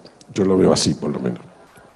Ahora, y yendo un poco a las cosas personales, yo diría que al comienzo, o sea, yo tenía de hecho llegué al gobierno porque tenía un plancito, un mini plan de estabilización, de hecho lo había visto primero, quería ver la Batakis, no me dio tiempo, porque decía, bueno, la puedo ayudar si realmente piensa que fiscalmente hay que ser prolijos, ordenados, tiene buenas intenciones, y yo siempre tenía una actitud muy abierta de colaborar con distintos gobiernos, de distintas características, y traté de aislarme un poco de las cuestiones ideológicas para, digamos, si yo más o menos siento que sé de esto y puedo aportar, lo aporto a quien me quiera escuchar y quien me quiera dar bolilla. Al principio pude pensar que me podían dar quizás comprar todo el paquete, pero en realidad tampoco es que me ilusioné que me van a comprar todo el paquete, cómo había que estabilizar rápidamente y aprovechar, que todavía faltaba 1 año y pico para las elecciones, que después iba a ser siempre más difícil y que ir al déficit cero inmediatamente. Y bueno, tenía mis ideas. Yo no vi que había un ambiente del todo favorable, pues sí, dale, vení, ¿qué necesitas para que te ayudamos desde la política? Porque vos tenés tu plan. Nunca lo sentí así, no me engañé que fuera así, pero sí vi un gobierno que había cambiado un poco su visión y que quería ir hacia ese lugar, aunque sea de una manera más sinuosa y más dificultosa, y dije, bueno, me pongo a ayudar, a hacer lo que puedo hacer. Y bueno, y la frustración es por no haber podido, digamos, desarrollar eso y llegar a este momento en una situación complicada, donde siempre igual tratamos de controlar los daños y seguir pensando en cosas positivas hacia el futuro, pero la situación ha sido así realmente mucho más trabajosa y complicada de lo que uno puede siempre imaginar cuando está fuera de eso, ¿no? Y alegrías, alegrías, alegrías. Te lo cuento en otro momento.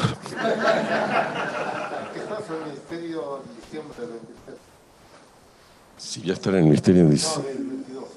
Estaba en diciembre de 22, sí. Con la academia.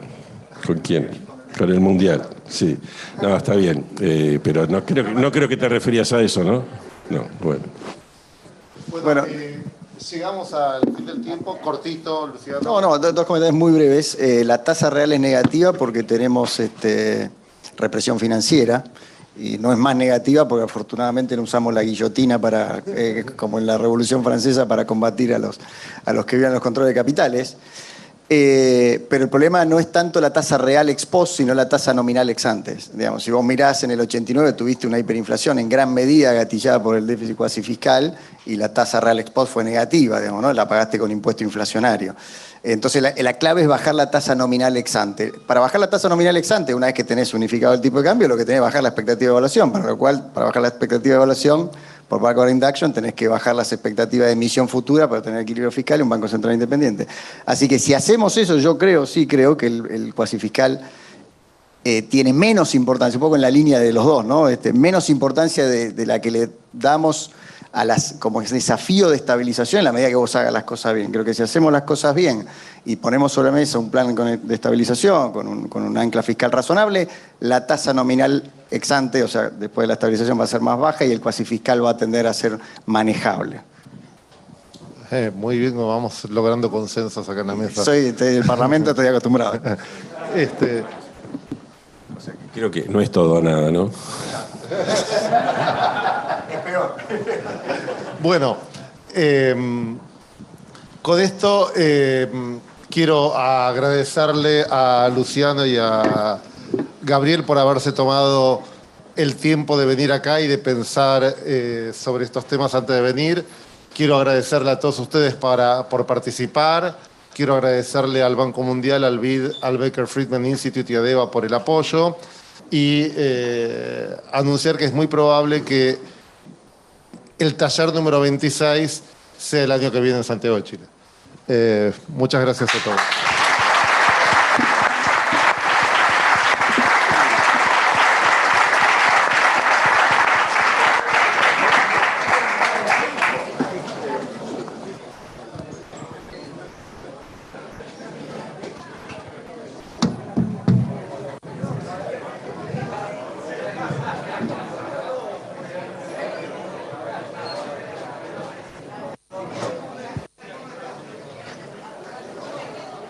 Which is our role right now? No tengo idea. Yo I forget how to speak it in Spanish. por el momento devolver el micrófono. ¿Una pregunta? Ah, ya sé.